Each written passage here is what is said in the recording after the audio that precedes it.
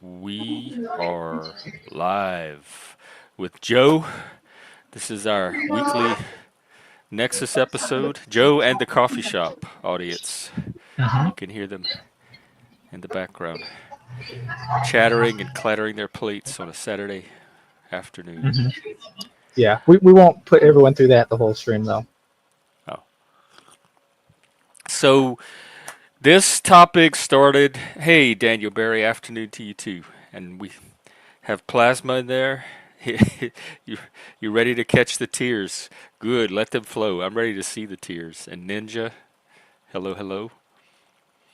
This started with a Twitter thread that I came across earlier this week. So I'm going to share the original tweet and then some of the comments, and we will go from there.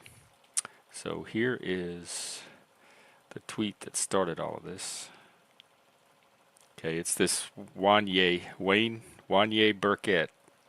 Despite having been warned, I was not prepared for the fact that when my toddler son cried about not getting his way, I found it almost humorous, remained steadfast, felt no pressure to alter my course. But when my toddler daughter acts likewise, my stomach sinks and I am compelled to give her whatever her little heart desires. And this guy says the straightforward reason to care about daughter tears but not son tears is it's the way the world works. My daughter will be able to use her tears well into adulthood. My son will not.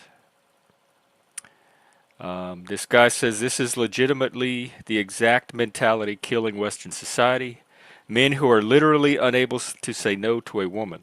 You can be the most rugged Navy SEAL on the planet, but until you can say no to a woman crying at any age, you're just a little bitch. Parents want to prepare their sons for the future when they won't be treated like a toddler. They have no such concern with daughters. We don't indulge all tears from our daughter, but I think it's okay to respond to them differently because that's what the world at large will do. This guy, I don't know. I'm not particularly happy when my wife cries to get what she wants. The fact that it works sometimes is separate from whether it builds healthy interpersonal skills.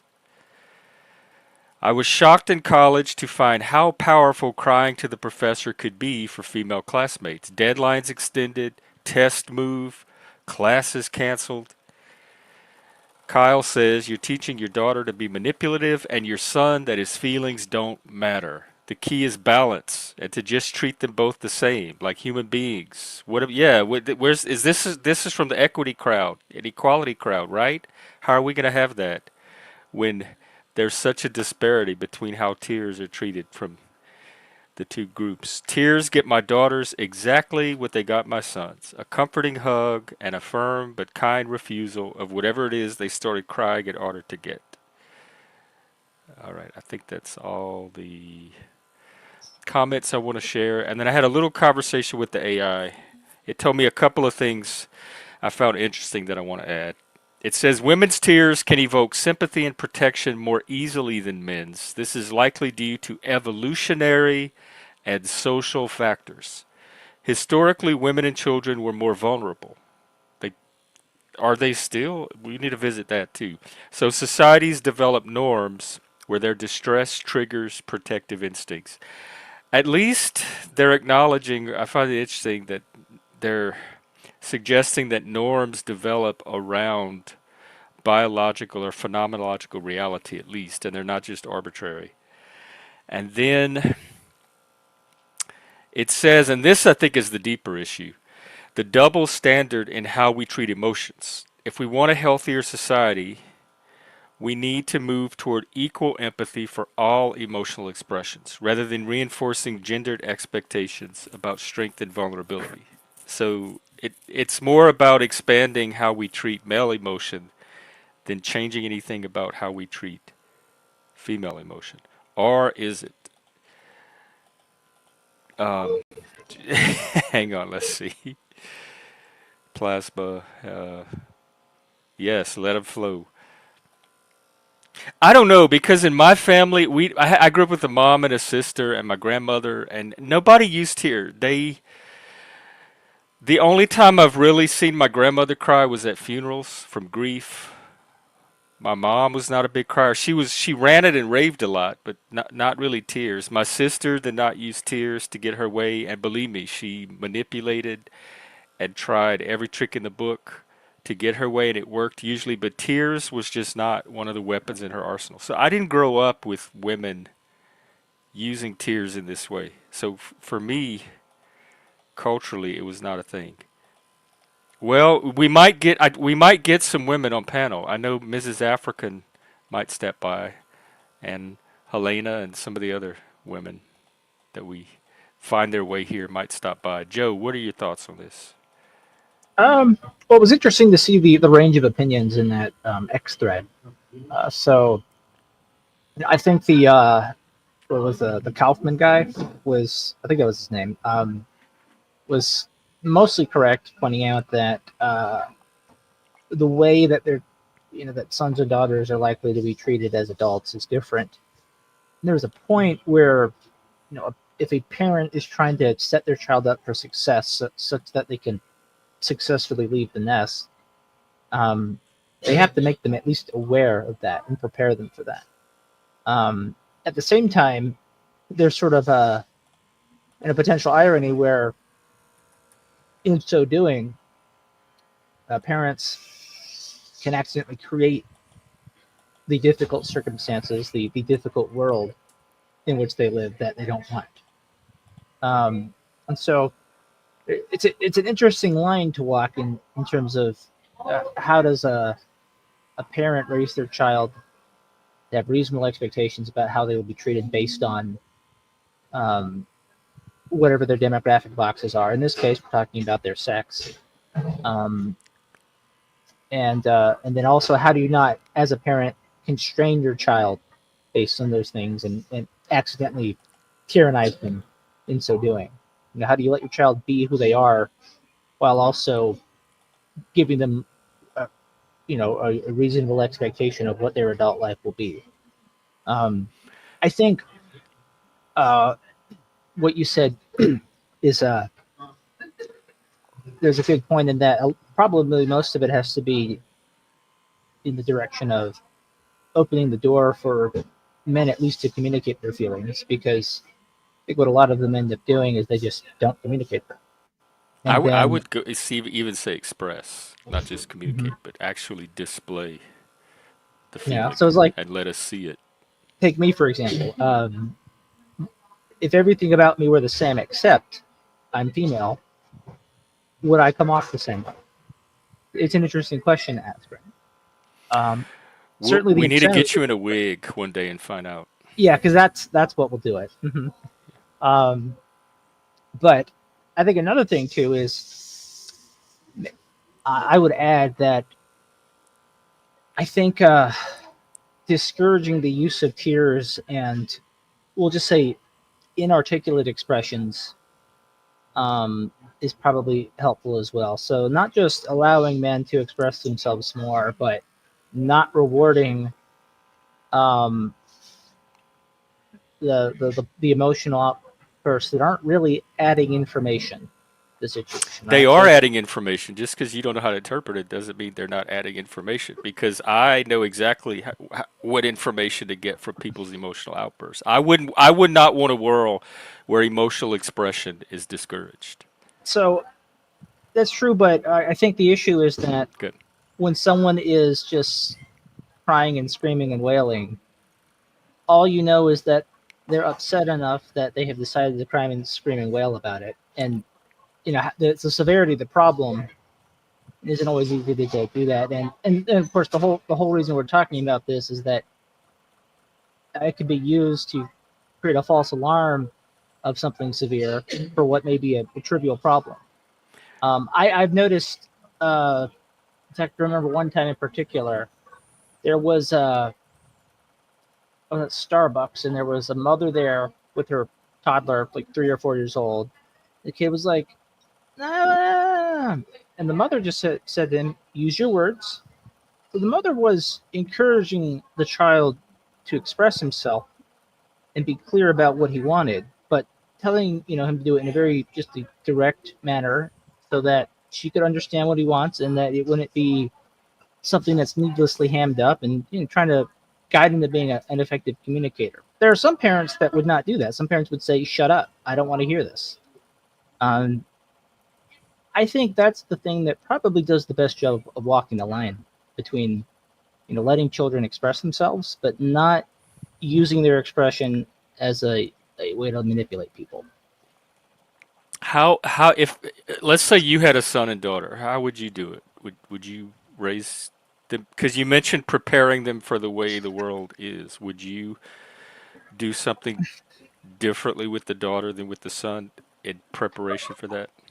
No, I think I would try to go for a more egalitarian approach, and probably modeled similarly to um, what I saw that mother do with the child.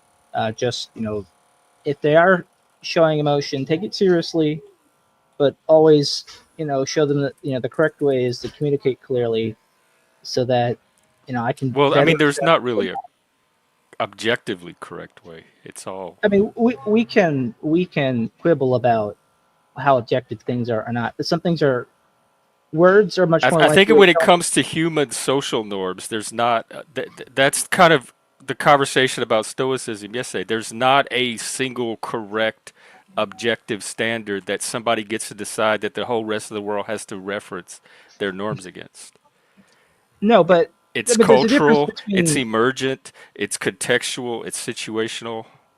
there's a difference between just clearly saying what you want and then or what you feel, and then just just like engaging in babble and Well, leaving. you use the word correct, and it there's a whole lot of baggage that came with that to my Well, ear. I don't want to have to be made to carry baggage that is only imagined. I mean,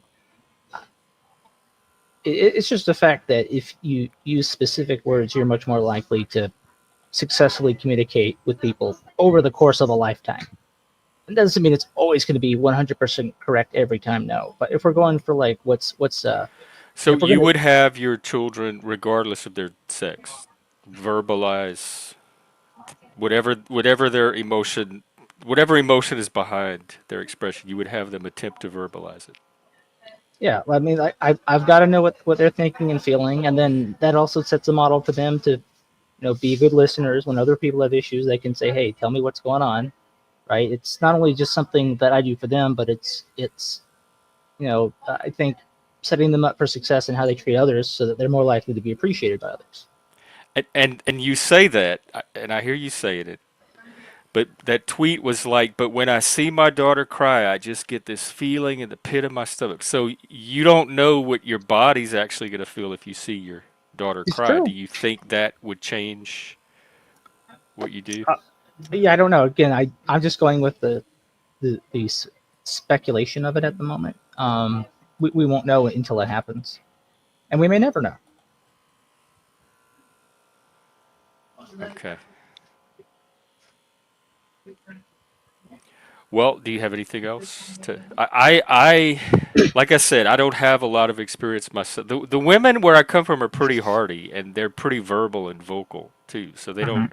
really have to. Usually back home, if a woman's crying, it's because there's legitimate distress, and I could take the tears seriously, and I could find out what's wrong and how to help her maybe. Well, Outside of that environment, I'm very skeptical of women crying. yeah, I think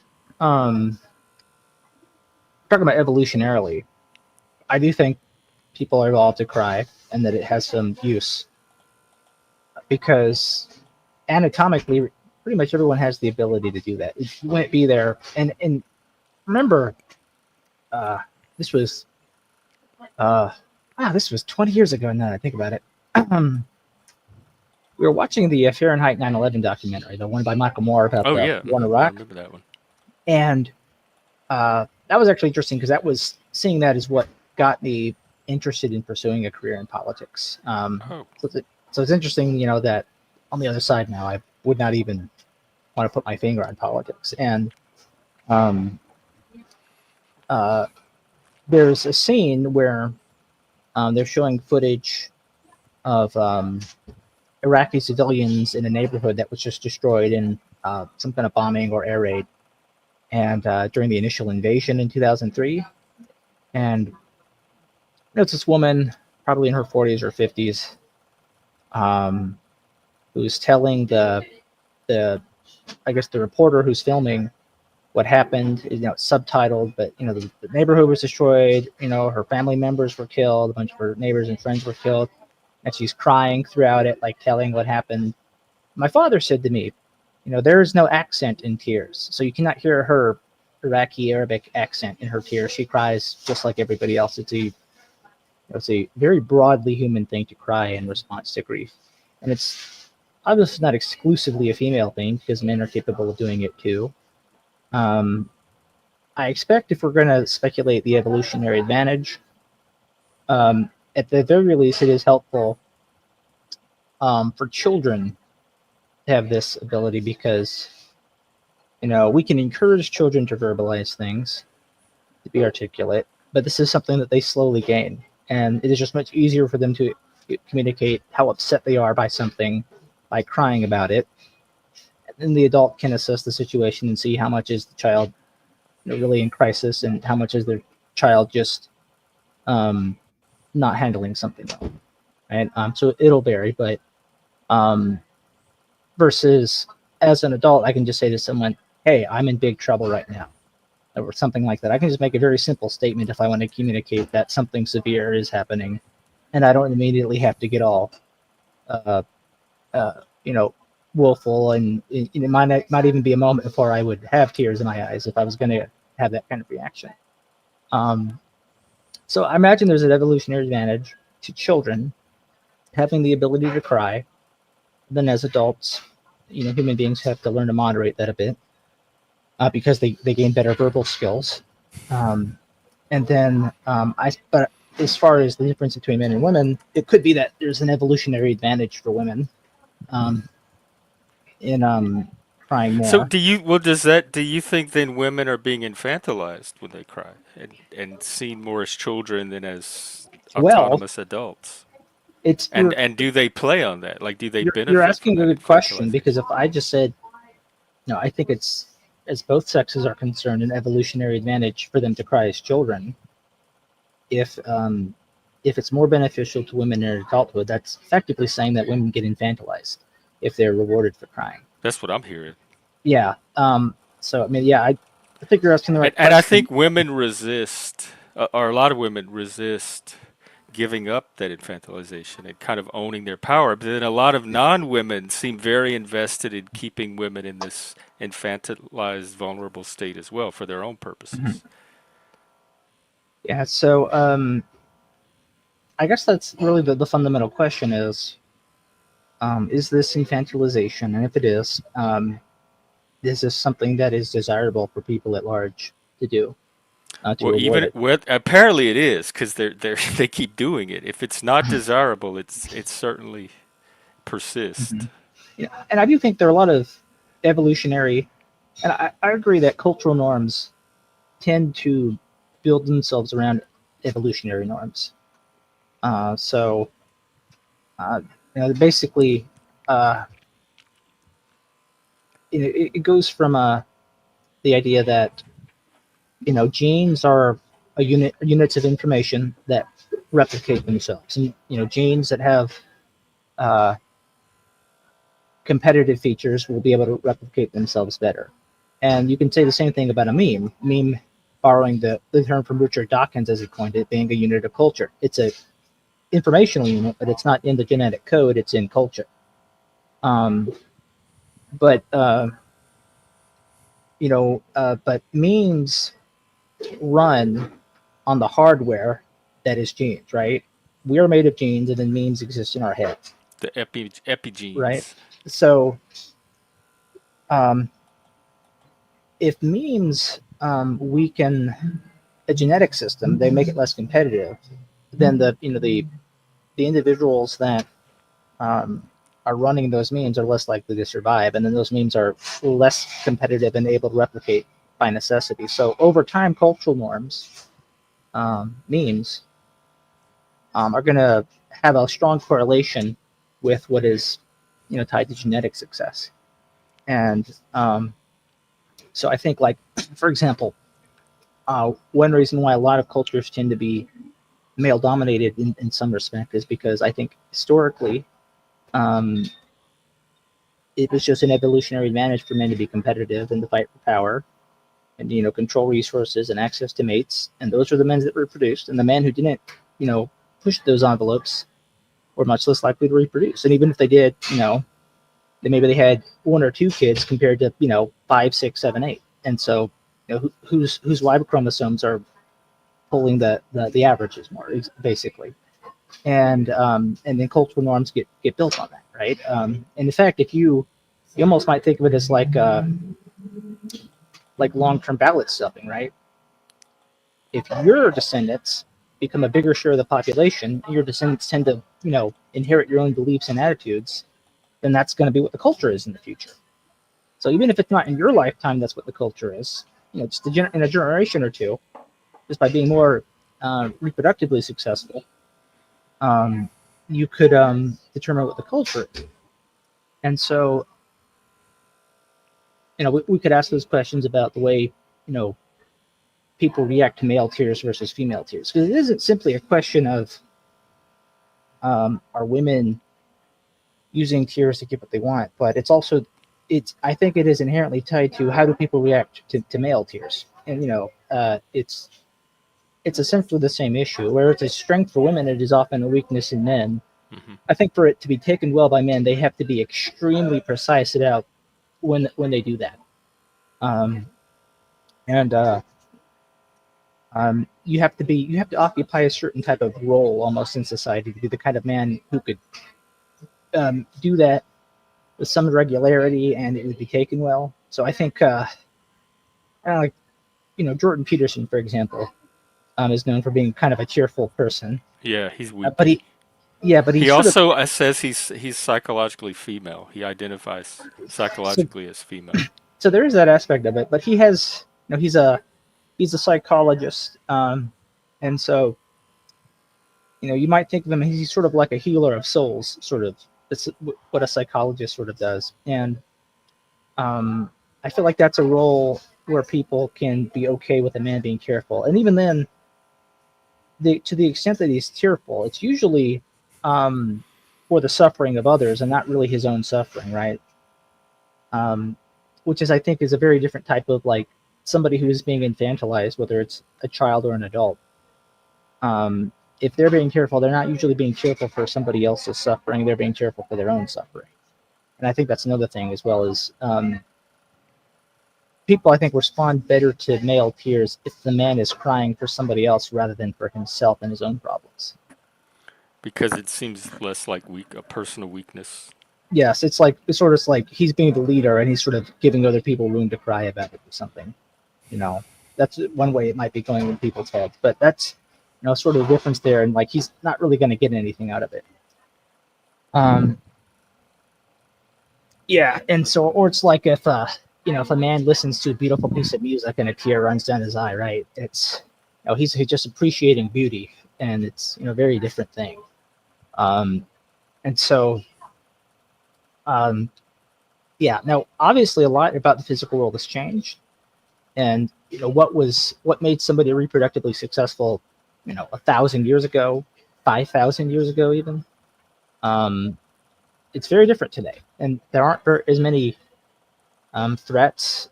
There's a lot less resource scarcity, and it throws into question, what are all these cultural norms that remain to the current day useful and at this point needlessly obtrusive. Um, we think about the kind of problems people used to cry about in the timelines I just mentioned. They were usually much bigger deals, and nowadays, people will cry if they get banned off of TikTok or something, and it's like some people could have basically before there was a TikTok, they spent their whole lives without TikTok and they were just fine.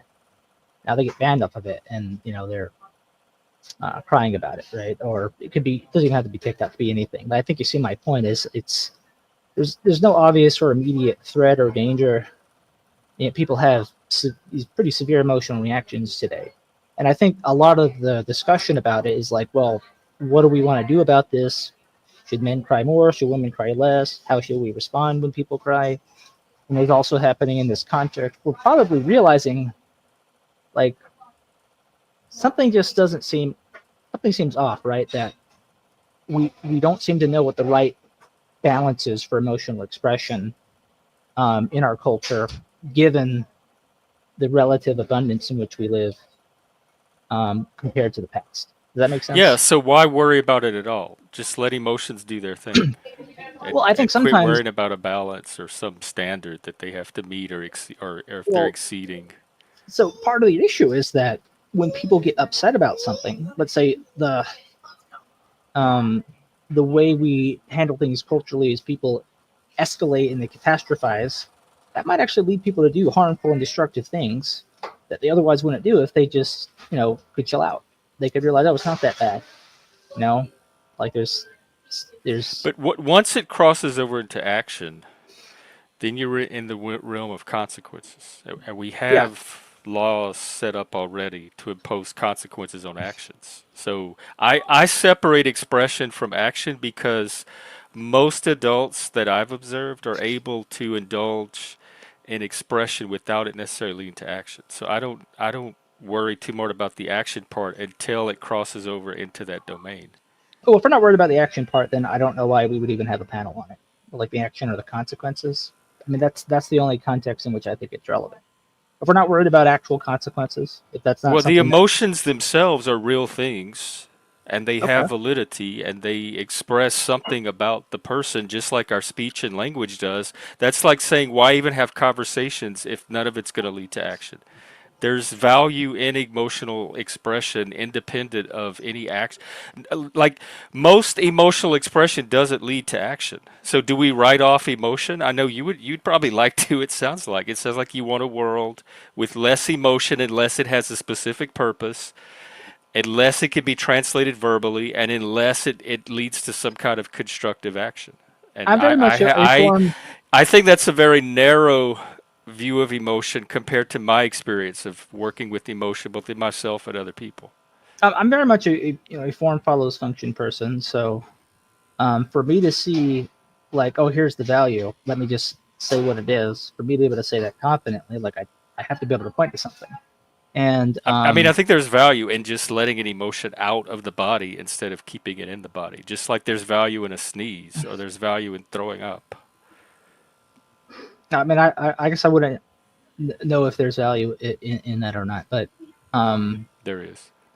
Um, but when I look at, like, for example, the Twitter thread, I mean, pretty much everyone was talking about actual consequences in the real world that emerge from the cultural norms that we have, right? So they were talking about how sons and daughters will be treated as adults.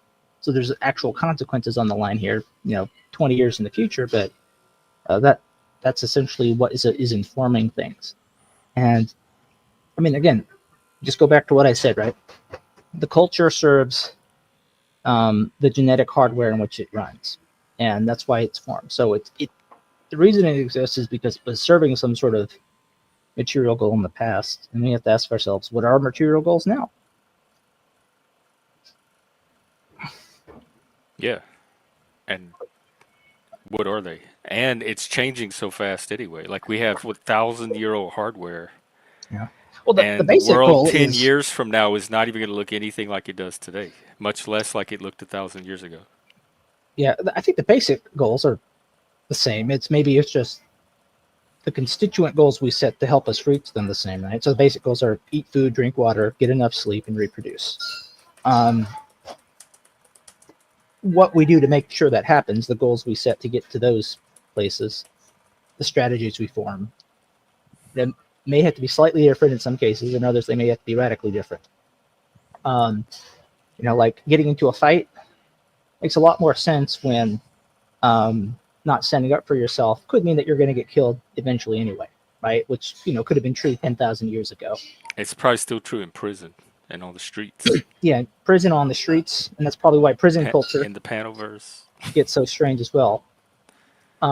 Panelverse, it's actually strange to me how much people escalate things because there's Yeah, really nothing on the they line. carry over that dynamic onto the panelverse. Yeah, it's something I continually find to be strange. And uh, but yeah, in real life, there's a lot of things that essentially you can appeal to the legal authorities if there's like an actual danger. That's what they exist to do, and the law allows for a reasonable use of immediate force to protect yourself until legal authorities can intervene. Right, that's why you can be acquitted on self-defense, uh, or sometimes charges won't even be brought if you are clearly acting in self-defense.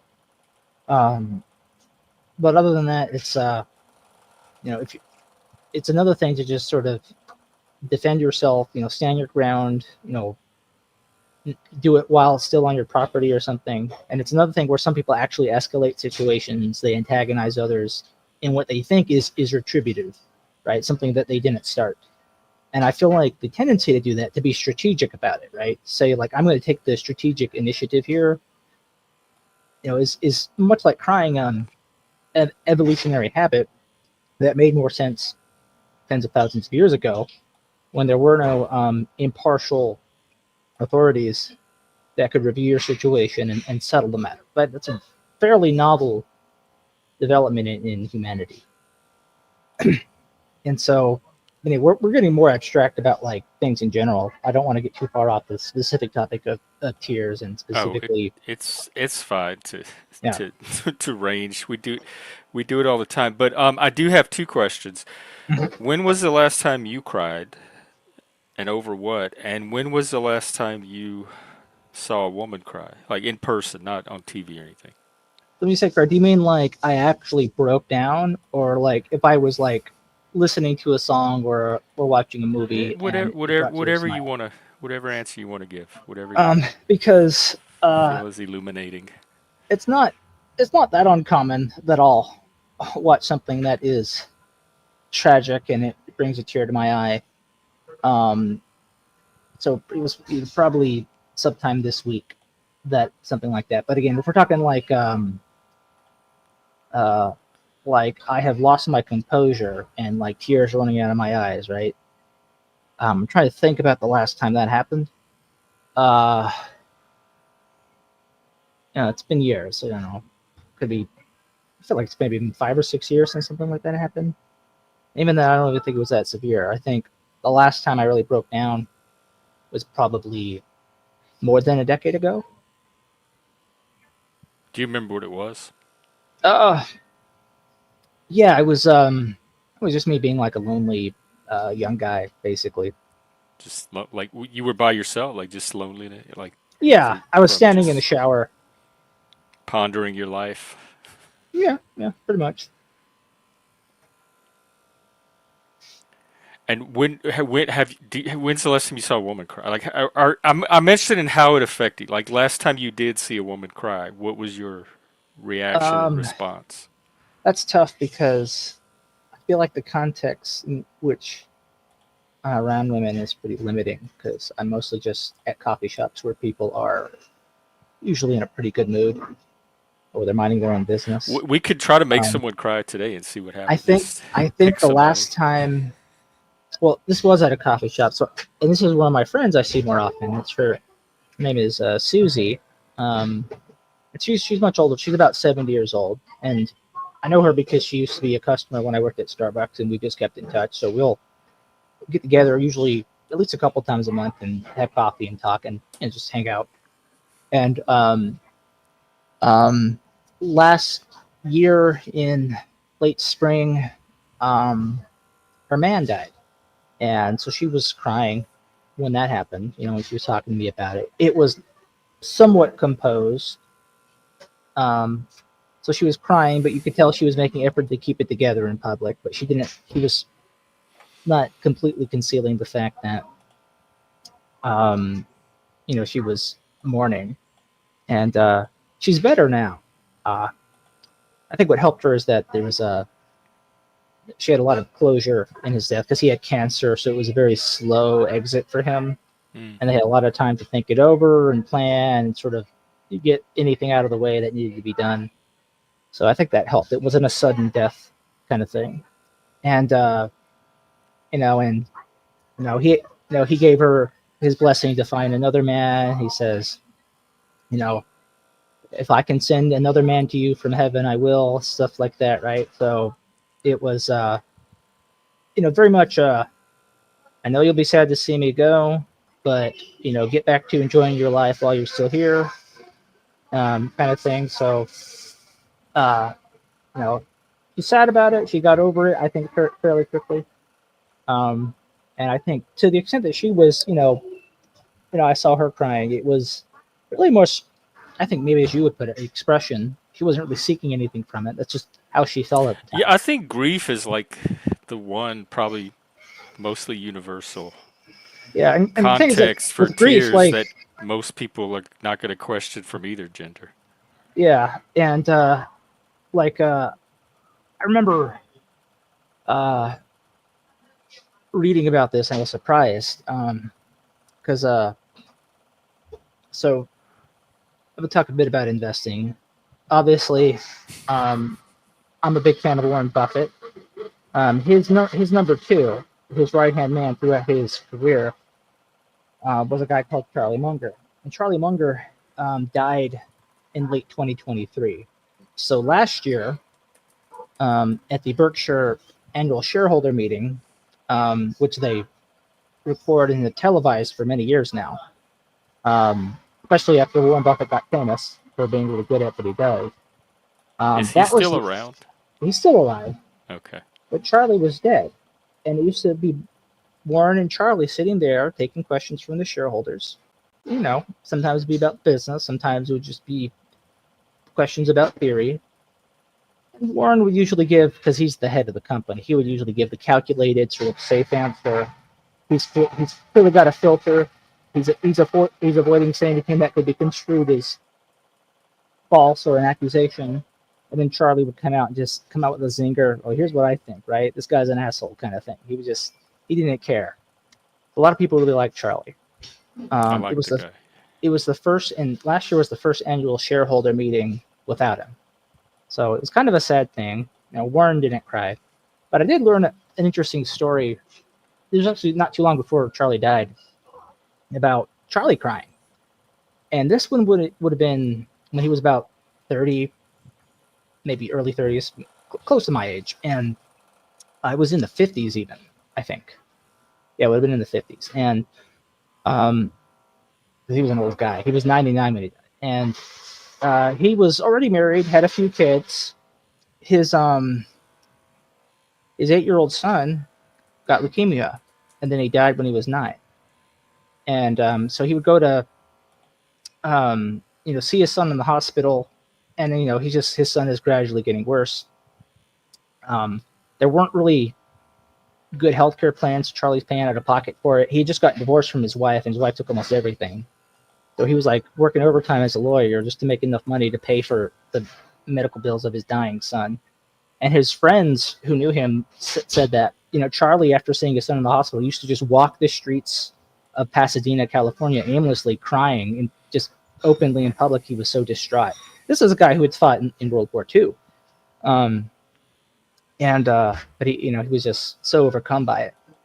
And uh, so for that, it's some people might have wondered, like, what is this guy doing? People didn't know him, right? Like, who is this weird crying guy in public? But the people who did know him, understood like um, how terrible that must feel.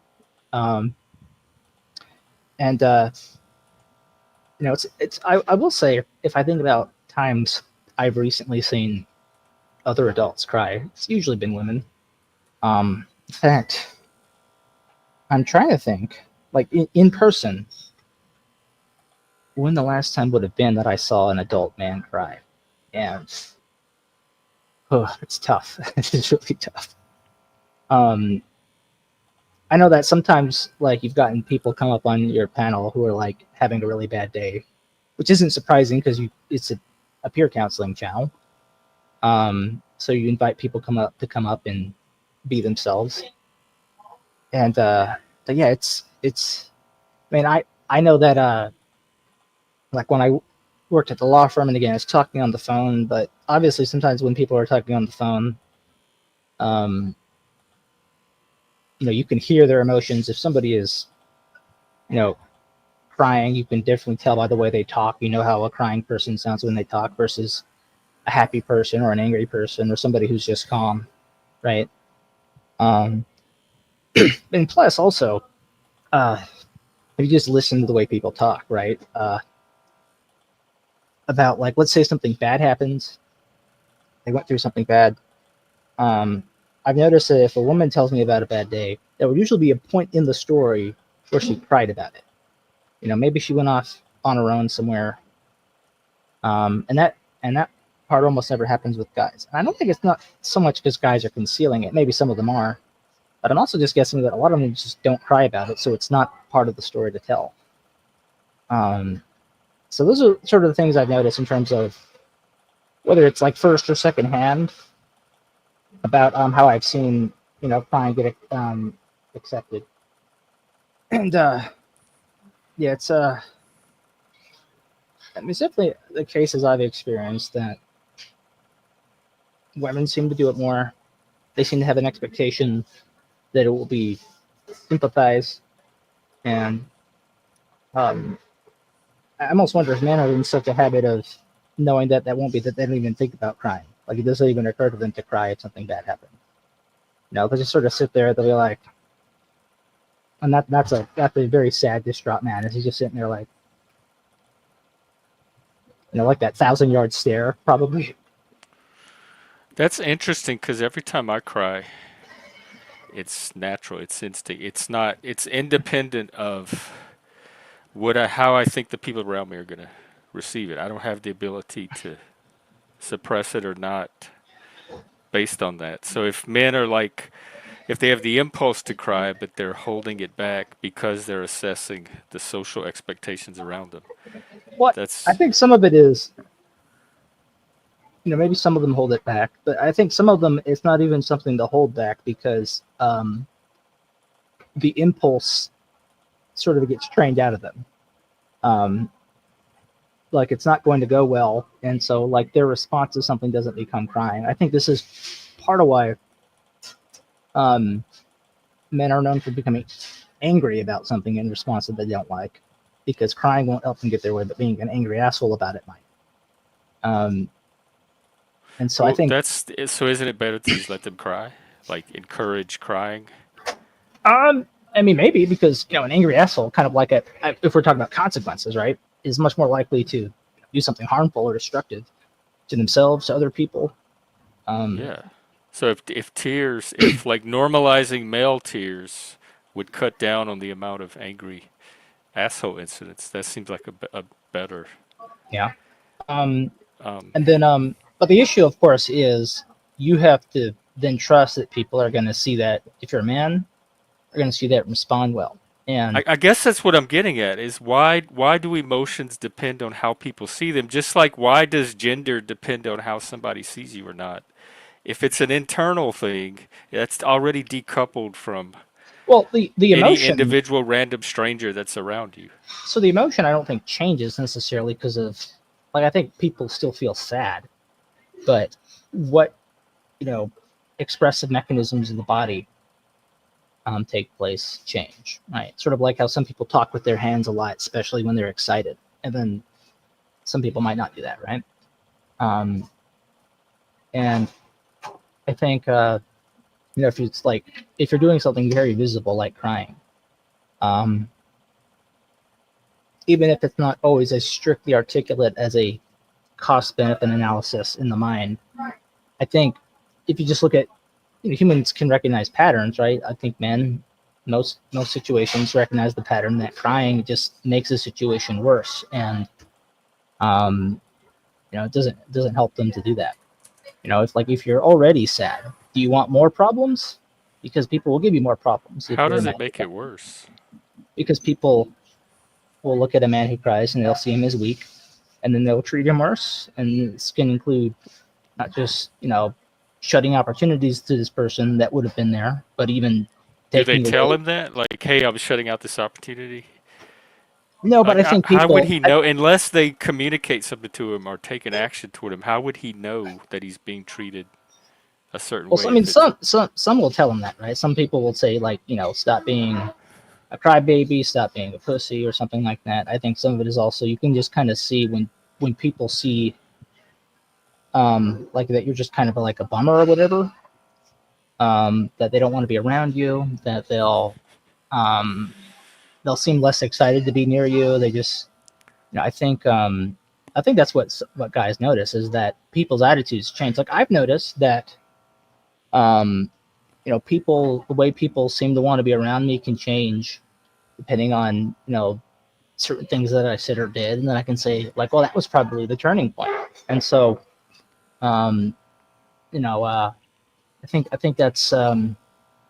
Plus, you also have to feel like what people respond well to, right? Um, People tend to respond really well to men who take things in stride, and so, um, if there's hope for a situation being better, like a painful situation improving, a lot of men are going to realize, oh, if I just take this well, I'm not only a man who isn't crying, but some people might actually be impressed, and they'll be more likely to treat me well and create opportunities for me, and then my situation can be better, and I'll be happy. I think a lot of men notice that pattern as well, and I don't think. I mean, I think there's a point where that's a bit true for everybody, right? So obviously, there's a point where a woman who cries too much and just pouts about everything is going to be extremely annoying to everybody, right? And you know, so there's I think a limit of goodwill for such a person as well. But it's definitely in terms of what people are hoping to like get or expect of men versus women. It just seems to be a difference there, and some of it might be cultural, and some of it might be instinctive and in people's gut. Well, let's see if we can get some actual female tears Mhm. up here instead of in the chat. I'm going to drop the link. All right, if anybody wants to come up and add your There's thoughts tears and in the chat. experiences. Yeah, Bex is giving us tears. Oh, okay. So far, the only female tears we have. Well, that's what I'm saying. Like, so my vision for society of just normalizing all emotions seems like it would benefit men, women, everybody. Beck said Men she's too wouldn't busy have to crying to worry come up. about, oh, if I cry, am I going to get treated differently? I think it's fine for men to cry. And if you read the Iliad, Homer's men wept openly all the time. It was not a stigma for the Hmm. hardy, sturdy warriors in the Iliad. Hey, untrackable.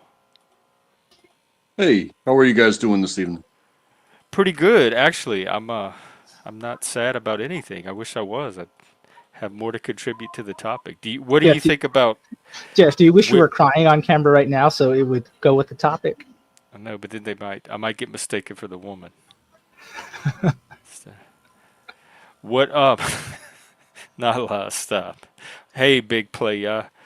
What do you think about women's tears? Do you buy them?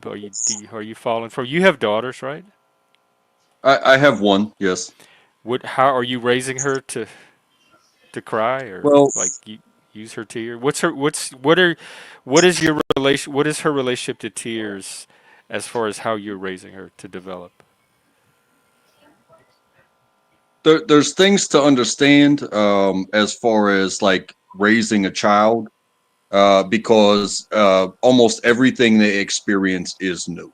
You know what I mean? When they fall down and they see blood on their knee and they feel the pain and they've never felt that before, they don't just go, oh, that hurt. Oh, I need a band-aid. You know what I mean? They feel everything kind of all at once, and it kind of destroys them. But I think that a lot of the chat and a lot of the conversation was about the crying, the tears coming from the face in and of itself. Whereas what you put as the topic was, is this a card that I can pull? Hmm. And I think that's where some people have been separated in their upbringing between what is, you know, understandable tears from the face and what is trying to, evoke a reaction from others. Hmm. So, like, I've admitted on here that I've been arrested a couple times. I didn't sit there and cry and whimper and do all this stuff for some sort of reaction from those who were taking me. I was constantly assessing my situation. I was feeling shame and all that stuff. I did not cry in those moments. I said, when I hear a song or watch a movie or something that really touches me, yeah, it's more likely to bring a tear to my eye. But that's a personal thing. But when somebody finds themselves in a situation and they think that by whining out loud, even if they can bring the tears to their eyes, that somebody's going to be like, "Oh no, I'm so sorry. I didn't mean to say that. I didn't mean to do that." Or whatever it was that you did that was so wrong. Um, I didn't mean to make you cry, or I hope you don't cry. What can I do to get you to stop crying? That's when it becomes that card that you pull. You know what I'm saying? And I think pulling cards in Hmm. real life versus a card game, I think you've played yourself in that aspect. Honestly, Yeah, what you're saying is kind of like the opposite of what I had said about how man can notice a pattern and then be like, "Well, crying doesn't make sense. There's no even, there's not. It's hard to even feel like crying if I know it's such a bad idea." And then the opposite is true. If the pattern recognition is that, oh, crying will in fact get people to treat me better, man, what a great response to my problems. What a great solution, you know? well, like I said about having a child, and she's a Mhm. girl. Um, she falls down, she gets hurt. Her instinct as a child is to feel the pain and witness the injury, the scuffed knee, or the blood. Honestly, uh she sees all that, and now she has an emotional reaction to all of it at once, and you get these child tears. And I pick her up and I reassure her that she's going to be okay, and the tears go away real quick, and she's right out there trying to roller skate again. You know what I mean?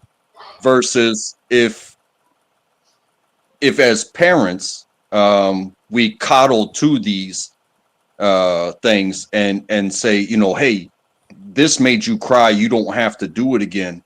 But then you become a 21-year old that winds up getting pulled over for a DUI because you were out partying with your friends, and you are not injured at all. You were just caught breaking the law. And as soon as the cop says, "Hey, we have to put these handcuffs on you and take you away to process you for this violation," and then you start to cry.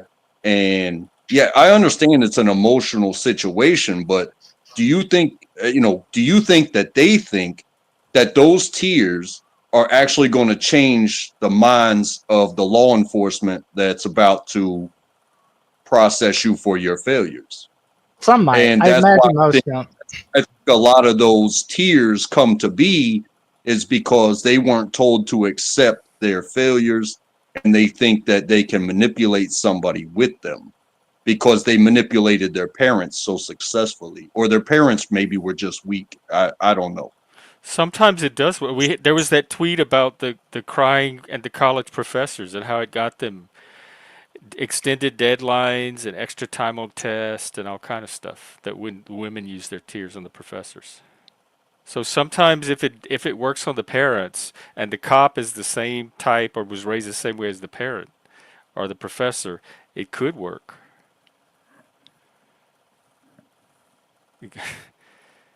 Which I guess is why they use it.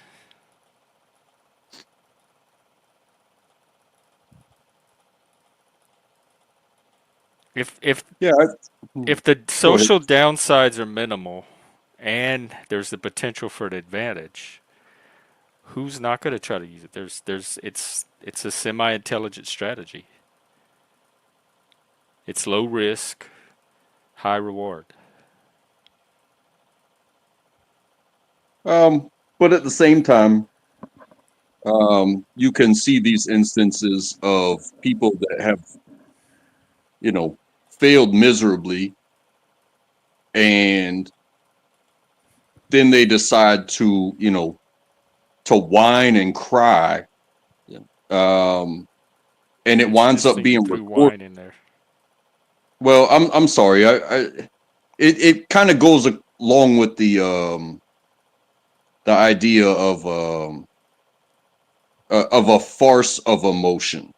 Like if you can bring tears to your eyes because something happened that you don't like, but you're not injured, you really didn't lose anything, but then it winds up being recorded, and you wind up becoming a meme because the whole world knows, like, why are you crying over an election? Why are you crying because you broke the law and got arrested?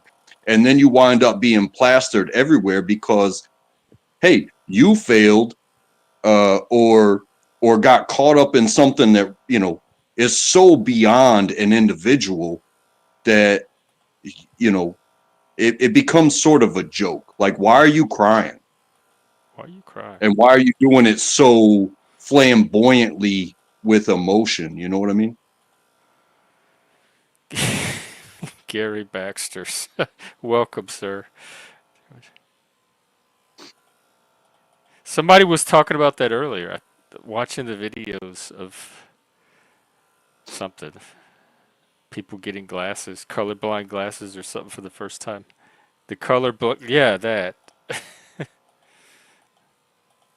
So is that crying out of joy? I can see, like when the donkey got reunited with their owner from childhood. That was very touching. I could see people crying about that.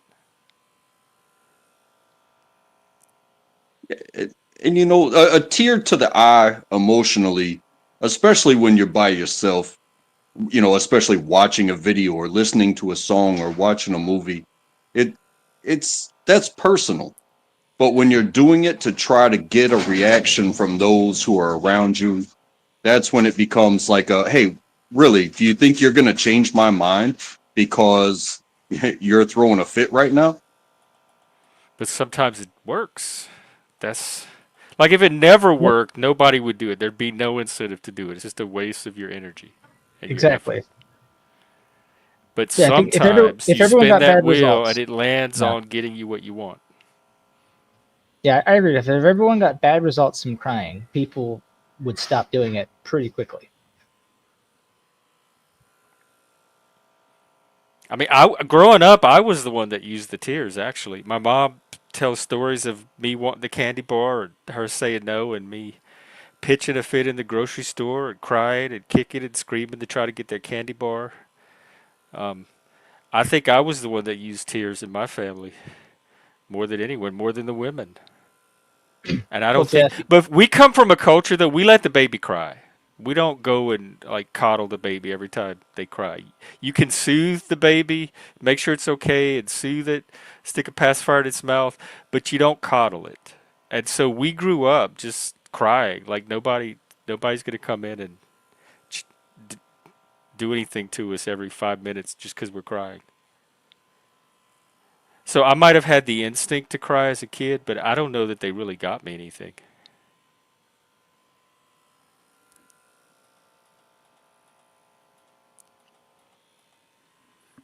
The thing that annoys me about complaining is why are these people not putting that energy into finding a solution?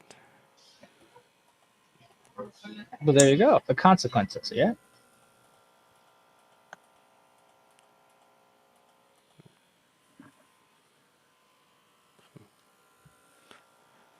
Hey, and even recognizing the consequences, um, when you have to make the emotional decisions, again, I think it does come down to emotion and what brings you to the point of like breaking down and crying. Fatty, where are you? Sorry. I'm in heaven, brother. Where are you? You came to. Well, I just wanted don't. to hop in, let everybody know. If you feel like crying about it, just don't. No, you're Just don't. supposed to. It's okay. It's you feel like crying It's about it. okay. Let it out. It is Get it okay. out. It It's is okay. okay. It absolutely is. But time and place, right? No. What? Right. Well, what time and place? What if you fell right now? Would you cry? Oh no. Like if you But like, fell down the okay, mountain or it's like something? this. Like when you're sitting with your old lady or your significant other there at your friend's wedding, and you see your friend, and they give that first kiss to their lover, right? And you look over to your lover, and you shed just a single tear. In minutes, within 15 minutes, you're in the closet getting nailed. You know what I mean?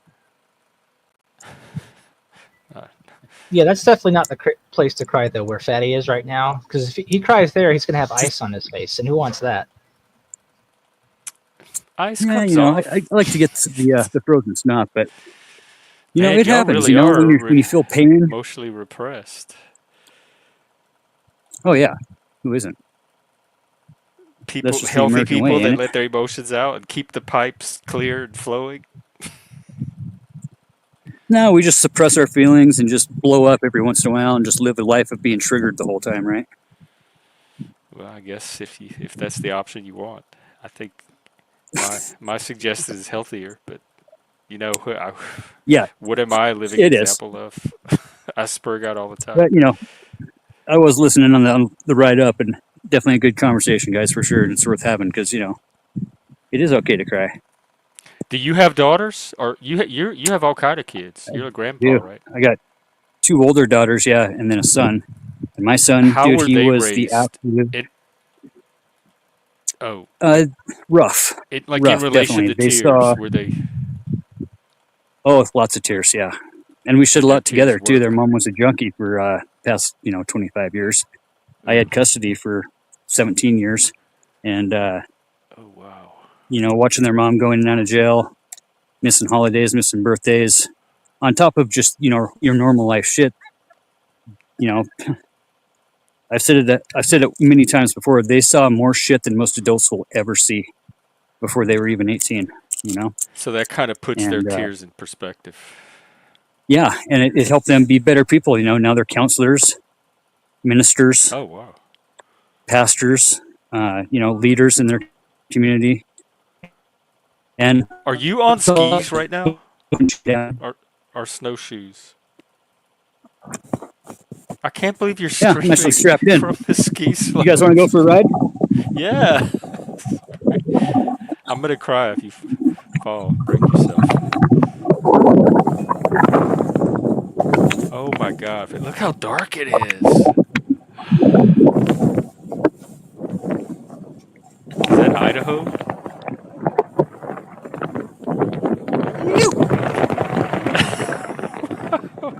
Okay, hang on.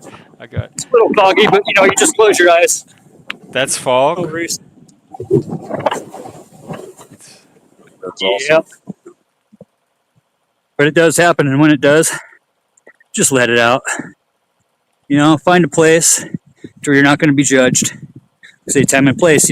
When come boys. here if you want. You're not going to be judged here. And I guess unless Yeah, somebody circulates yeah, the link to all your friends, but you won't be judged by yeah, me. absolutely. Just don't tell Jeff what to do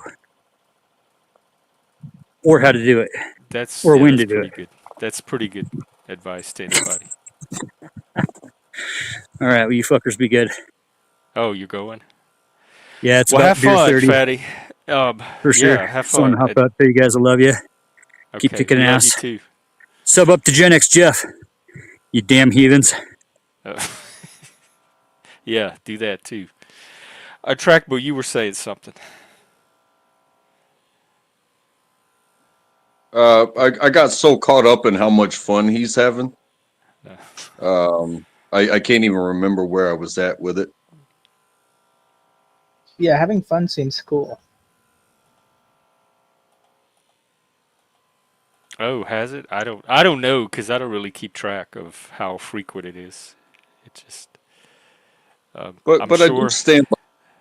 I do stand by that, and that's why I brought up the whining is because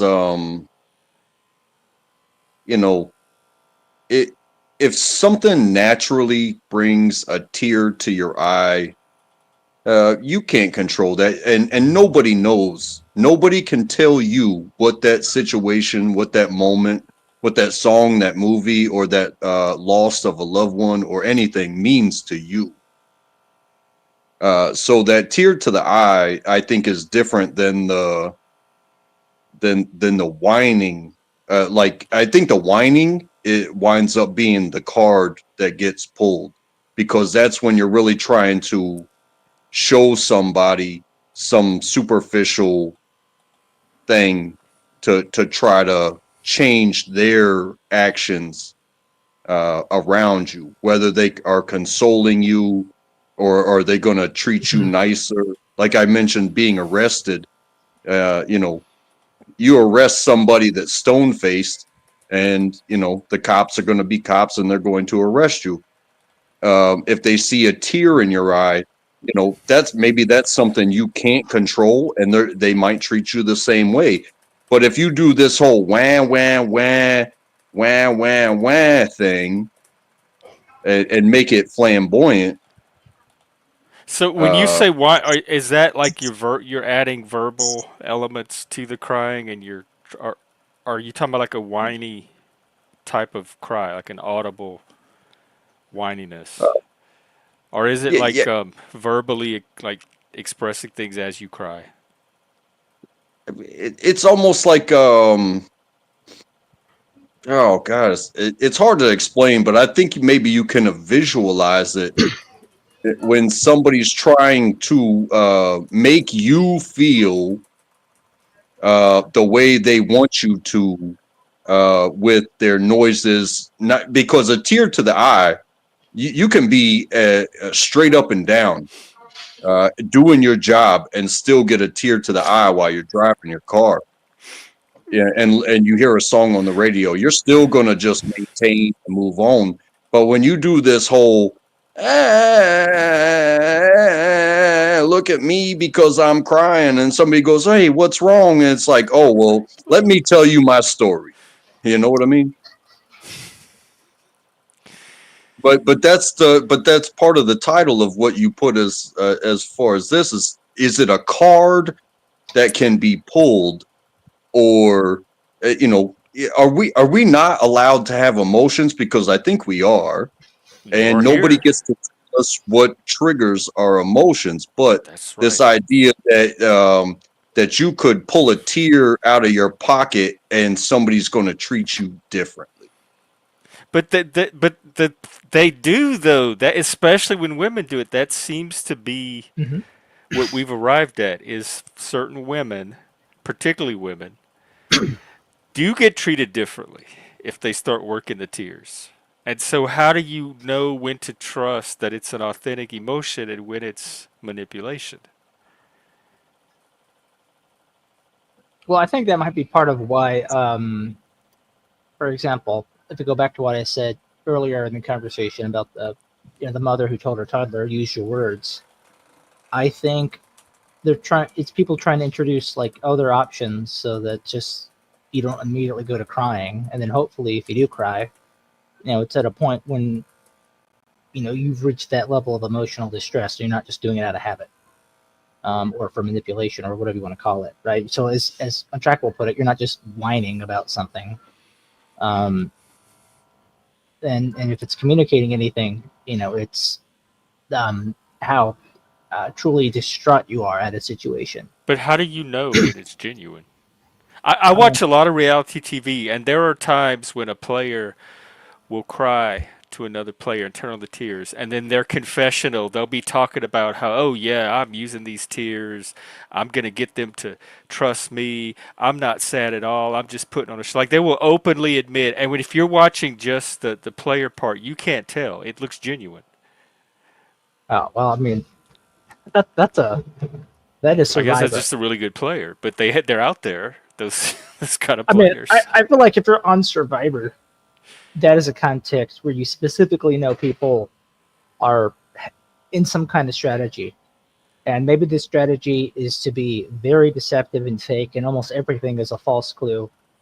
And maybe some people are just going to play straight. Like I But played this. like how different is Survivor from life? I guess is the question. Because I had a friend that told me one time that everybody is playing Secret Survivor. Every like at work, So, your home life, your friend circle, it's all Survivor.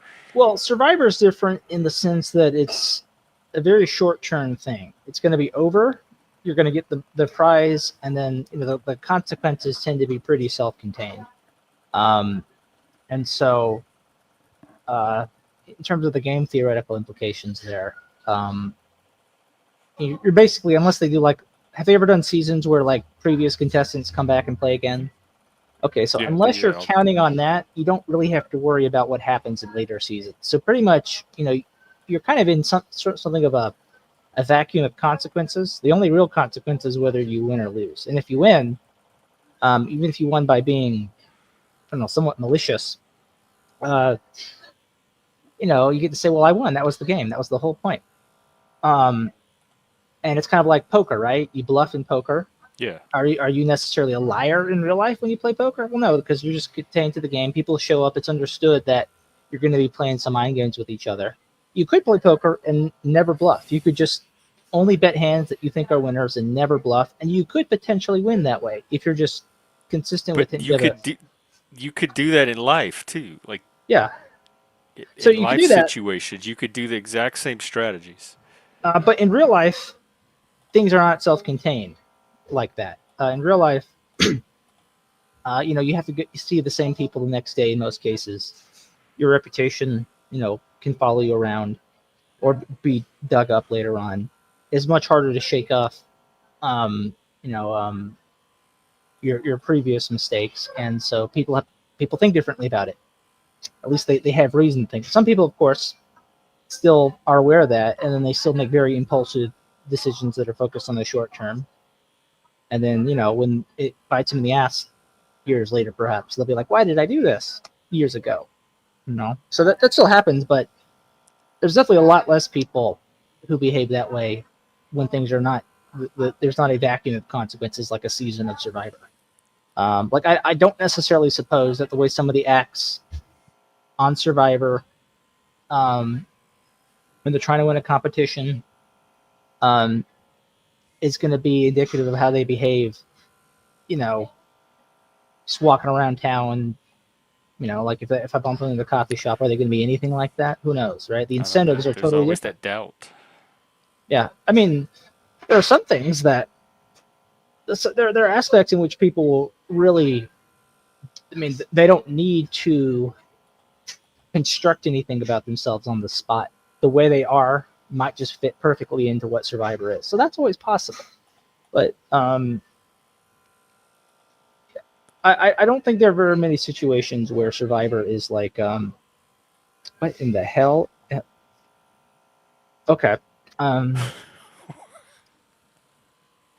yeah. What happened? I saw what Zephyr said, and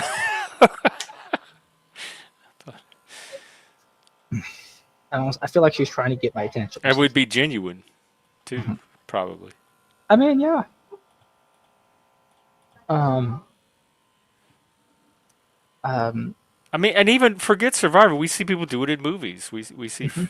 fictional movies where the Yeah, character fake cries and it we relate it's to always it fake. because it's something that's believable in real life. Good actor is really someone who's just basically saying like, I could deceive you all the time if I wanted. Basically, let's give this person a trophy. It's just that's funny. But again, like we go there wanting to be deceived, right? We want to put on a movie and be deceived. I want to see that. Chris Evans is really, you know, walking around with the guilt and conscience of Captain America, right? That was fun for me. Um, and um, I did not want him to go up there and just be Chris Evans for 2 hours. Um, so yeah, it's interesting how that works, but um, I do think um,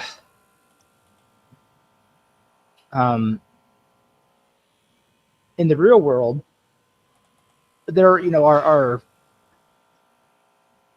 there's a usual expectation of consequences. that are different than Survivor that tends to inform the way people respond to crying about things. And that there's only so much that it overlaps, with something like Survivor. Survivor is just it's a construct. The whole appeal of the show is you're trying to take people and put them in an abnormal situation. So you would expect them to behave abnormal. I don't think you would get a lot of normal behavior out of Survivor from something like that. Whereas, like, if you want to see what people are really like, see how they are on a good day, see how they are on a bad day. Notice, like, how they respond to positive and negative incentives.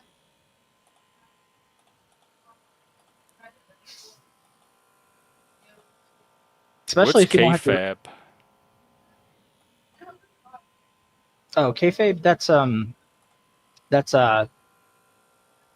basically where in professional wrestling there will be this narrative of the characters about like the drama behind the fights, Oh yeah. and they will. It's the thing that both the performers and the audience do, where they act like it's real, and sometimes the line between the show and reality becomes blurred. Like there was like a takeover. Oh, that movie is so strange. Yeah, that is one odd movie. But there's what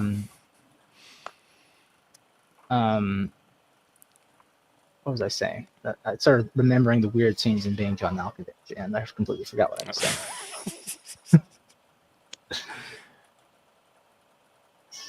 Something about in kayfabe. Oh yeah, kayfabe.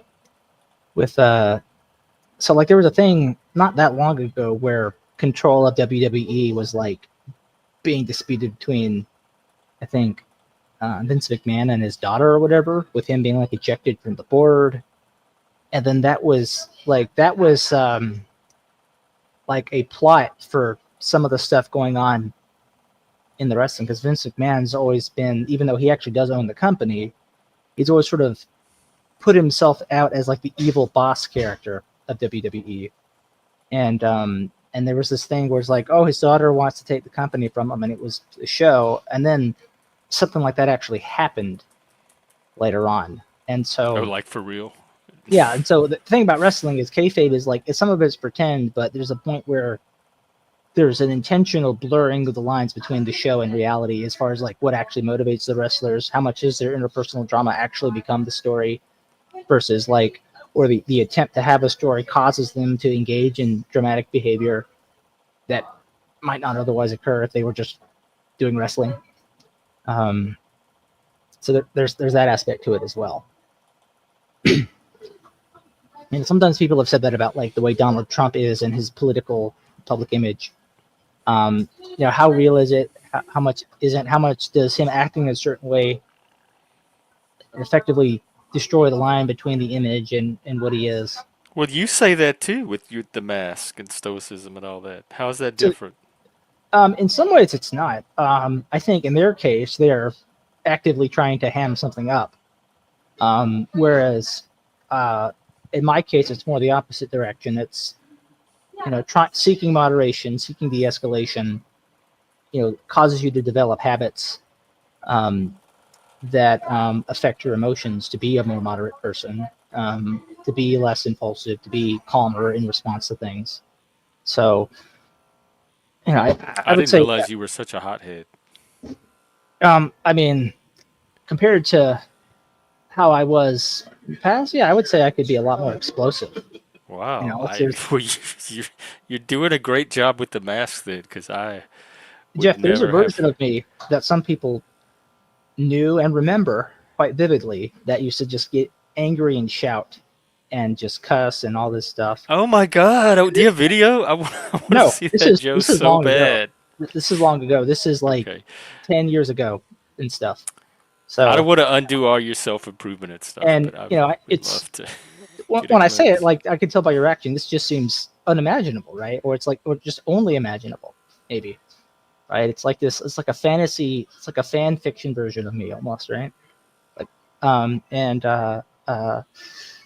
my case, I thought about who I was, the decisions I was making, how it was impacting other people, and I made choices about the kind of person that I wanted to be.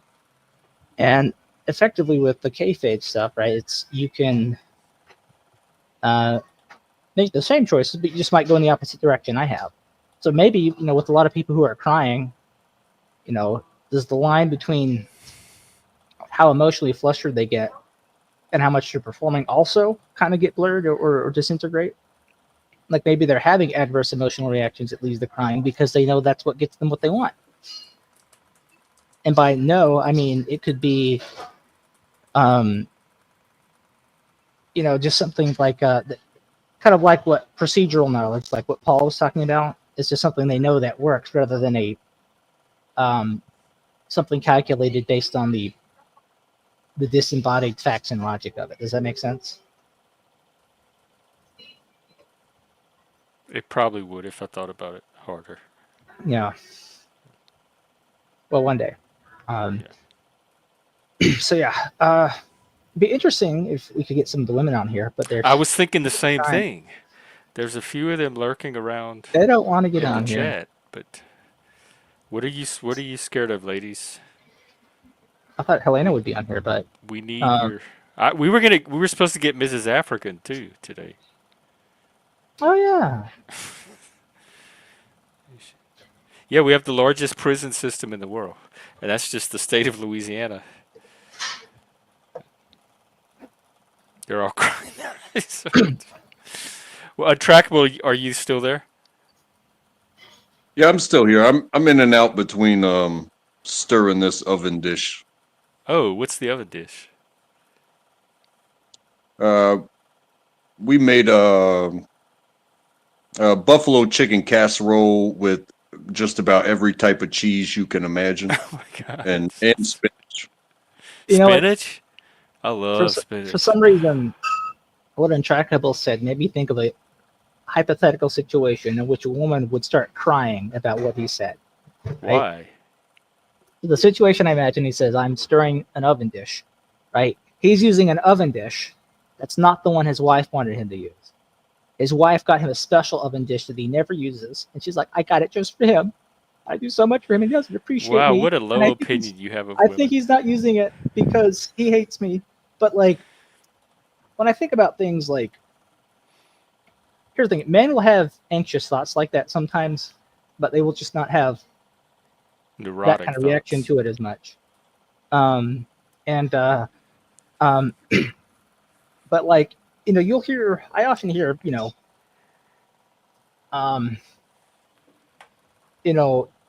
basically men will say or do something, right? It's the classic thing, right? They'll say or do something and suddenly their wife is crying about it because their wife thinks it means this horrible thing. And whereas, there aren't very many, the complaints women and wives have about men are different complaints, right? They're not something like that. And, so there's a reason stuff like that happens. And I don't know to what extent like that's a thing that is manipulative, or that's just genuinely how they feel, or again, if the line has been blurred. What do they try to get out of something like that? Validation. You like my oven dish?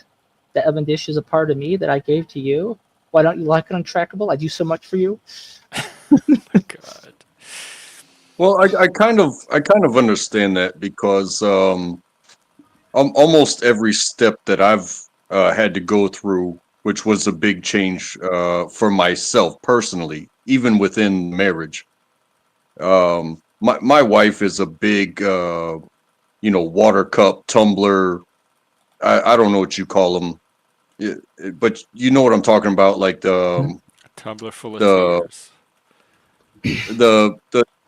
the specialized cups that's like, oh, that's my cup, and it's got a metal straw or one of those silicone straws, and you're supposed to use it all the time for your water and whatnot.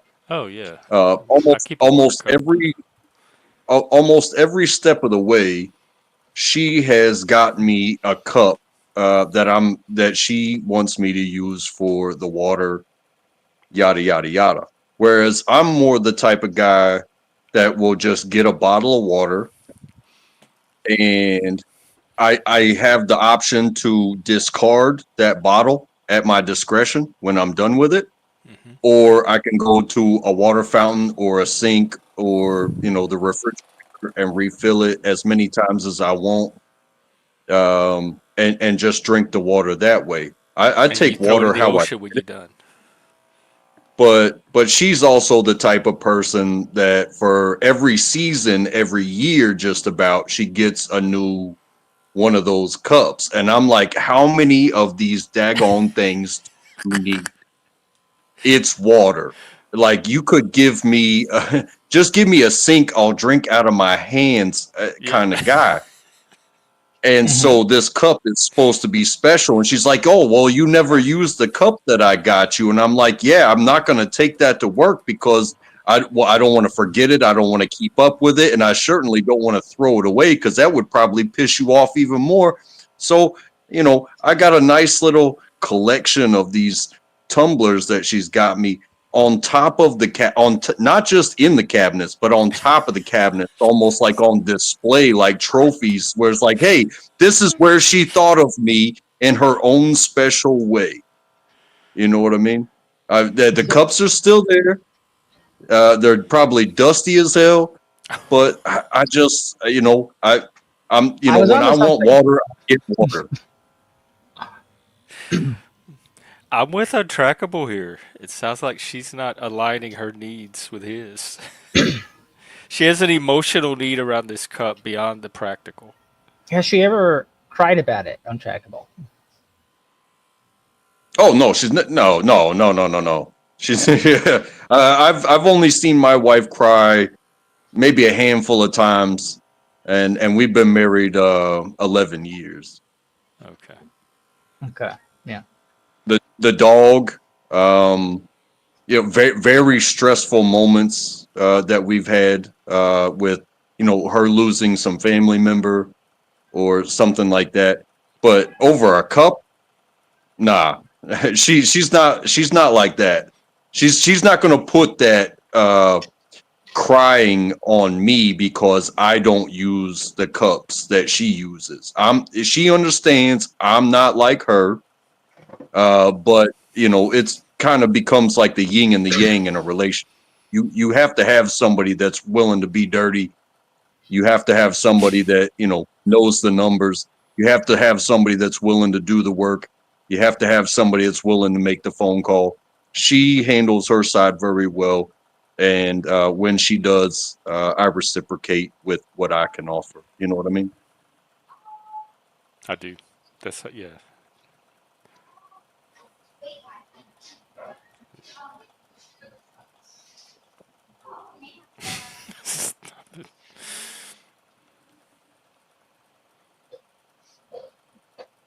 Well, that's what we're trying to figure out now, Oz. And the consensus seems to be that they do cry more than men because there are men are disincentivized from crime because of social consequences, and women are incentivized to cry more because of social advantages. I saw that, Mr. B. Mike, do you know about that? These cops that got shot at the traffic stop When was this? And today? they didn't cry about it because they were mad. Like, I've been shot, but I'm not going to cry because I'm mad. But if I were a woman, I'd be bawling my eyes out. That's what they said before they died.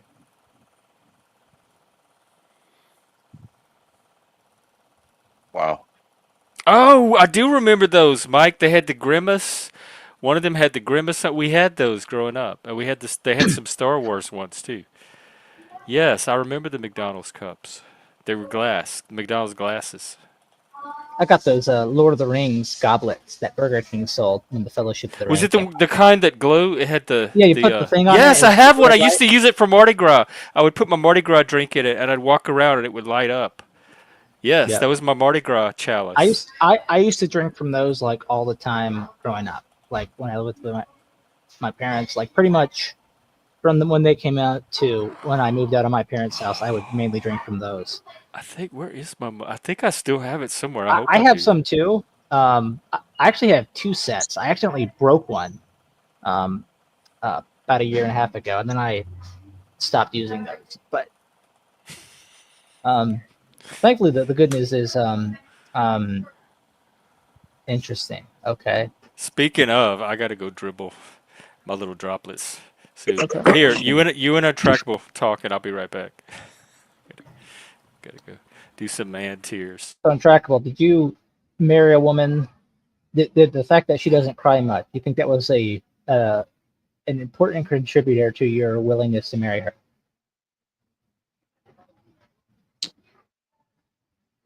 Uh, I think it was a non-issue. Um, her siblings make fun of her about her childhood, about being the person that would cry about everything. Like, but not whine, but like everything brought a tear to her eye. Everything was so emotional when she was a child, and she still gets emotional. However, um, she doesn't cry at a drop of a hat. She's a professional leader, and she's very good at putting people in their places. And Okay. the the psychology of it, of rather than turning around and crying because you had to let somebody go because they just straight up and down weren't doing their job, she comes in hot with the therapy to me and her friends, and it's like, you wouldn't believe how sorry this motherfucker was and all these excuses that they had. She's but she does get overwhelmed sometimes. So for instance, she let me know that she kind of had a little breakdown the other day. Our hot water heater went out on Monday, and then we had the threat of snowy weather for Wednesday, and we got the snow, and they closed the schools. So my wife is working from home. She's doing the remote learning with our first grader,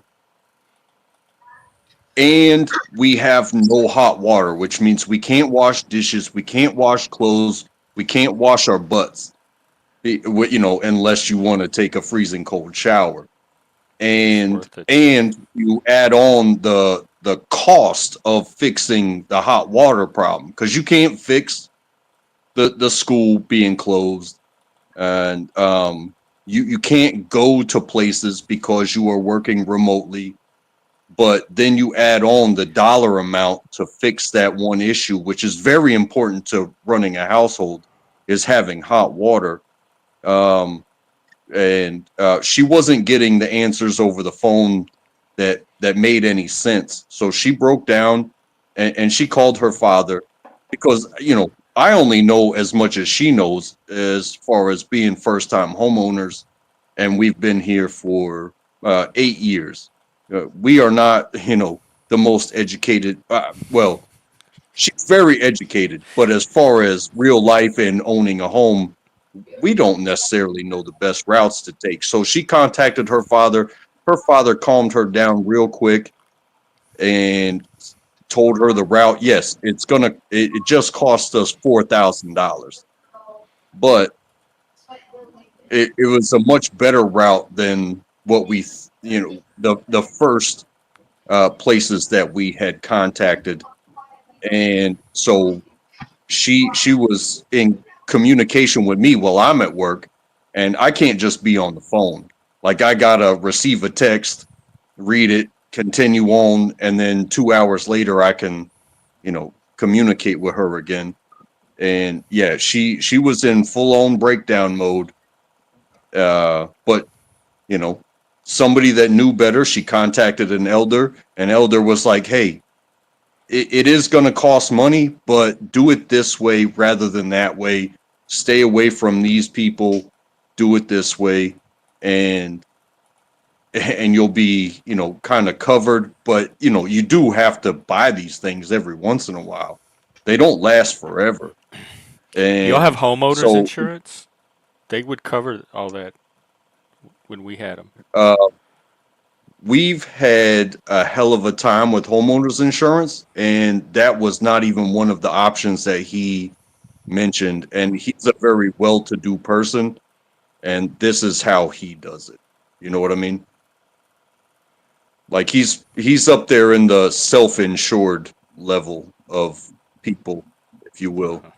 And this is still how he does it. So um yeah, hey, I've been denied for a roof twice. And everybody in the neighborhood got a new roof from their insurance companies, and my insurance company said no twice. And that brought me to anger. It didn't bring me to tears. It brought me to anger because it's like, why am I paying? Maybe you would have It's for gotten a you to roof if say, it had brought you to tears. hey, if they said, hey, we messed up, you get a new roof, I would probably shed a tear for the success Wow. of that. But when they said no, I was just like, oh my God, why am I paying you? You know, it didn't make me cry in failure. It's like, what? Wait, why do we do business with you again? Hmm. But anyway, no, she, like I said, even with the dog, our dog was going naturally, and you know, I attempted CPR, and we had you know, our daughter was just a baby at the time, a handheld little thing, and the dog's going right there, right in front of us, and I attempted CPR, and she's holding the baby, and the you know the baby's fine. The baby was asleep in her arms, but my wife is bawling her eyes out, and I'm just sitting here like trying to save the life, and there was nothing that could be done. And I think my wife cried for about a week, but it wasn't a card pulling cry. It Yeah. was that was my dog of 11 years, and I just, you know, that was kind of her first witness to the loss of life. You know what I mean? Oh. And I didn't cry, but to think that I wasn't sad, to think that I didn't just hold this dying thing in its last moments. Um, God, it's very hard, Hmm. but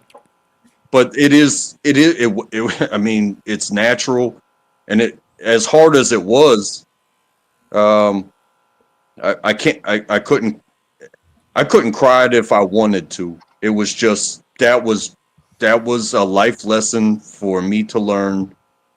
Um, this is what holding somebody that says goodbye in those moments. You know, it's not, it's not a pretty thing. And to say goodbye to the little wagging tail that greets you every morning when you come home Oh. from work. Yeah. Hmm. So it's very, very sad. And to think I wasn't emotional about it, no, I was very emotional, but I just kind of internalized it. I Yeah, that didn't reminds ball me. out and lose shit, and you That know. reminds me of a similar story, untrackable, with one of I'm my listening. I dogs. so Yeah, like because I grew up with a bunch of dogs. We had 5 collies growing up, and they all lived pretty long. Um, and this one was almost 10 when he died, and I was the one that was responsible for feeding the dog. So I would go out to see him, and it was the middle of the summer. It was a really hot day. I think at his age, with his health, the heat probably just gave him heat stroke or something. Um, and because I was going out to give him some fresh, cool water, but clearly it was too hot of a day for the normal watering to, I guess, matter. So I found him just laying there, and You know, you can immediately tell because this fly's buzzing over his body, and not moving at all. And so then, and I'm you know, we got these 5 dogs starting around when I was 8. I think I was about 10 when we got him. So I'm like 20 when this happens, 21. Um, and then I'm like, oh, I got to go in and tell everyone else in the family that the first of our dogs finally died. So I had to go do that. And then I had to bury him. And because it was so hot and it had been hot for days, the ground was like really hard. It was not easy. It took hours to dig a hole big enough to bury him. He was kind of a big dog too for a collie. And so it's like, it was this, even though I wasn't there in his last moments and I found him dead, it was like this really long, grueling thing. You know, just trying to get it done. So, because it, you know, like, it's pretty expensive to go and get a dog cremated. And so we were having money problems at the time. I didn't want to create an extra bill for the family. That's why I just grabbed the shovel and started doing it. Yeah, it is a weird, unsettling feeling going through that. But I didn't really cry about it. My sister did.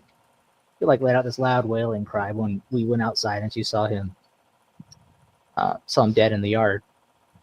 But yeah, it was an interesting thing actually. And when I think about that, how we many had tears did you shed? I don't think I shed any.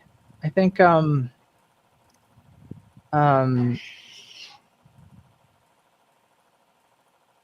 because like I think in my case too, I had to announce it, so I had to like break it and like, you know, make it clear that it wasn't some kind of prank or something. Like it's like I was just trying to mess with people.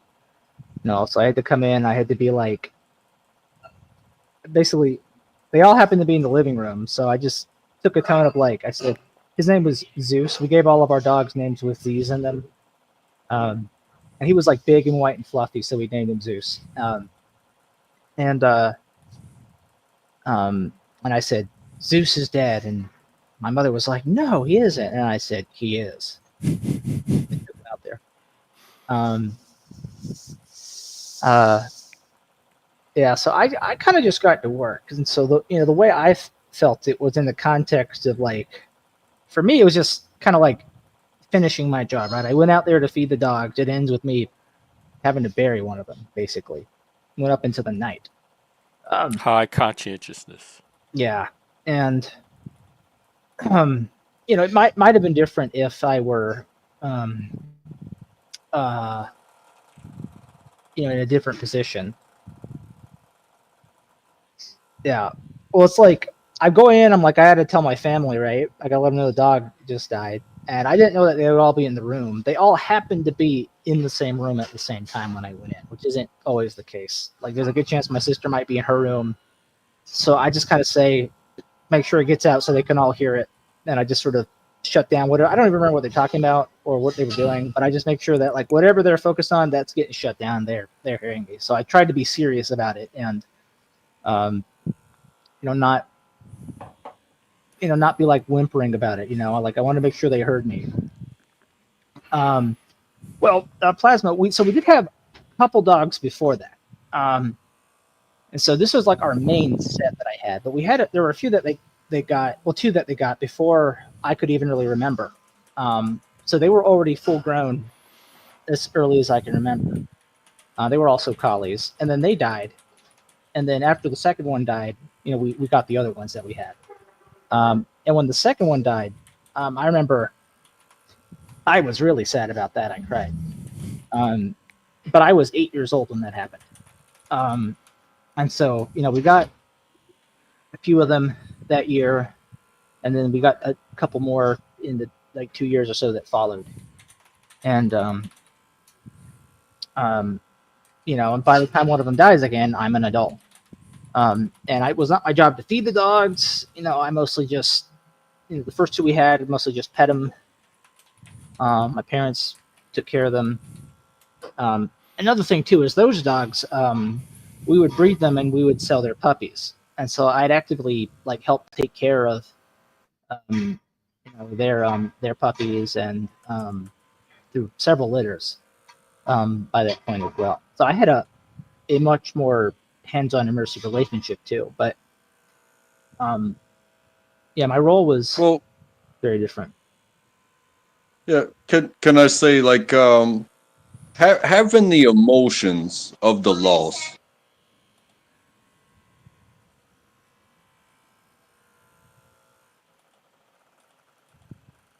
Oh, Jackal, you suddenly got quiet. It's Oh, saying you went on like mute.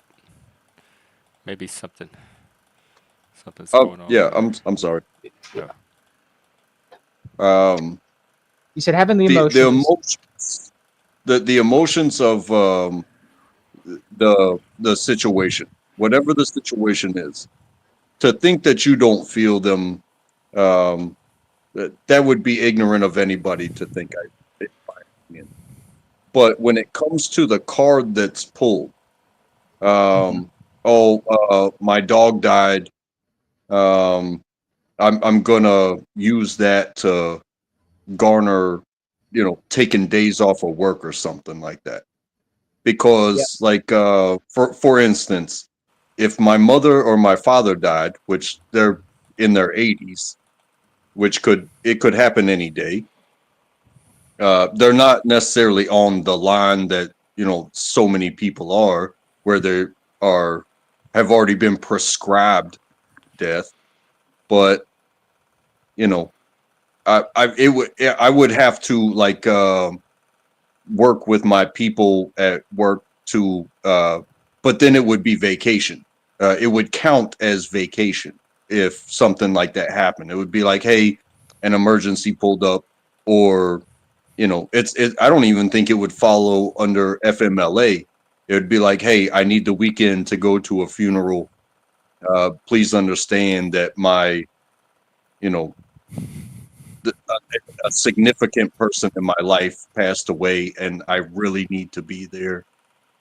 Just put me on vacation if you can, because I'm going to it regardless. You understand?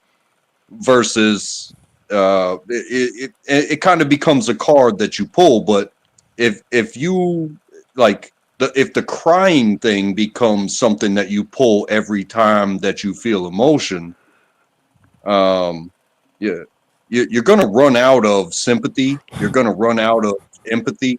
You're going to run out. You're going to run out of vacation if you cry that much. You know what I mean? Mhm. Whether it Wait, what? be, You gonna run out yeah, of go what if ahead. you cry too much? Well, you're going to run out of empathy. Like if you cry all the time about everything, even your friends might stop really giving a shit about your emotions, because they're just constant. But at the same time, in a work environment, you're going to run out of time off if every time you cry you need to leave.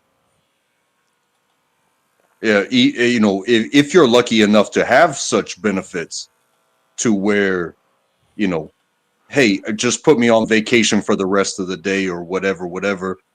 Eventually, your cards are going to run out, and they won't count for anything, if that makes sense. Mhm. No, I agree. Yeah. And it's interesting when you talk about the card that you can pull, because like my reaction to the thing with my dog, right, was I need to get this done and I need to take some charge of the situation. It didn't even occur to me that there was a card for me to be pulled um when that happened. And it's interesting too, because I noticed that like a lot of people will take sick days um when they're just feeling bummed out or something. And that's not a card I would pull either. But it is interesting that some people do that and feel like it's very normal to do that. What take it? I think well, they're there for self care. I have no problem with someone taking a sick day if they're bummed out. It's their time. It's But their sick days. there are limits. There are limits. So, like, I get X amount of time for vacation, and then separate from vacation, I get sick days. And then what I didn't use from last year counts as PTO. So, like, for instance, when it snows and the school's closed and my wife's out of town, I'm not wasting a sick day. I'm not wasting my vacation. They just take it out of last year's time, which is PTO. You know what I mean? But it's That's Yeah, the, like that's the one thing mental I hate about being a using sick contractor, days for mental health days, I see no problem with. for sure. I took a few Fatty, days yeah. off But if you need give us after an my dog update. died. it's not Oh yeah. against your vacation. You were saying about untrackable? Was that your daughter or a little gal that you knew that was having the kind of the anxiety freakouts and stuff? That was my wife, but Oh, she gotcha. didn't take a day off. She didn't take a day off for it. Yeah. In fact, she My was son, working from home. yeah, my son was the worst freaker outer ever. There's times, many times when we were up on the ski hill, right? Nobody around, and beautiful day, and then just one thing would happen, and it would snowball. What's the main emotion that we're feeling when we want to cry? Grief, sorrow, Anxiety, right? It's usually anxiety. Anxiety not me. is fear of having to deal with an uncontrollable future. When we feel out of How control, old was he? dude, from 6 months old until he was 18, man, Oh, he would fucking lose it. And he's got 100 pounds on me easy, right? He's a big dude. He outweighed me in like 7th grade. And Yeah, I mean, I it's understand that. this the philosophy from the Parenting with Dignity program, which is Drew Bledsoe's dad, Mac Bledsoe. Great program. I highly recommend this all the time. It's all about managing of expectations. When we're in that anxiety mode, and especially when our kids get in that mode, it's important to recognize the here and the now, right? Because they're focusing on something that they can't reach. They're seeing something in their future that they can't attain, right? And it's uncontrollable right now, and to a point where it's just overwhelming. And that was a great word you used earlier, overwhelmed, right? Because that's how we feel when we want to cry. Our emotions I are don't boiling. relate to that at all. Crying out of anxiety because you No, can't get. That's like, oh, McDonald's is closed. I can't get my fries, and I break no, like down out of crying. frustration. No, out of like like when you're getting broken up with. I get angry out of frustration, not weepy. Because you're controlling it though. That's your form of the control of owning it, So right? some people Put a go label on the into feeling. cry That's a main feeling instead of of life. anger. They do crying. And usually Well, cry because we're not recognizing that anxiety or the dread or the anger or the fear, whatever that feeling is. As soon as you can label it, make it your own and own it, right now you can control it, and you can manage that expectation of, okay, I'm here right now, and I'm trying to attain this, and it separates the two from the point of view of the one that's freaking out. That now I can ask my son, where are you? Okay, where are we at right now? And it took a good yeah. year from 7th going into 8th grade. Like he would miss half his school days.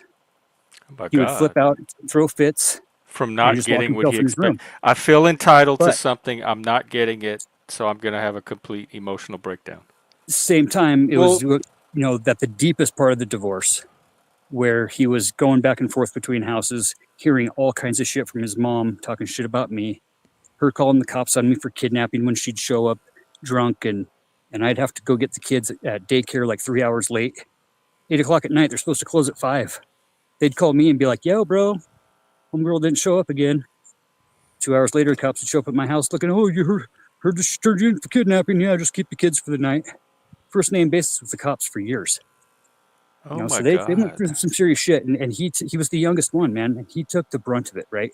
He wanted to be the son and the alpha, and he's That's not very alpha. charismatic.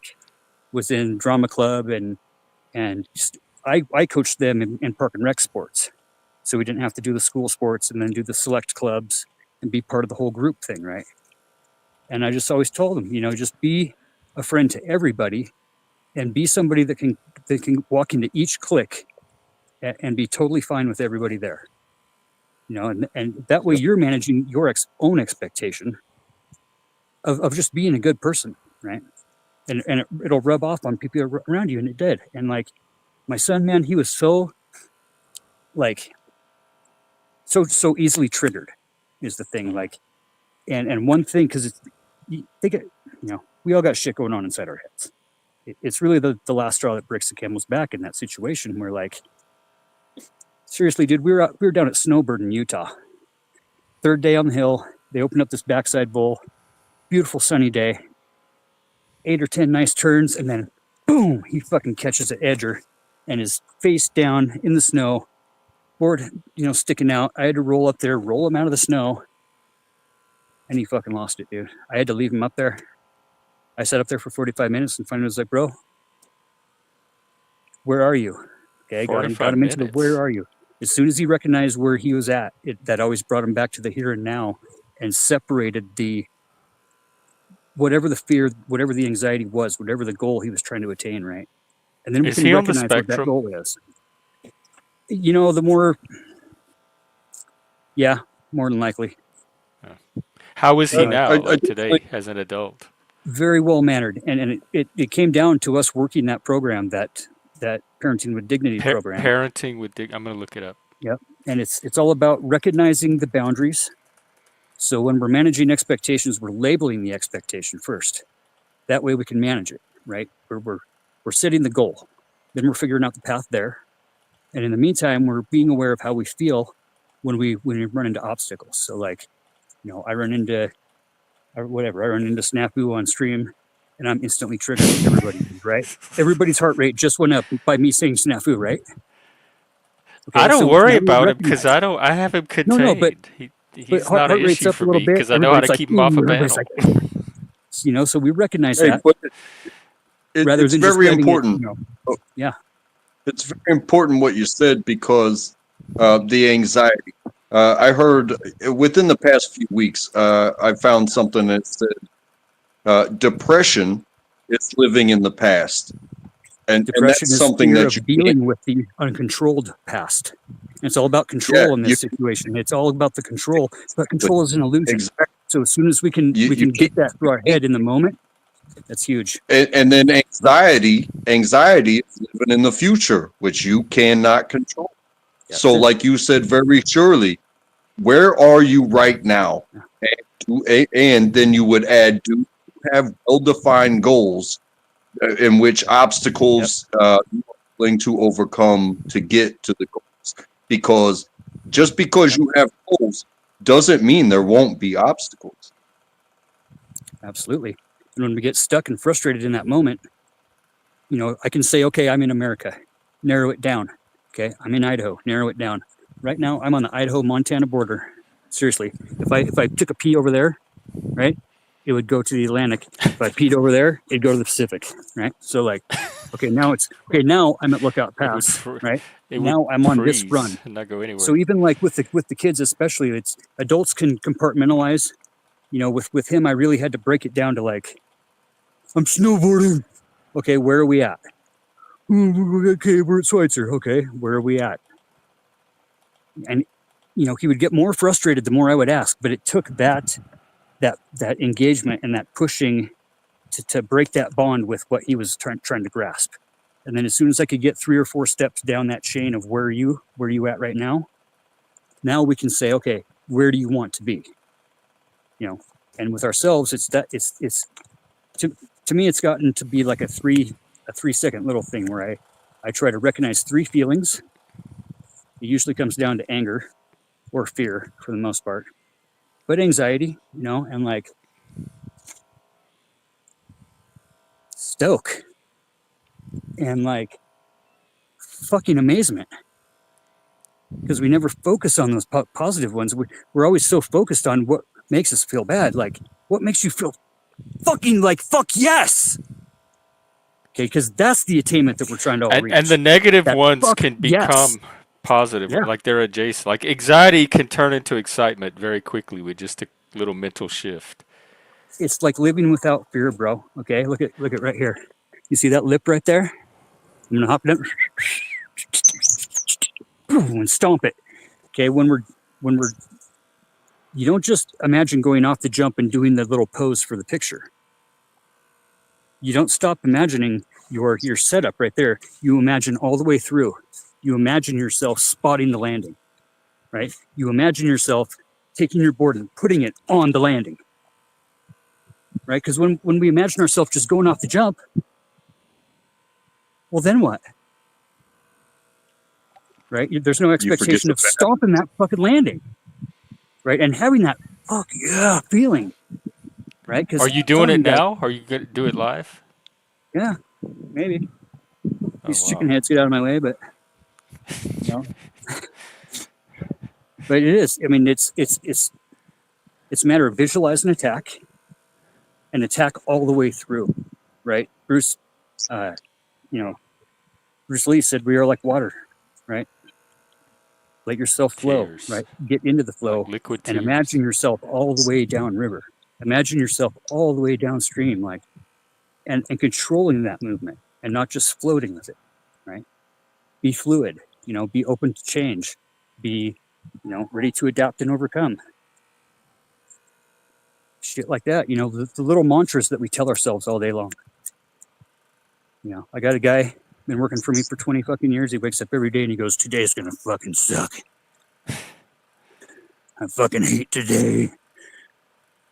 And he has a bad day every day, right? Yeah, so much of it is the stories we're telling ourselves in our head.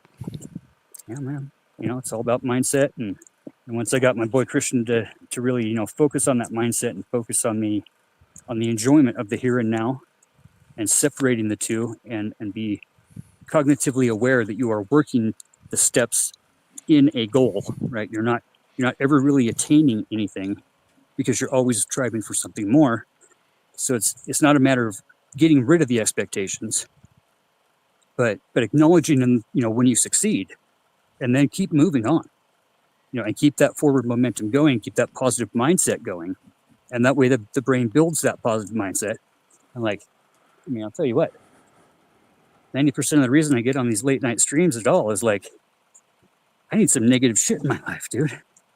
Oh, well, this is the place You know to what I mean? come. Like, I need some crazy shit. Like, Not necessarily here. days when I'm working, dude, I'll give out What? literally 500, How is 1,000 he high fives a day. to Come the home panel? higher than hell on high fives, bro. And I need to get out and spurg on people for a little while. You know what I mean? Welcome, plastic. What's up? No, Well, man. Fatty, how is he to I'm what's listening his to Fatty, recovery man, time talking about today? like dredging through that fucking snow, man. What are you doing out there? It's He's skiing. He's recreational. about to go over that lip. Is it Yeah. recreational for you? Oh yeah. Are Yeah. you doing Yeah, it everything Fatty recreationally? does is Yeah. recreational. Yeah. I work Wow. up here at Lookout Pass Ski Mountain on Oh the no, you Idaho both. Montana border. Exit 0 on I-90. Yeah. Good shit. Yeah. Got competitions coming up the next 3 weeks. I've been, Oh, dude. I won the past 2 competitions. Won the first one, fucking full out, fastest time out of anybody. Last week was I think I was 3rd or 4th by a 1/10 of a second overall. man. Won my age group, of course. Cold water. Wait. On these exercises. Oh wow. I see you snowboarding that way. Yeah. I see. Yeah, I rode for 7 years for K2 and traveled around doing races and kind of the first in the series of the border cross series. Snow to me, it's never been like that. I've never had that in my life like you have. Oh, bro. It's a winter wonderland to me, man. I've worked in Asia, so I understand cold, but that snow puff that you understand, yeah, I've never Are had there Nazis up there? that, yeah. Do they go up that high? Wow, that's so cool. Huh? Matter of fact, I did Cool, see man. a little pack of them running around today. Oh, Yeah. I call them the Skittle Warriors, right? They wear the they have fluorescent swastikas on their skis. No, but I know who these kids are. They're definitely affiliated. White You know what I'm saying? supremacists. Yeah, straight up. Yeah. And honestly, I'll tell you what, guys, these mountains, these ski hills are one of the last refuges where I don't see that shit. Because I do see it down in my town. I do see it down around my neighborhoods. And they're still like this weekend. For the past 2 weeks, we got literal boot stepping, right? Red suspender wearing, cosplaying. Oh my God, they still wear the red Homeboys. suspend. They were doing that in the Yeah, dude, 80s. red laces, you betcha. Yeah, you betcha. You got to maintain that DRI fucking thing, right? But, you know, they're putting out pamphlets on people's houses and people's cars, on people's mailboxes, which is illegal. What did they say? All kinds of stupid shit. I mean, y'all can't have that many black people The up main, there. Hey, the main one you was guys move know, out. you guys They're know targeting. South Park, don't you? The You know what? South Park, right? You guys know South Park. I know of it. I don't Oh, really watch it. you don't know Yeah. the stories, I yeah. love South Park. Yeah, so Take the baby. when Cartman looks over the hill and finds those fetuses and goes, "Hey, busting my balls, man." He's trying to sell those fetuses, isn't Oh, he? bro. Yo, bro, busting my balls, man. Fucking, yeah, Superman needed What them stem cells. the way they're cycling around the. What do we have over here? Yeah. And that's happening, yeah. You know, Hell yeah. even that This long is ago, they were saying that's the position that they're doing this and the research. But still, dude, are you going downhill again? That's going to get down it. Away. Hang on, I'm going to show Where's he going? you.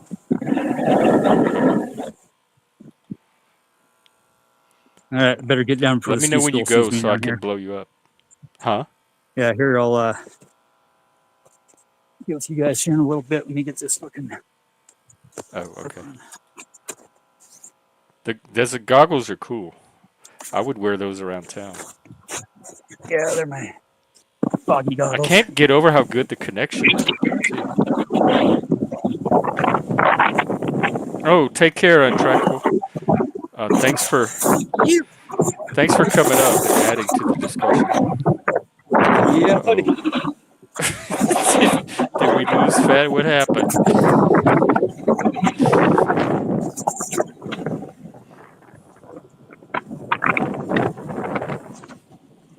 Oh, it's like Blair Witch. There you go.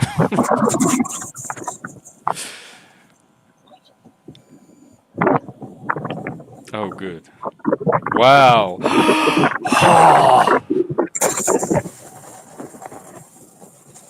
Oh.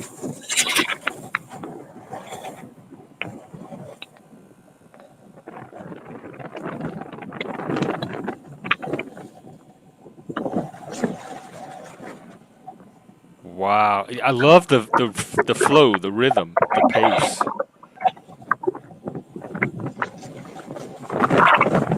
That's quite a distance.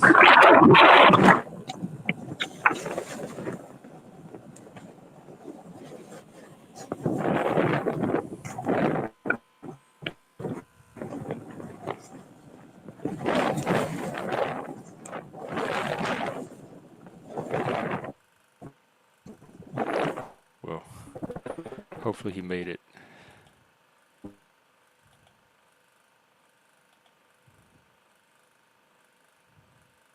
Yeah, Zephyr, I love that when people are out in the world. Aren't they just, Jeff?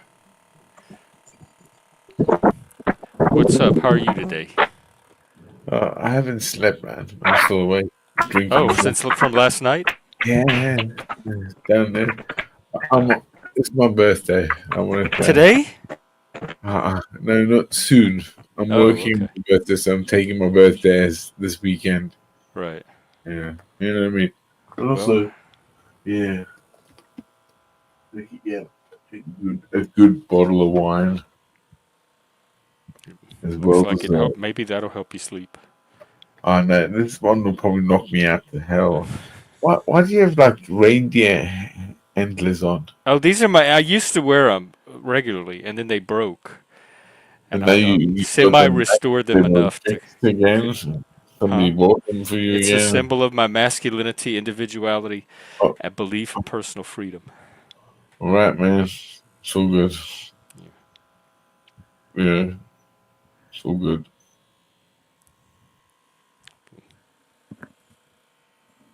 So you were off today? Where was your wife? You said she might come on earlier. She ain't coming on this year. No, she didn't. Does she use Nah, tears? Does she phone's come. exploit tears? The phone has come. The what? The phone from down south, isn't it? We're gonna say there was a dog that's been delivered to the house that's from Cornwall. A dog? A fawn, a 12-year-old pug fawn Oh, for Robin, my wife's mother. oh, Yeah, wow. because her pug died a week ago or something. I don't want a dog.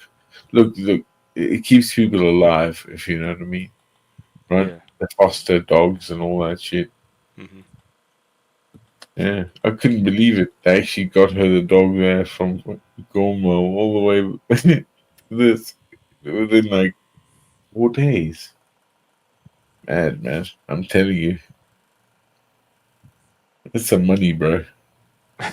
It's coming today. Hang on, I gave you like 10 subscriptions. I bought a subscription and a couple of bucks. Yeah, I think you Look, did. that's given. Doesn't matter. A lot of I'm enjoying it. new subscribers. Hopefully, drinking some good wine.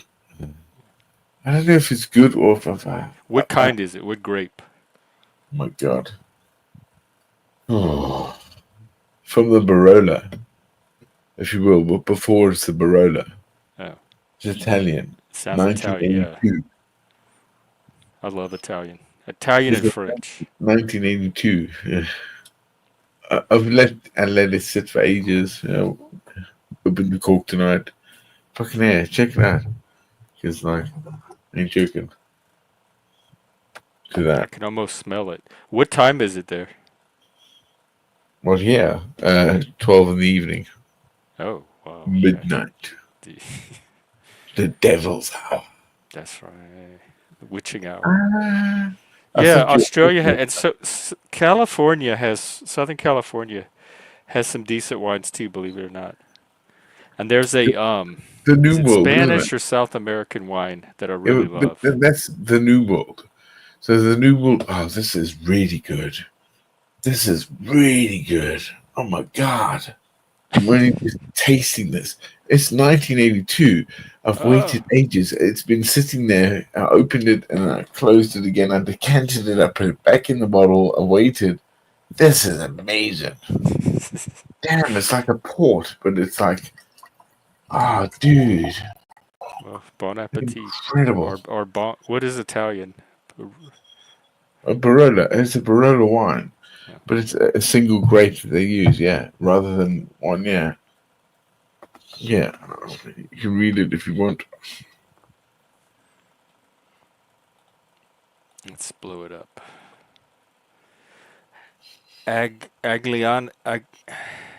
Aglianico de Vulture?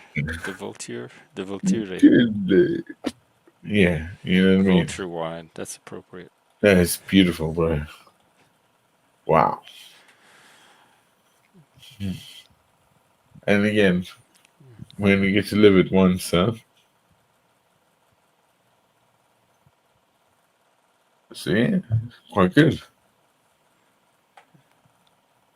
Too bad we don't actually have like a Elon Musk to make sure we can deliver this drink to you in like 5 minutes. Oh, yeah. Well, maybe, who knows what the future's going to bring.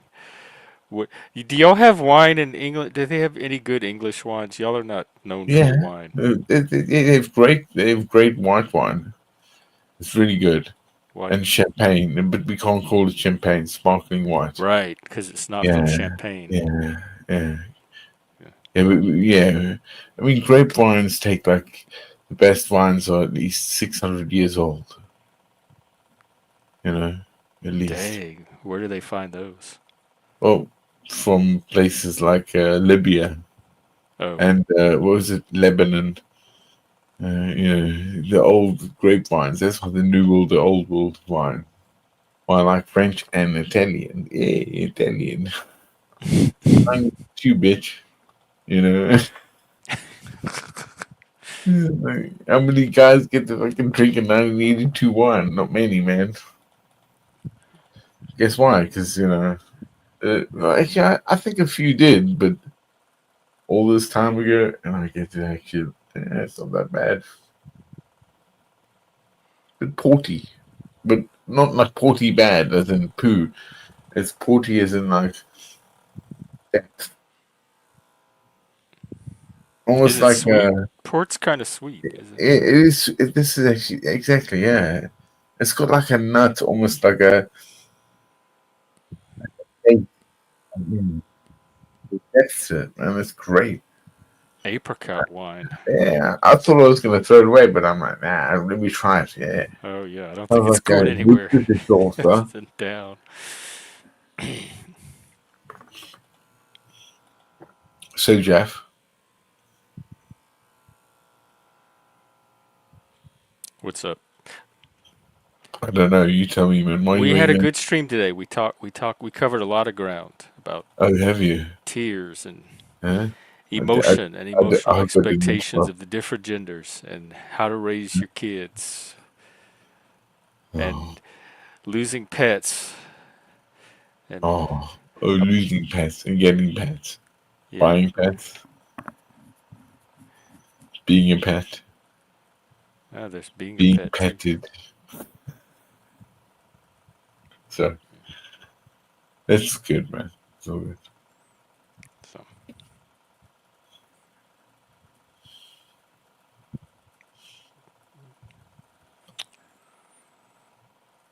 Hmm.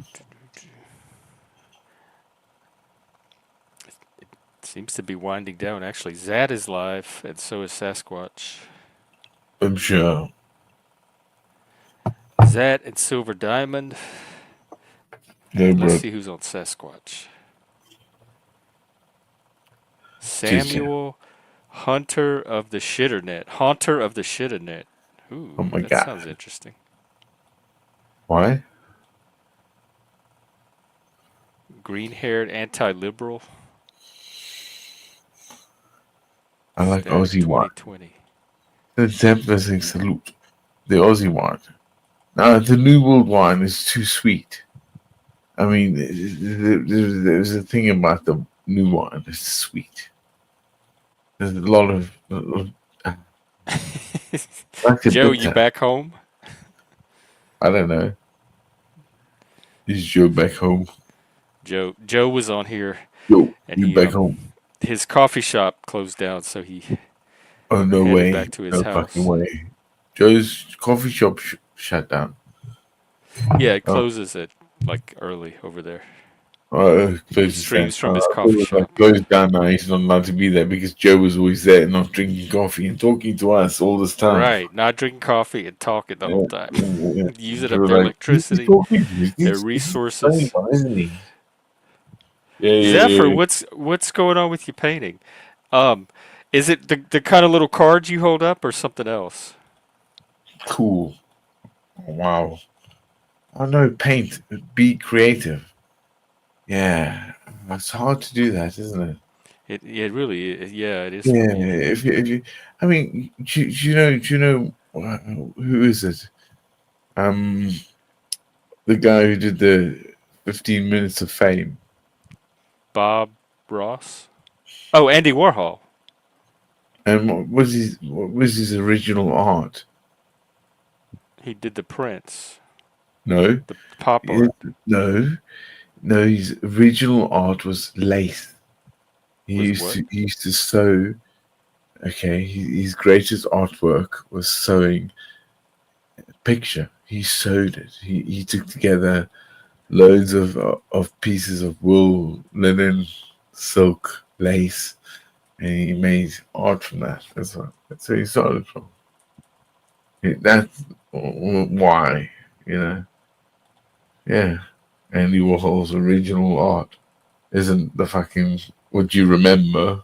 Oh yeah, Steven's fame. No, no, it's his His little auntie is lace, man. He used to use needle and thread, bro. He sat there, needle and thread, for ages, making What would he like, make? yeah. But that's what he did. No, yeah. Check it out. Yes, I'm looking incredible. for it. Mm. Oh, TML's about to go live too.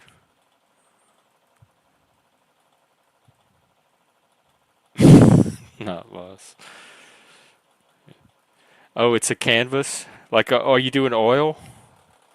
Oh no, oh, me. Oh, your Is that bro. for? She's painting. Oh, oh, wow, that's difficult. What, acrylic or oil That's what I'm trying to based? figure out. She Oh, said it's not going well. oh, Did we oh, throw your inspiration off? oh, happy? I don't know if it's Good. good to paint and try to watch streams at the same time. It might It's affect the shit. art. You don't even know it, and shit already. Acrylic. Shut up, man. Acrylic shit, man. No, And sharp. and Oh, sharp. okay. Oh no, I mean, isn't that true about what's it? The one that did that little what's his name? British artist. Banksy. Oh, no. That's the only one I know. Really? He's funny.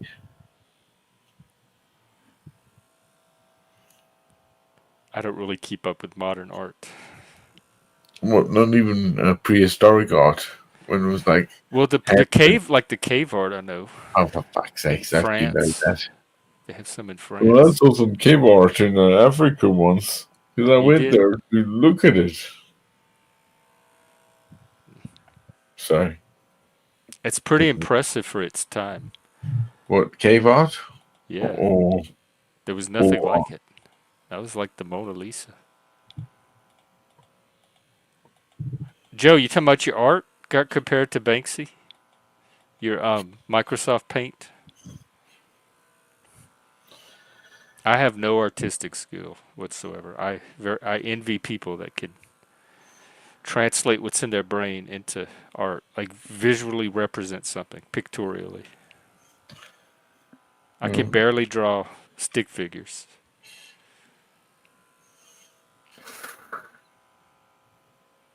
you can barely still really you can't do stick figures. Yeah, no, you don't want me as your partner in Oh, I Pictionary. don't need to. Oh, I've got to see you draw, man. Really, I like drawing. I love it. Well, Yeah, it's good. I hated I hated art class. Art and Man. PE were my worst Oh, classes. I I think hated art art. and what? That's such a weird way of going. Oh, No art, no PT. Oh, you had this to sit guy is there and hard to draw please. still life and shade it the right way. Watercolor was okay. I'll tell you what I was good at though Yeah. was stipple, where you use the little dots to make the pictures. I was better at that than anything else. And then Mm. you'd get the stuff all over your finger. They'd have those pastel, like oil pastels, pastel chalks, and you'd get them all over your finger when you were done. It was messy. It was Oh, painstaking. It was paper, meticulous. paper mache. Emotional expression, like emote, this. That has nothing to do with mechanical skill. You know that. People need to express themselves, Jeff. Joe wants a world where no people hold in their emotions and nobody No, expresses an emotion unless there's a oh, that's purpose not to it. good. It's very discreet and delicate and polite, and there's some kind of action at the end of it. And I want a world where people just have this free flowing emotion because they're a natural part of being human, just like thinking. Like people can brainstorm and just let their thoughts out. They same thing with their emotions. Not everything has to have a purpose or a point. That's your J in your Wow. MBTI. You're definitely a J. Yeah, I mean, like I would call you. Judgy. You're a heathen, Jeff. You're a heathen. No, I just don't have the mechanical skill to. No, no, This because is my art. My pant. yeah, What you see on the pant. This is my art. It's the art of conversation. Um, so a I heathen. don't have the mechanical skill, just like writing, and it slows my brain down. So if Well, I have to run it my through a paintbrush solution or a made that. pen or something, then it creates Uh, a like a like there like a resistor in a circuit, and it jams or blocks what I'm trying to get out of my head. It doesn't enhance my expression, it inhibits my expression because the skill is underdeveloped in relation to the content that I'm trying to express. Word card. Oh, word cards. Yeah, I like your word cards. Not lost. What is humility, Chef? Yeah, you are asking the wrong person. I'm still trying to learn that one. You My don't know humility score is very low. when you humble yourself. I try. I love on the rare occasions that it happens. I try to take advantage of it and learn from it. But usually, because I'm usually right. Like it's hard to humble yourself Yeah, when you're the only one around that's yeah, actually clearly, yeah. You on see to the problem. reality, and Yeah, everybody else is trying to tell you to be humble, and none of them know what they're talking about. yeah. Didn't we have that conversation before about somebody saying that, like because of the epicenter or peak of people's, way that you can't just be too clever, fall short both sides, doesn't it? You have to know how to you know, swings and roundabouts, I guess. I guess so, Joe. They serve no end to you because you have a very narrow perception of emotion of the value of emotion. They serve my ends just fine. Getting the emotion out is an end, not holding it in. Not it's like emotional constipation. Breaking up that blockage and allowing it to come out is an end in and of itself. Not to mention they're chock full of information and data, so you can learn from them and decode what they have to tell you. So there are ends that emotions have that I think you're just not tuned into, and so to you, because your depth perception is rather shallow when it comes to emotion, you don't see the ends, and therefore you assume that they're not there. But for people like me, when it looks like we're just spurging out, we are achieving ends with our emotion. It's just imperceptible to you. So to you, it just looks like random, pointless Well, expressionism.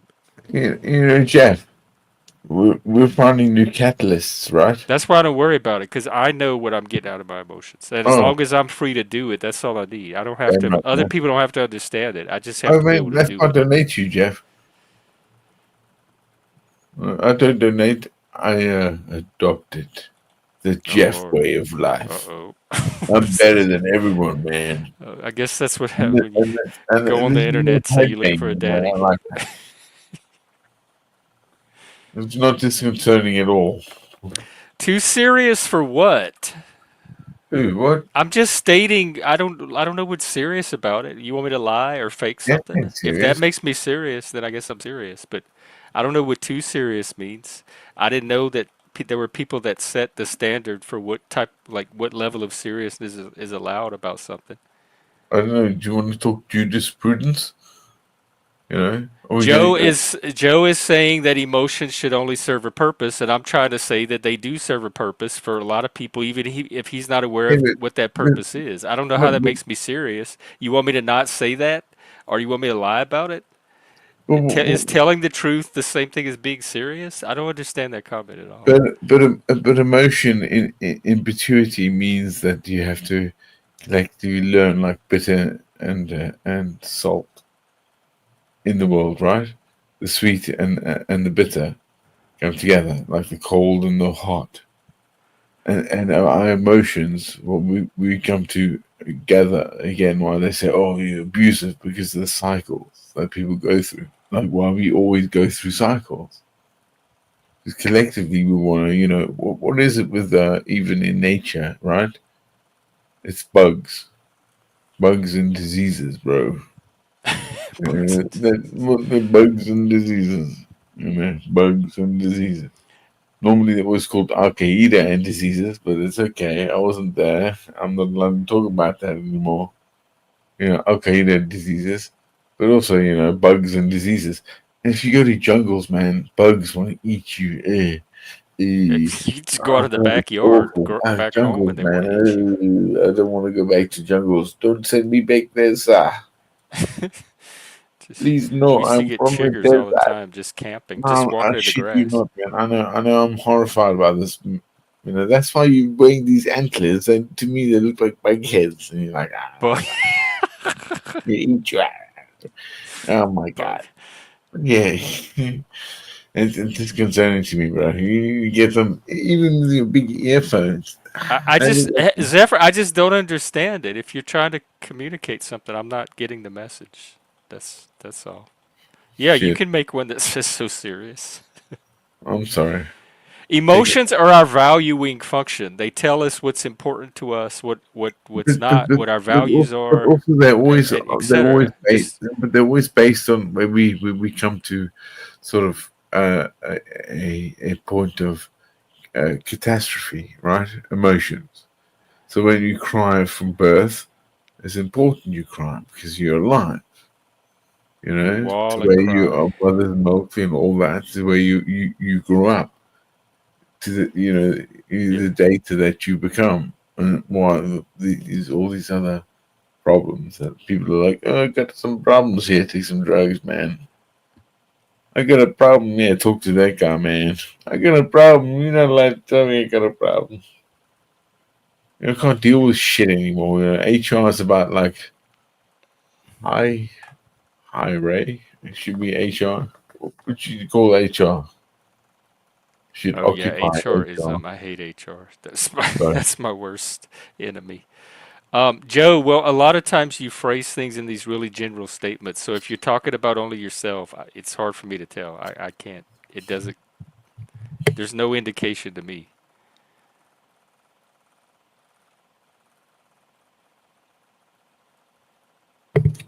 It's also Jeff.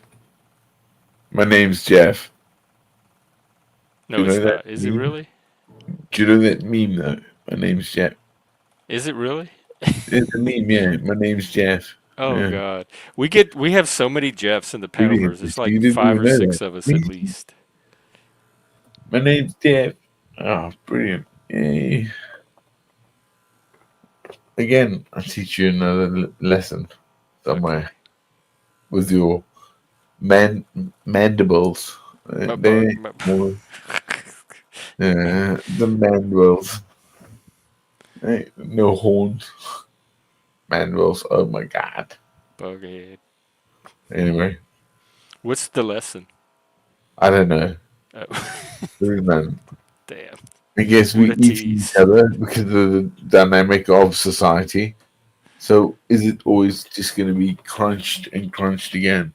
Are we the last to think of, the dynamics of, you say, Plato or, is I it don't Plato? think so. I think as long as the works themselves survive, other generations will have access to them. Plus, if YouTube sticks around, they're going to have this channel to help them out too. Man, dude, it's okay, man. It's all right. I pay some money in there. It's okay.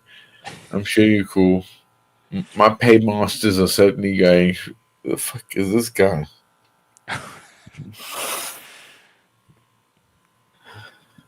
Yeah, who takes the piss? Wins.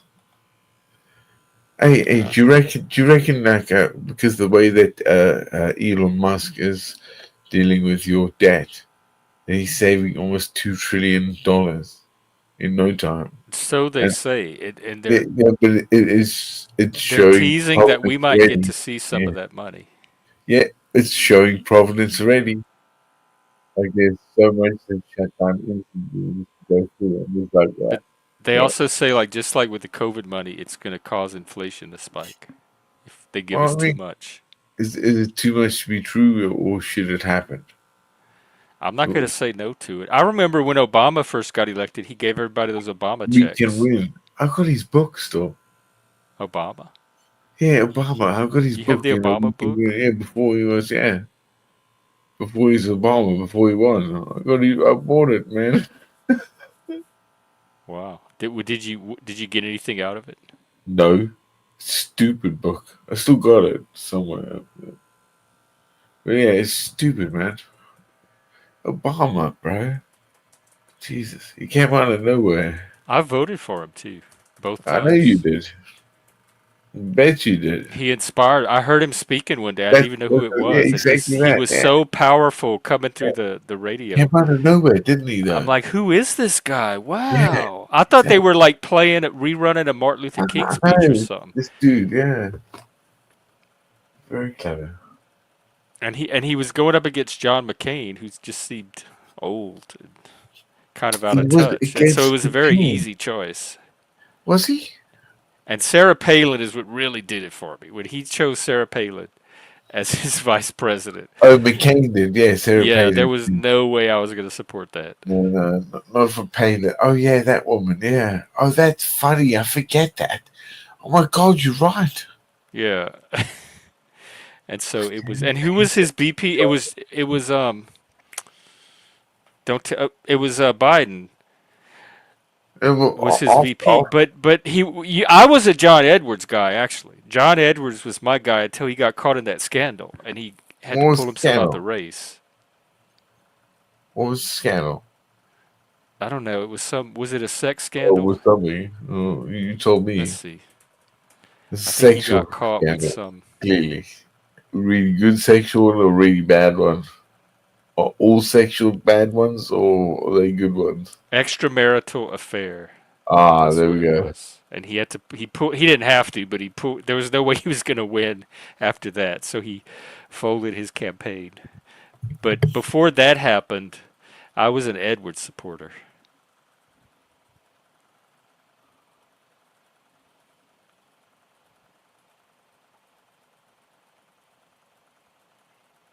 Well, I'm just saying how it appears to me, Joe, when you talk. You talk in these very general terms, like you're making statements for the type of world you want to live in and you want to see other So, people do.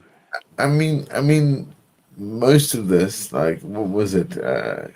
Clinton, the Clinton administration. Remember that the Clinton I voted for administration. Clinton. That was my first vote. I registered to vote when I was 22 to Fuck. help put You Clinton in voted for office. That was the Clinton. first time I voted So as an you're a adult. conformist. You're a conformity. Well, no, because back then he was Yeah, going to help the yeah, gays, yeah. and then Because you he voted for screwed us him. on Don't Ask, Don't Tell, and then the Monica Lewinsky thing happened, and then Hillary stood by him anyway, and all of that turned me You, off of the Clintons. but you were ready. You were conforming in that ideal anyway, right? Is voting conforming? Is that what you mean by Yeah, conforming? Oh well, either then I you guess make it. I'm conforming to the political system of the country that I Yeah, live but in. don't you think it should be done that way? Like Yeah, I'm a all big fan of citizens should voting in a take a day democracy. off, and they should all have to vote. You know that the day is off. You don't have to go to work. It's paid for, whatever you have, and you have to vote. No, Joe, you don't say specifically, Jeff, you should do this, but like today we were talking about Uh, how children should be raised and men and emotions and all that, and you made some statements about, in fact, at one point you even said, what's the point of having this conversation if emotions don't lead to action? That seemed to go just beyond you yourself. You seem to have opinions on how society and other people in society should deal with emotions and the purpose and value of emotions in relation to more people than just yourself. So just stuff like that. yeah, it's true. Thank you for humbling me that. Yeah. Because otherwise, just use I statements in the future. Ah, Just use I statements, and it'll be very clear you're only talking about oh, yourself. I see. Yeah, forgive me that.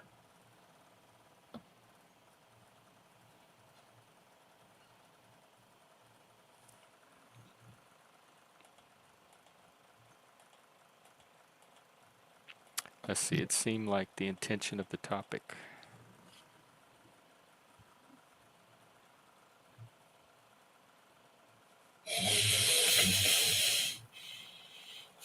What wire got? I don't. I'm lost.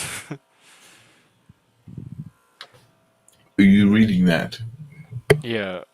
The point from my end is the same point as any other day on the show. It's a topic for it's a prompt for discussion. It's something to have a conversation about. I don't expect the world to change. I'm not advocating for any one thing other than like healthy emotional health, which I think um, unin- the less you inhibit emotional expression, the closer you get to that goal of health. Just in general, I'm not saying for specific people, but in general, I think it's better to not mask emotions and to allow them to flow than to restrain them. That's Uh, what I've seen. That's what I've seen in my own experience and Jeff, working with other people. Jeff, are you And consequential? even you can even Freud says the same thing. Like emotional repression leads to neurosis. Yeah, but are you a consequentialist, Jeff? You talking about ethically, like the moral Well, version of it? in that, do you believe in consequentialism? As in, you know, I know it from moral philosophy. yeah, but how would you choose then?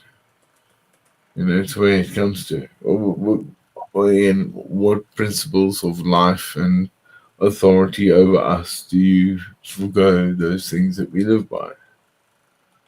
Say that It's again? not just all anarchy, is it? No, I don't think it's all anarchy. Well, it can't be, man. I mean, come on, man. To the moon and back. I mean, yeah. To drinking a bottle of 1982. You know, damn. Consequentialist, or just like, oh no, planned. How much can you plan? I can buy some stuff these days. Man, oh man. You can imagine how hard it was to actually make your country once that great that those men that died out Dude, we there, almost the did. gentry, you know. It almost didn't happen. Yeah, W- yeah, you know, man. Nuts. There were several points where it we got by just by a hair. The right random circumstance just happened to be there. Mm. What, America? Yeah. Nah, I mean, yeah, you kind of right, aren't you, in that way? We I Because mean we the men that kind of went there that created that, lots of them died.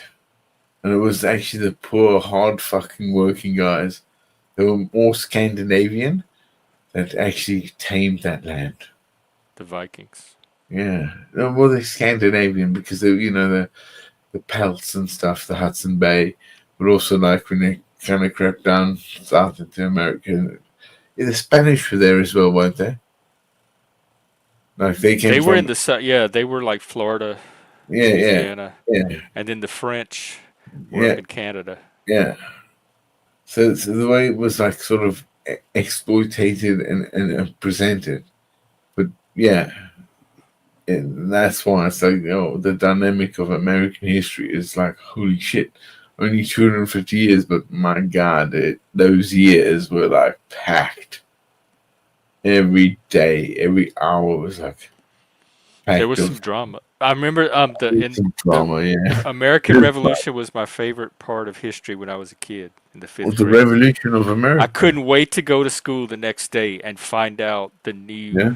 they like what was going to happen that day in the drama because there was so much going on and the teacher presented it very dramatically and like we ended on a cliffhanger and tomorrow we'll find out this Oh, and this and I would go home and I'd be so excited couldn't to be go like, back to school the yeah, next day to hear the yeah, like yeah. how the drama progressed. You That had was good the most teachers, exciting part of good, te- history. good teachers, good teachers, right? Yeah, I had some decent teachers for public school. At least when I was younger. Junior high and high school wasn't that. I don't. I didn't need the teachers at that point. I had already. I could master the material on my own. So they were So just Jeff, extraneous and where boring. do you think like our intrepid knowledge is and comes from? What solidifies your notion to say, in life and other people around them, I can help or I can better or I'm better than you? What do you reckon that is? Is What are that you is it asking? need? Well, like you're not a shithead, if you will, right? You know, somebody's That's in going right. dispute. Oh, Depends oh, on who you ask. no, no. You're not But a you ask you're something not like an where idiot. knowledge comes from, where we have our get our knowledge. Yeah, but capacity, right? Because some people they are brought up in certain parameters and they're brilliant. And that brilliant That's a is good question. Are you asking if it's innate or yeah, but for you as well, because you clearly you've had challenges there for yourself in life. yeah? Why again you stated it. You just see beyond it and go, oh, that's don't listen to it because I know I'm right, and you are. Most of the Yeah, time. yeah. I I don't get you. I don't mean to be. It just usually turns out I that know, way because I dude. pay attention. I work with people, the pay grades, and believe me, some of the pay grades when they clash, it's like these guys have to have other pay grades going into them to say separate, separate. And I was like, Oh, just why again? that's why I'm usually willing to fight it out because I'm almost always convinced that I'm gonna be right in the end. So I'm willing Oh, to dude. take the risk. Yeah. And if I'm not, then I'll learn. I will learn from being wrong that I was wrong. Were you? Oh, shit. It's cool. Also, being wrong isn't a bad thing. It's putting your hand up and going, I don't understand, or I've made a mistake. Yeah. Let's And I fix that. also I know the areas that I'm right in and the areas I'm not. Like I know the things that I don't know. And so I Yeah. know not to like Oh to yeah, defer cool. to somebody else in those areas, but the areas that I do know, I'm willing to fight Yeah. to show that I do know it. Of course. Yeah. Oh, good man. Grounded. Plasma wants to know how many did you sleep at all since last night?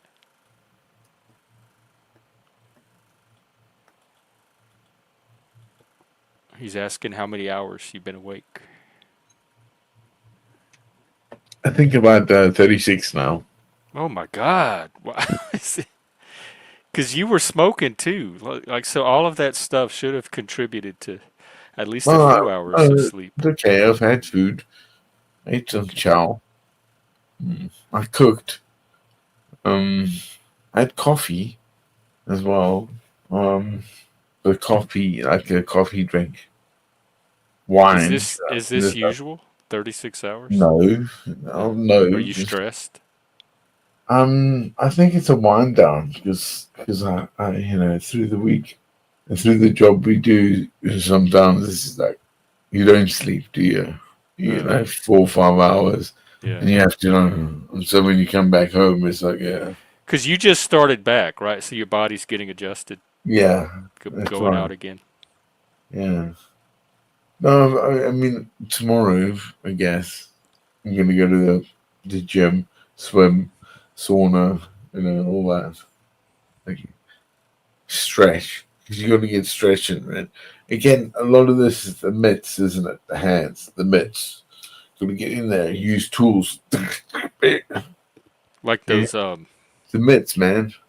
Like they say, they like had your these things that you would squeeze, like these fingers, man. springs or something you Ah, could squeeze to work your hand muscles. yeah. Of course, yeah. Oh, hang on, I got one here somewhere.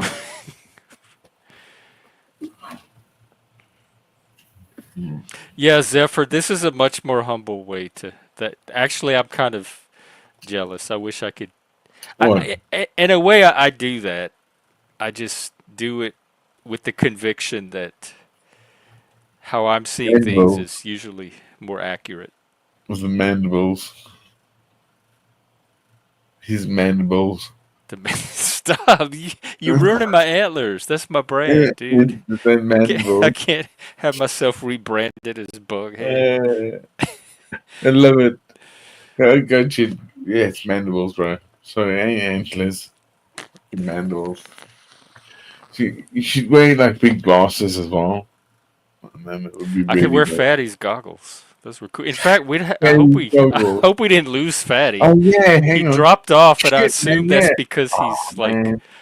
Oh, that was going creepy. back I to thought, the I lodge or thought he, something. I thought he was like looking behind him. I was like, oh no, Last it we could left be. him, he was flying down a mountain. Yeah. You're looking behind him as the fucking snow trail was coming out. Shit, man, that man. And back in the day, I mean, he knows the snow trail. Sorry, yeah, that I think shit's he's okay. dangerous, man. Snow is dangerous, man. And when you're up Oh, there, tell me about. because I know. you can get like crevasses and stuff. He I knows the name. almost fell off of a mountain up here. The No, Mount Adams. It's the second Adam, largest mountain in the United States, yeah, shit. and I had to slide down on my butt because I didn't have snowshoes When you or bird, anything, and I had to use a really? pickaxe. It's called glissading. And Why? I didn't stop my I didn't know how to stop myself, and I kept sliding, and I was getting to the edge, When and I didn't know what to do. Eventually, I figured out how to just use the slow yourself pickaxe, down. and I had to like lean my body to use the length of my body to try to stop too, but it Oh, was geez, close. you weren't told about I that. was learning on the job. Really? Wow. But after that, it was fun. Yeah, but you It was a got lot up of fun. there. Why were you I going slid up down there? that whole mountain just on my booty and a Mm. pickaxe. Wait, hang on. What? Okay. When I think of a mountain, I think of like where I've gone through um sort of areas of foliage. You know? Up here, they have above the tree line. They have snow. It's kind of like the Alps up here where I am, the Cascades.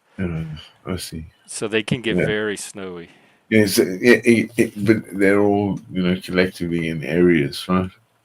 I guess I don't even know. America's massive, man. It's a whole range. It's a whole Yeah. big range. It goes from Canada all the way down to Northern California.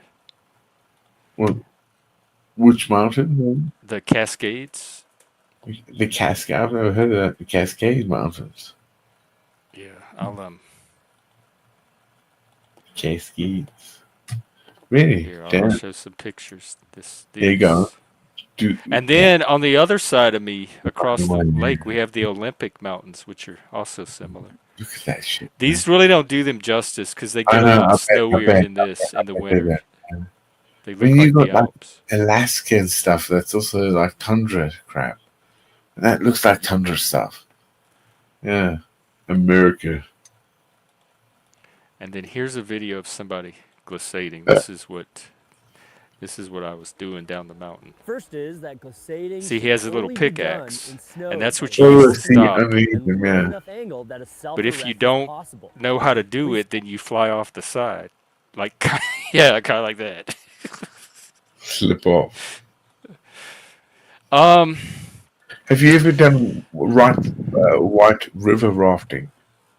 I want to so bad. No, I have not. I've done No. inner tube. I've done tubing, but the whitewater rafting, I want to do that is on my list. Skydiving, whitewater rafting. Those are the two things that I have not done that I want to do. Plasma, I don't think we have pictures from that trip. I have a lot of hiking pictures from all my other trips, but because the reason I was glissading down by myself in the first place is because we didn't have enough ski poles for everybody to go up to the top, and so I volunteered to be the one to go back down, and I didn't have the camera. So I think we got a few pictures from that day, but it was not of me by myself on the mountain. It was like us in the parking lot and stuff. And then they continued to the top, and I went back down and waited for them.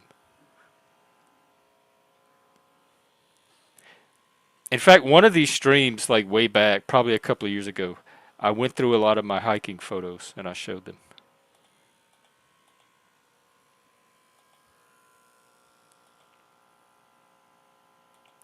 No, Joe, it's that I told you what it was, at least for me. It's that you don't make it clear that you're only talking about yourself, and it sounds like you're speaking in general terms.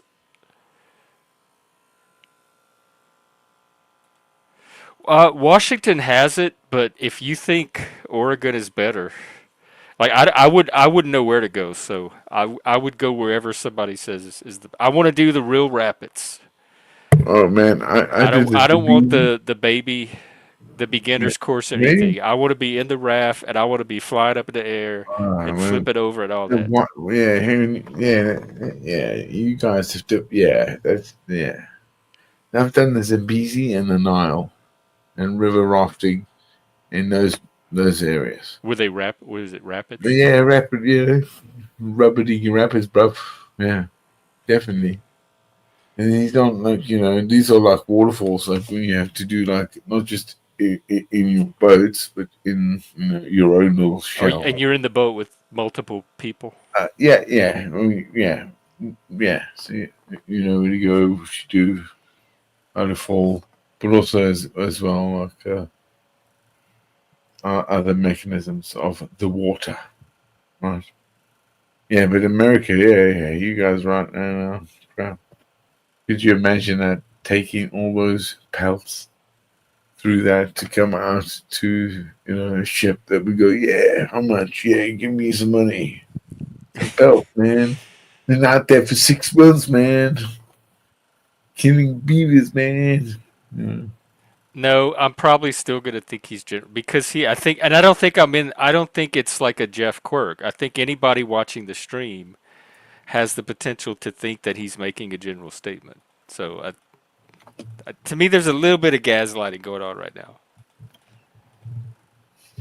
Like he's doing something very clear and I'm just not picking up on it. I don't think that's what's happening. I think it's ambiguous at best, and other people other than me could also be misled that he's speaking generally. And Mm. as far as the getting loud and angry, I've said many times before that a lot of that is situational and contextual. And here, if you got loud and angry, I think you'd get a different result than the other situations from your past that you got loud and angry in. Because it's not going to escalate me, and even if it does, it's not going to With your it's not going to mandibles, though. prevent anything constructive from Yeah, coming out of it. those mandibles aren't going to get any bigger, Jeff.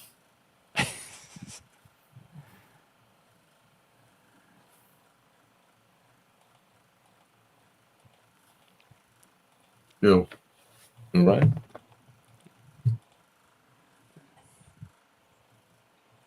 No. Hello, Jeff.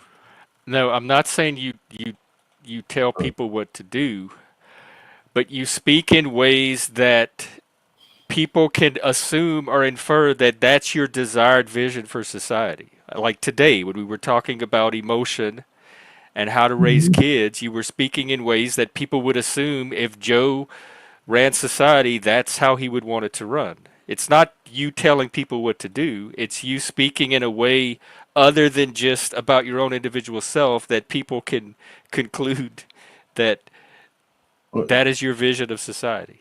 Or that is your ideal, your social ideal. Is if in my ideal society, people would do this, their emotions would work this way. And then to turn around and say, oh, I was only speaking for myself, that only applies to me. How did you ever think that I was talking about society in general? So, so, And so, it's at so, the yeah. beginning of the stream, so you can go back and watch. And if I'm wrong about something, just let me know. But that's how I took it. Look, I hope I've not interrupted something here. Oh, no, you're not. They are, Hmm? actually. You're on the stream. Am I cool? I'm being Am I cool with drawn you into a guys? side conversation. Am I cool with your chat? I hope I am. You know, Um, I you think know. you are. If, Guys, people don't like me. I guess I'm too, jugular oh, I or think no one said anything to me about you. damn man. I'm hoping to get like a bad rap. Oh, well, I can help you with that for sure. Good. Keep, So I'm a bad person. Just yeah, saying. just stick with me, kid. Stick with me, You'll kid. have one in no time. Not laws, you would exist. Not laws. Oh, it's because you're a heathen, Jeff, with your mandibles. You know? Well, maybe they'll conveniently break again. Oh, no, you can buy new ones. That's the way it is. I didn't even know you were Hungarian. Is that what you are? I'm not Hungarian. I went to college with the Hungarian. Well, he was American, but he was Hungarian descent, I'm and he not was in the Hungarian. philosophy club, and we got along great. And we We were both into philosophy, and we talked philosophy all the time. Was this your boyfriend? Just some kid at the college. A kid? Well, I say kid. It's we were all kids back then. I was in my 20s. Uh, oh, so you But were the in, point is, he was of Hungarian descent, and we got along fine. So I don't know cool. what Not So Laws is what's the trying to do problem? here. Wow. Note lows. No blows. No blows. That's the one. Not low blows. No blows. Jeez. Mm. Oh, shit, man. That's a good vintage. It sounds good. I can almost Oh, dude, it's a taste it good from here. vintage. 82. Can't believe it. I thought it was going to be terrible, but it turned out to be really good. Shit. Are you drinking the whole bottle? Yeah, definitely tonight. I've opened it. It's waited a while. I've done it properly, you know. It takes time to do this. It's expensive, right? But yeah, I've got quite a bit left there. Yeah. Oh yeah. Okay. Yeah. Mm. That's you're pacing yourself Yep. nicely. You know, well, do you know what? It's not just pacing myself. It's like I don't give a fuck. Pacing my, I don't give a fuck, man. Pacing myself. What are you talking about? Pacing myself? Well, fuck you, man. And that's a collective ideal of today's society, right? I share this with you guys, and you guys might go like, "Oh, look at this dickhead! He's drinking some wine, man. He's drinking wine." I mean, I even would have probably been through it Oh, a dude, lot you'd like quicker. it. So you're doing better than I would. No, it's got like again. This is incredible. It's got there's like a muskiness to this, but it is one single grape. Amazing. Damn, I thought it was ruined. It ain't ruined at all. It's good. By the way, also, if I When had a did you conversation, decant it? my idea would be what was that? Shit, I almost read it. What's the matter, Jeff? When did you decant it? Oh, Like when did you first open it? 3 weeks ago. I decanted it Oh, okay. into something and then put it back into the bottle after decanting it completely, then sealing the bottle and waiting for it to set, Oh, and then opened it tonight. So yeah, like in the beginning, like again, there's a lot. You can see it. I guess you can see it there. There's see where it's laid. You see that? Is red? Is a red? See it? Look, yeah. what am I looking at? Well, yeah. But the glass, you can see through the glass, right? Mm-hmm. Yeah. But The level. I'll turn it around. Look, and then I'll show you. How you take it. I'm like, oh, guys, you're right. I'm going to show you this. Here, There's like watch. We can almost like even a hear it. birthmark over here. Look, you know,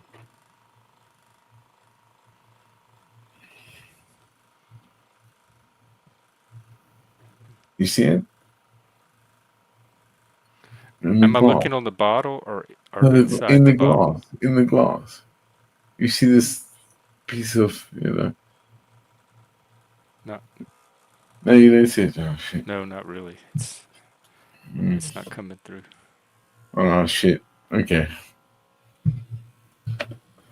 It's almost like it's where it's sat for ages to make that mark, which is you can't see it, can you?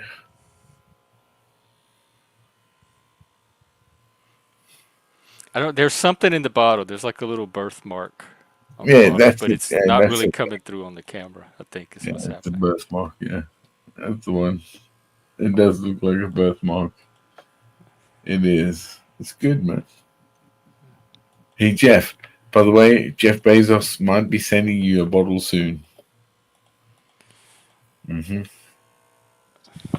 Well, I don't. He shouldn't. I don't really drink. Why? I don't know if it would Oh, get opened. yeah. Don't worry, man. It would get taken to a party if I ever got invited to a party. I would say, "Here, I bought brought this If bottle it of comes wine." to your house, okay, it will be open it this way. Enjoy. Jeff, do you reckon that the databases that they're using, do you understand a lot of what's going on in the modern world with you know, do you reckon that we're auditing ourselves, or is it that the database is going to go, here, this is the end result?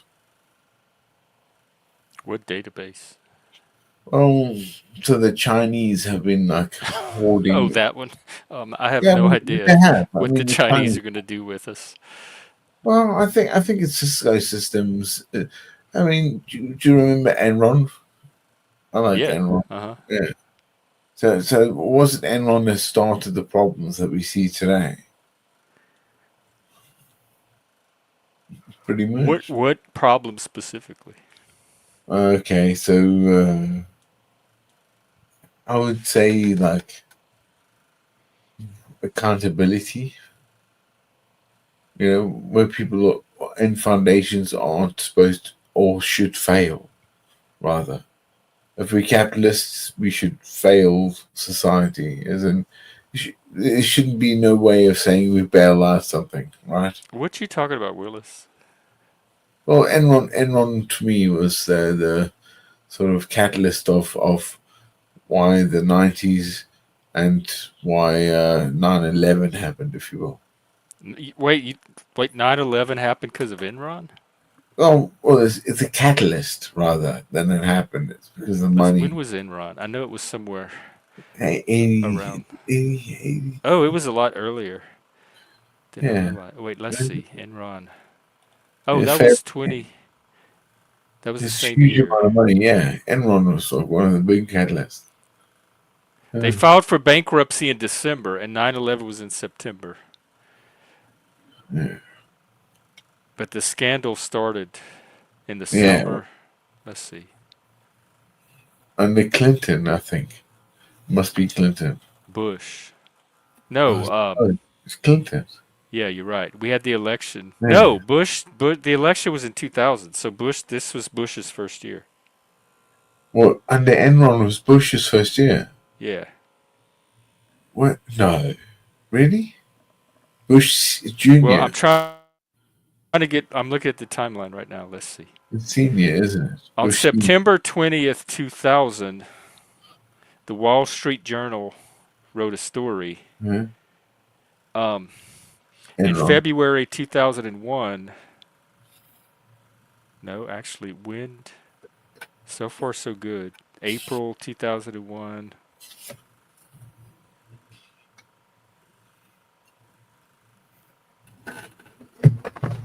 I don't know what starting point you pick, but it seems like whichever one you picked, it would be from 2001, which was the first year of Can't Bush. be. No, Enron. Enron was well earlier. The failure of the Enron company. I know, but it didn't become public Oh, until 2001. That's when it started to no, trickle no, out. no, it's old. Yeah, no, it's old, man. Enron is one of the ones that they forgot. Yeah, while people jumped out. That was one of the things about the 1929 or the Wall Street crash. Enron was like practically that. I remember in October of '87 they had that Yeah, that's it. market Yeah, crash, and yeah. that's what Enron, ended the yuppie era. yeah, Enron, yeah, the yuppies, yeah. And Enron was started in '85. Was it? Hmm. That's what Wikipedia said. Shit, Kenneth Lay. damn.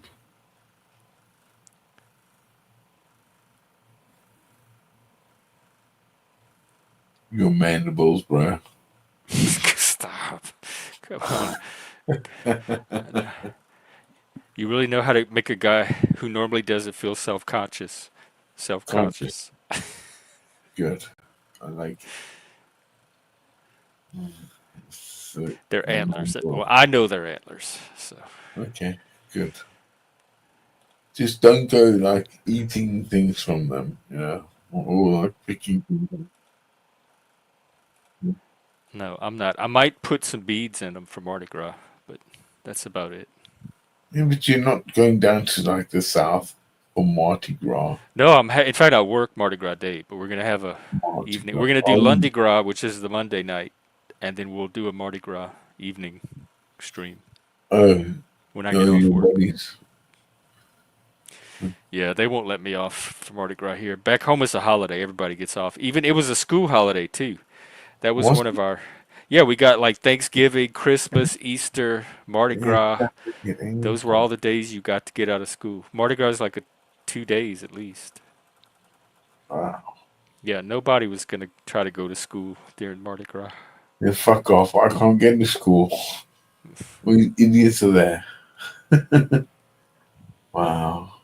It was also a dress-up day where you got to wear a costume. So Halloween, we got two. We got Halloween and Mardi Gras. Those were both of the costume Absolutely. days. I didn't get any of that. And I thought, growing up, until like probably well into my teenage years, that it Yeah. was a national holiday. And I thought everybody all Or across the Halloween country was or Mardi was Gras. celebrating Mardi Gras. I thought people in New York City were out there in their costumes, catching beads, chasing chickens. Oh I shit. didn't know it was only a local Oh, thing. again, the South, right? So the bio, yeah, if you will, like you say, Florida, all those areas that come in from Mardi Gras. Mostly Louisiana. They have Yeah, a yeah, few other towns that do it. They have some Texas towns and some Alabama. It started in Mobile, Alabama, then it moved to New Orleans. So no, they but have towns throughout the South, mostly around the Gulf, that do it. But it's mainly known as a Louisiana thing. it's French, right? For yeah, French. Yeah, and It it was a comes, medieval tradition. It at least yeah, our Cajun Mardi oh, Gras goes yeah, all the way back yeah, to the Middle Ages. and that comes from what they call what is it? Is it like a Catholicism with Yeah. voodoo? They It call because it revolves around Lent. or It's Greek Garigan or something they call it that day. you you There's a reason why it existed in that time, as well as because of the slave trade, as well as the pirate trade. Because the I don't know about pirates the enslaved, pirates, the slave trade, it's so much mixing, huh? but we had Jean Lafitte too as part of our history. Well, Britain or you guys, but Americans or Arabs, is yeah, it's all sorts. It has to be from all sorts. I mean, really, you're mad wolves. Okay, come on. Well, you look sleepy. I might I might wind it down. I swear to God, guys, you can see him like in the They're shower with his mandibles. antler. I don't shower with these. I maybe should But don't take give them them a off, good man. wash. These are These Just are don't. clearly deer Yeah, man. deers. Hook 'em horns. Here, antlers. Like you would see on a deer, not mandibles. Oh, come on, don't be like that. I've got real horn. You have horns? Yes. Where? Put yours on. No, I'm not going to. I can't wear them. Oh, okay. I'm gonna wear the horns. What good are they? What good are they worn? Jesus. Mm. Still, have I screwed up tonight again for you, Jeff, The what? with Enron basing collapse. Sorry, I'm talking about like Oh, right. That Enron was the okay, beginning okay, of yeah. today's But I think problems, that's and where it it was started tied from. into 9/11. Yeah. And you said the yuppies. Yeah, I do think it started there somewhere. Yeah, completely. Yeah. I mean, you think about like what Elon Musk has got from what was Elon Musk's money essentially? PayPal, right?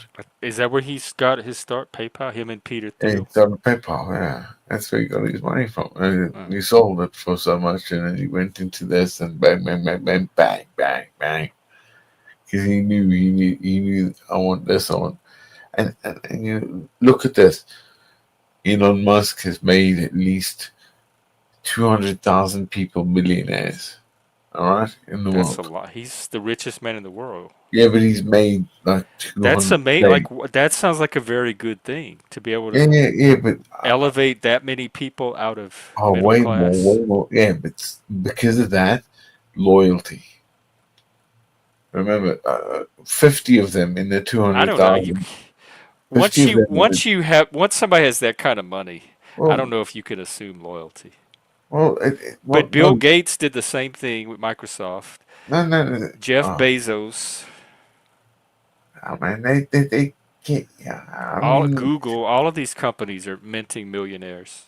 My oh ex was a Microsoft millionaire. my God. Oh, touche. But It's ridiculous that the amount of money these people, but they all have that tech brain. Like they know computers and coding and tech, and that's what they throw the money at because it keeps our modern society running. You got to keep yeah, the but, machines going. and why? It does it because it's collectively trying to guarantee a, you know, It's emotional, it's just notional. a self-perpetuating. It's an economy. It's an ecosystem. Yeah, oh, of course, yeah. America's huge. You guys don't have underground things. You have overground mainly, right? So a lot of your electricity cables are not outside the Well, we city. had we have some underground. I know that the Sprint The company sprint, was built along the old railroad lines. sprint. The phone Right. Oh, that's what Sprint means. oh.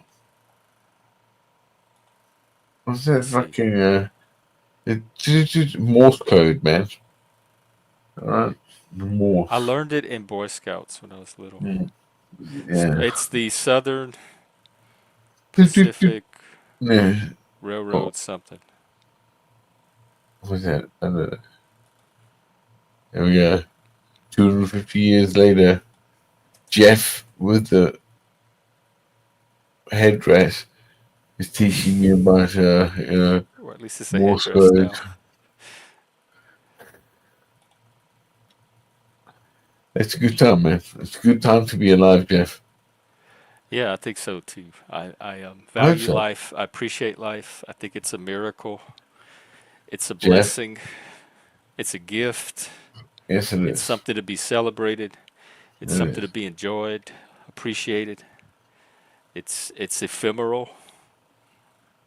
So make the most You of only it. get it once. Yeah, you only get one. Like cancer, you only get it once or you die. No, you're in remission. No, you're not in remission. Yeah. Haha. I'm joking. Like a bullet, right? If a bullet gets you here, it's cool, man. You better make sure it gets it there. Life is like a bullet. Mm. So shit, how old are you, Jeff? How do I look? 19, You're 50, 20, like one or 50. 59? You're not 59. No, I'll be 55 though this year. Nah, 55, 5'5". Not yeah, 55. Man, man. Jeez. Wow. Yeah. How'd you do it, Jeff? What is it? I didn't do much. I just laid like I just came out. Laid on your I ass was and in a got it done. vagina and it opened up and I dropped out. Here I Oh, am. oh, did you remember that? No, I I was don't. like, I'm My memories horrified by start that about motion. 2.5. God. So I don't know what I was doing as a toddler. Funny, man. Oh, you're funny, man. I did electrocute myself, and I did What, drown when? as a like when I was As a two or toddler? three.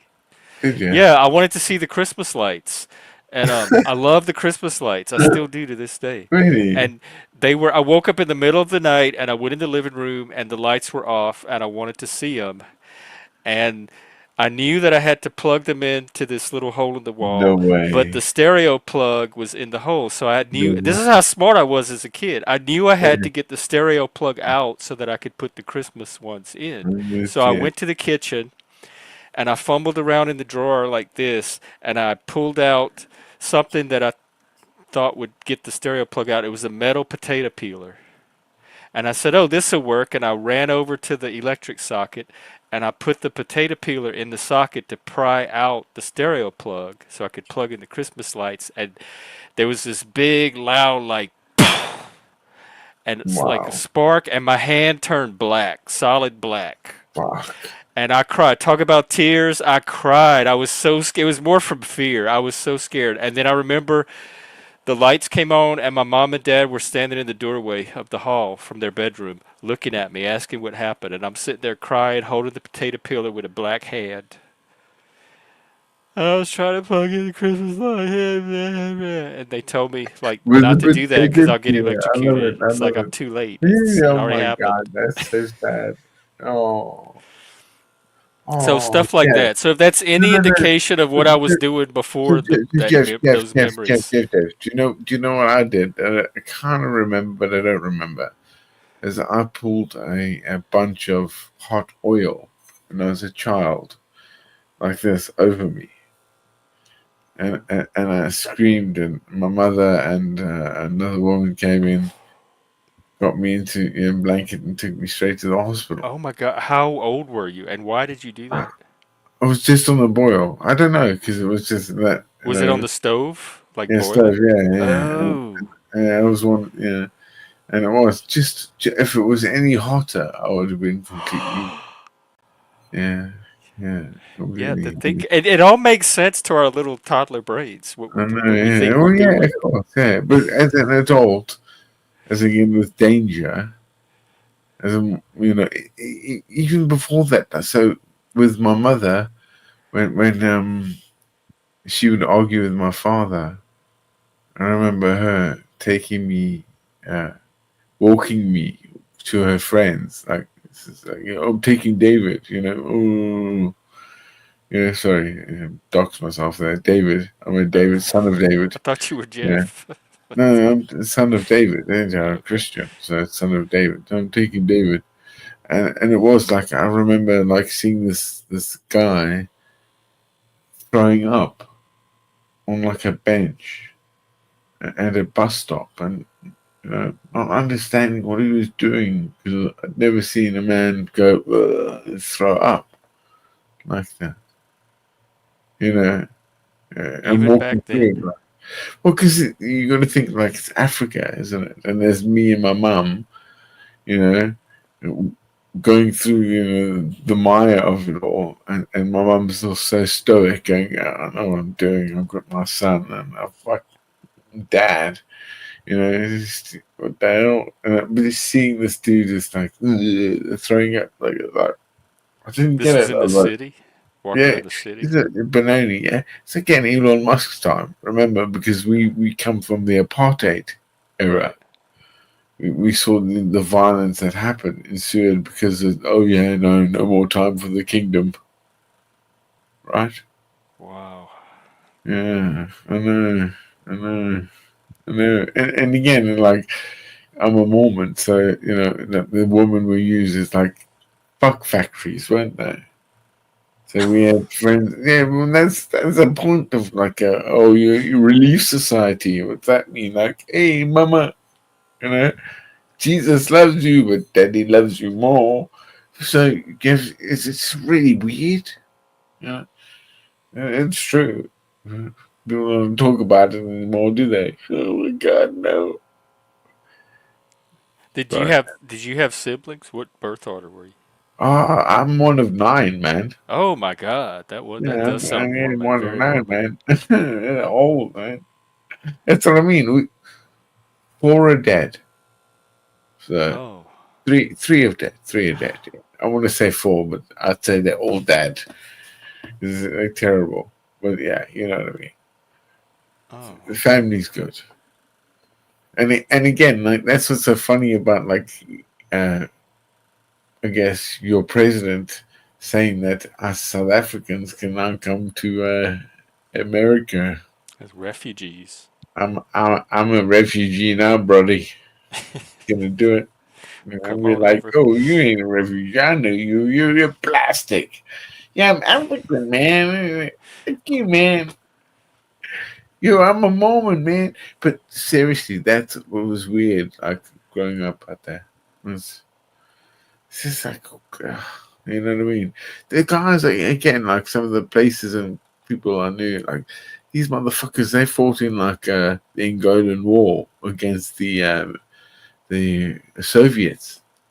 They were trying to smuggle themselves into South Africa. This is in like the 70s and 60s, 50s, 60s, 70s. And these guys had, Uzis and weird stuff. We were brought up by them. Where it was like, That be was man. normal. Yeah, exactly. You were like literally, what are you crying about? You know, if you're crying, you just want soft. Did the women get to cry growing up? Or did they have to be battle hardened as A well? woman, I think, girls. Yeah, Oh, girls. that's a precious thing, isn't it? And girls, I think it's when you come to know, the birds and the bees, is it? Uh, Nevertheless, I guess you're right. I think there's still innocence there. That's how I believe. Like what I had in South Africa was it was a very innocent time for me.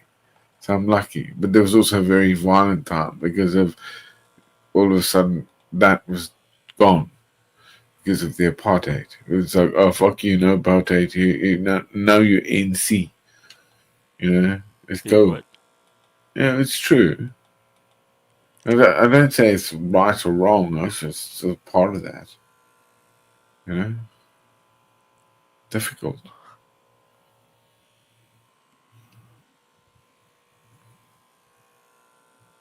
Yeah, Mm. well, they say our early experiences shape us more than any, like, outside of our genetics, that's what shapes us more than anything.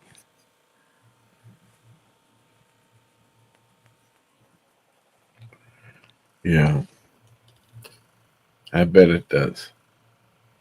And again, witness of that. But yeah, sorry. Yeah.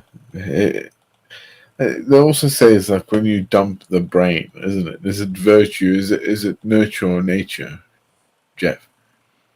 Because for me, it isn't.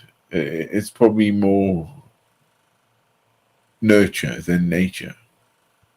So I've learned and been able to grow outside of my own family, out of my own foundations, away from that. Even though I'm from a big family, they're strong. I've grown better outside of that.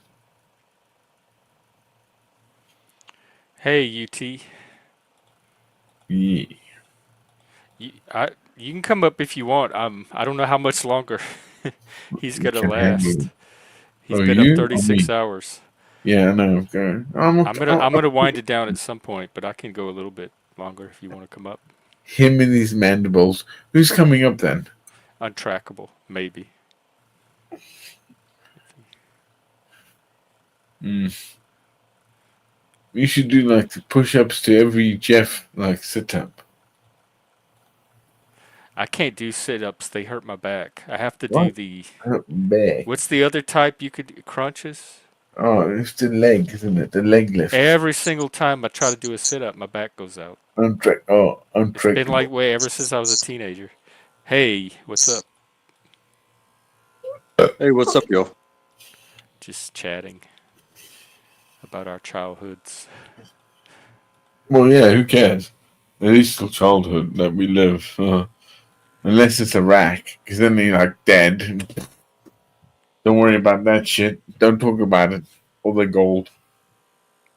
I wish I was a soldier of fortune, man. I swear to God, I should have had some of that. I should have been like, yeah, I want that, man. What's that, man? It's mine. I should have got it, man. That's why. How was your night? How was the casserole? Oh, it's spicy.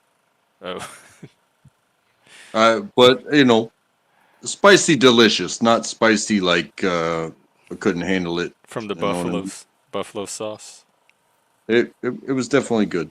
Definitely good. What were you talking about? Like what food? Yeah, he Yes. made a buffalo What, chicken oh, dish. buffalo sauce. So I mean, buffalo is generally like I mean, buffalo. I like buffalo, but what is that? Well, but the What buffalo chili? flavor, I think, But is yeah, what is that? That's so. Hang on. Is it's it? not buffalo. It's not like the cow. I think it's I is it know because it's it's from not Buffalo, New York? buffalo sauce. I'm sorry. Buffaloes It, make it buffalo wings. it's a popular sauce. It's an orange sauce and it's spicy. Yeah. I don't know what it has in it, but it's delicious. And there's Yeah, there's bitterness. levels to the spiciness, but I try to keep mine in the medium because there's no point in having no spice if you're expecting spice, but then at the same time I don't do the levels of try yourself and see how much you can handle. I don't look at Oh, it like a spice competition. in, spice this out. is this is called dinner, and dinner should not be a competition of how you have to go to work the next day. You know what I'm Oh saying? yeah, spice in, spice out. Of It's course. hot cayenne pepper. It's Oh, yeah, cayenne. So yeah, oh, that's the Anchor buffalo Bar cayenne. in Buffalo, New York, by I Teresa like Bellissimo. Chipotle. I like Chipotle. You know Chipotle? The chain No, or the Chipotle pepper, the sauce. chili. No, the chili. No, chilies are what they. Chipotles are smoked. So smoked fucking jalapenos, right? That's Well, Chipotle. they're You they're smoke they're, them first, they're and you peppers. dry them, and then you grind It's them, a and you make Chipotle. It's a deeper flavor complex. it's a smoke dried ripe jalapeno chili Pino, pepper. yeah, exactly, yeah. Yeah, yeah, and again, smoked is the Yeah, cure. I like them because they're not. I hate jalapenos, but I like Oh, Chipotle because they're not as spicy. yeah, I guess they yeah. smoke the They spice out smoke of it them. out, yeah, yeah. You know, it depends, yeah, but they smoke dry, yeah. Unbelievable. Chilies, yeah. But I think like everything, man. Ginger, Yeah, ginger's good. I like ginger. like the Garlic. banana. Right, do you know the original banana? It was like a what's it? They weren't bananas, were they? They're more like yeah, check it out. Jeff's gonna check it out. Is it plant Original like is it banana. plantains? Let's No, see. no, Original not banana. plantain. No, I know banana. that a banana is not A ripe until it's banana. brown. Like yellow bananas are not technically Yeah, ripe. green, blue, whatever. But yeah, still It said humans it in went the extinct. and they are going extinct. That's the problem. They are The actually. Gros Do Michel. you know? Do you know in Iceland? In Iceland, I couldn't believe it. They were growing bananas in Iceland. What? Yeah, on a event in a huge sort of tank. We had them growing up. We had the big banana trees. Yeah. Like people would have them in their yards, and there'd be bunches of bananas hanging from it. It makes the big leaves. I remember. Grapes. Yeah, we had We had grapes lots too. of We had grapevines. muscadines. Peaches, pears, Yeah, apricots. yeah, we had Uh, all that. yeah. Kumquats, Oh, Oh, you kiwis, mentioned you mentioned setsus. muscadine. We have that here where I am, and it's a very popular thing that they make wine out of, like a very sweet wine, muscadine wine. And I'm not a big on wine, but the sweet ones, I really do like. And muscadine wine is, oh man, it is on point. My uncle makes muscadine wine. muscular wine. So, do you know what brandy is? The No, drink. I You know it. brandy, right? Yeah, So, I've you mostly drink it known in it a for snifter. cooking. no, but brandy is fortified wine, right? You fortify the wine, you make brandy. To make port, you take a little bit of brandy and you put it in wine. and they age it in casks as port. It changes the complex of the flavors. Champagne is cognac to fortified wine. These things Okay. are good. I know. I mean, you smoking a cigarette, bro. And it's like some dude. Back in the day, you could still sue. Like, oh my god, I was told I wasn't allowed to smoke cigarettes because cancer. Isn't that true? That's what David Lynch died of emphysema. Don't say that. No, he Well, was moved. He was moved, and that's why he died.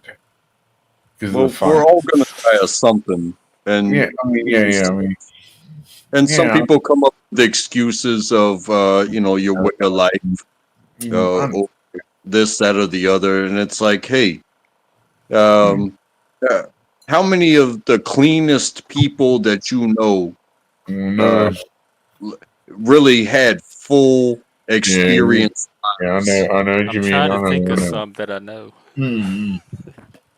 So I know guys, okay, who have to do this. Okay, guys who are on ships, they still go around the world shooting pirates.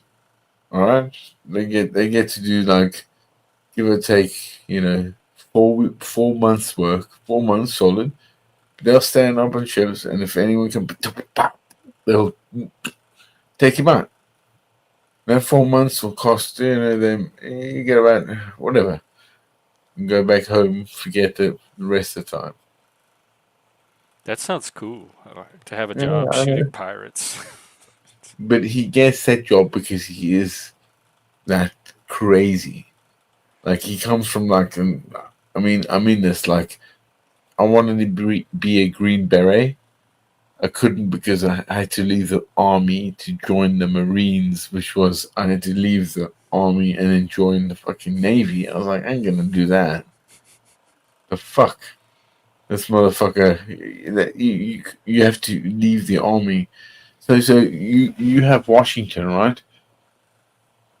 Yeah. Your first president is Washington, Uh huh. and he was known as I guess was it Noah or I think it was Noah for our side, but he was both a naval officer and a military officer in the British Army and the American forces as well, both sides. There's Do y'all consider him a traitor? no, that's why he was called. What was it? He's Moses. That's right. His name was Moses to us. Uh, You call him Washington, they say it's Moses. But he was both. He was basically naval officer in the British and American Army, and he was a officer of the army in both the American and the British Army. Both sides. I was like, what? There's never been another guy like that. Like, oh, fuck. But when you think about the transition, whatever you were on this side when it was, and you changed and were for the resistance, uh, Mm, you mm, took of course. position in the new. So you were an official in Mm, you know the current, but then mm. you became part of the resistance and you took a position in the resistance. It's like, okay, yeah, I was this then, No, but I will no, be, but I will be this now. But no. your skills never leave you. Yes. Oh my God, those men were so hardy.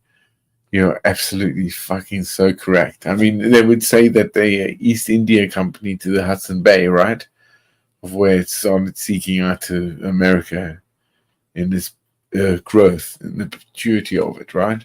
Not just the Mexicans and all that, and the French. It's actually the British and the Scandinavians that came in and actually settled that land. And in the beginning, those guys that were first going, yeah, we could do this, they all died. They all died, man. People forget that. Like, oh, that's their sacrifice. They took their gamble. Most of them didn't get back. Same as pirateering. Same as people who, what's it, Lloyd's of TSB, who actually said, yeah, I can go there. We'll fund it. If you got back, you're a millionaire in Britain. 1600s upwards. Yeah, it's kind of wild when you think about things, because when you think about 20 years of war, it doesn't matter that I was a cook. It You're a chef. matters that it matters that I was a service member, because if something were to happen immediately, No, you'd be uh, there. You're a soldier, sir. You're a cook and a soldier. Yes. yes, but not just me, but Oh, no, everyone. Yeah. 20 years of people that did anything within that system. If something were to come to our doorstep, we can hold down regions and coalition each other to hold down regions. America. Um, it doesn't matter. It doesn't matter that my buddy never served. No, of What course. matters is that my buddy collects guns, and next thing you know, But you have regions trust in end up somebody. being held down. You Yeah. understand? Yeah, of course. Yes, of course. You have to break away from the tide. Yes. Yeah. Yeah. Yeah. The military will always do what the military is told to do. Hang But as on. far as within, you have 20 years of veterans that are just living their lives, Yeah. and they have a friend of a Yeah. friend of a friend of a friend of Okay. a friend. So, Yeah, so, good. so, sir, Vanguard. You are Vanguard. You are Vanguard. I guess you could say Yeah. that. I Yeah. exist, and I am capable. Vanguard. Yeah. Vanguard. Yeah. To make our kingdom the Western Foundation. You know, is can't break that shit away. Yeah, it feels like it's being torn down each and every day. Every time we look into the mirror, holy shit, you're not allowed to be here. Damn. It's okay though, because so much of what I see is superficial bullshit,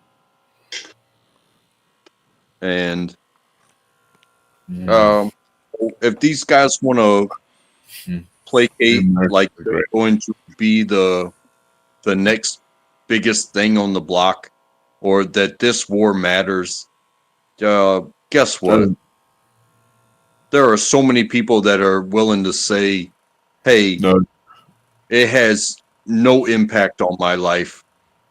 I'm not going to even lift a finger. When you come to my doorstep, that's when you will amen, have a problem." amen. And they try to scare people with the Uh, cost of things. Okay, Well, yes, there will be no cost in your failure. There will be no cost until so the, there no, is an actual cost. the Western Foundation is in peril. Like they It, say, when it it's started from always the been been in no. perils from the beginning for 2,000 years. You guys have 2,000 years. what is it? We have the Magna Carta. You guys have the Declaration of Independence and that. And the Bill of Rights, the Constitution. It kind of floats from that to where America is like the free will, to do that, to be capitalist. But that's not going in. The Constitution's not No, going no, anywhere. but it has. That's why you have Doge. That's why all of a sudden Trump is still bad.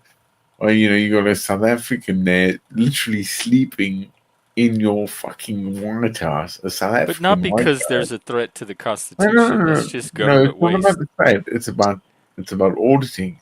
It's about saying, "Oh, this is But what you that's have." yeah, but that's not a threat to Western. That's not the collapse of Western But civilization. They're but just cleaning up the government waste. yeah, I mean, yeah, but in that's why people have gone like, "Oh, you can't do that." So you're challenging that in itself. Homogenous societies are only good because of us being fucking, better than each other, right? Is there cooperation or is there collaboration? What is it? What do you reckon? We're cooperating or we're collaborating? Who with who? One of those two, right? I mean, to me, things are running along like the machine is humming along like it's been for Oh. decades, centuries. Like there's not that big of an issue. You'll make out Uh, like smoke is coming out of the engine and there's flames shooting out of it. Wow. It's the vehicle is still pretty much intact and it's running down the track like it always has.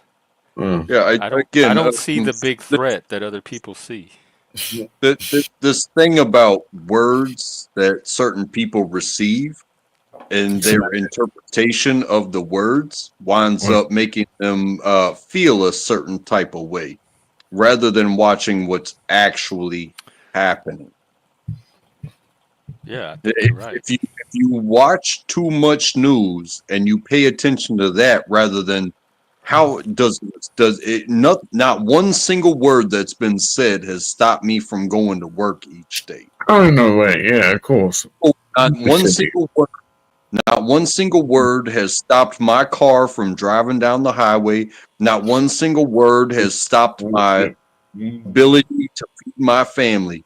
And when it does, then, the, then we I'm gonna be like, people have other tactics, and no. when we survive, um, they will realize that hey, don't hurt your own people.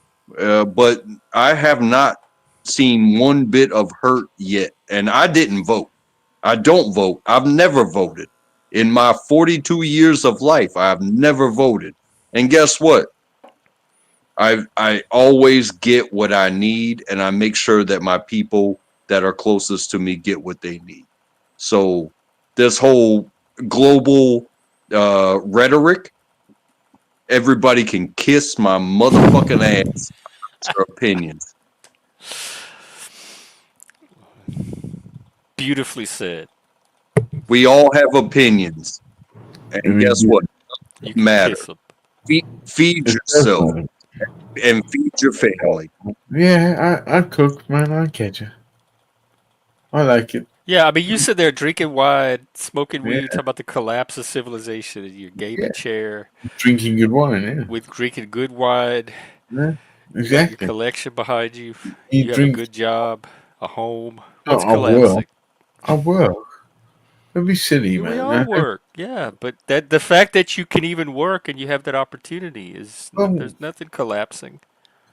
oh, it is always. That's how I feel. Like every time I walk out, like that's why I'm so careful because if I go on thinking that I'll be dead. Yeah, things that I do again, the people I have to deal with. It's that. Um, yeah. Hopefully we don't die. I could do.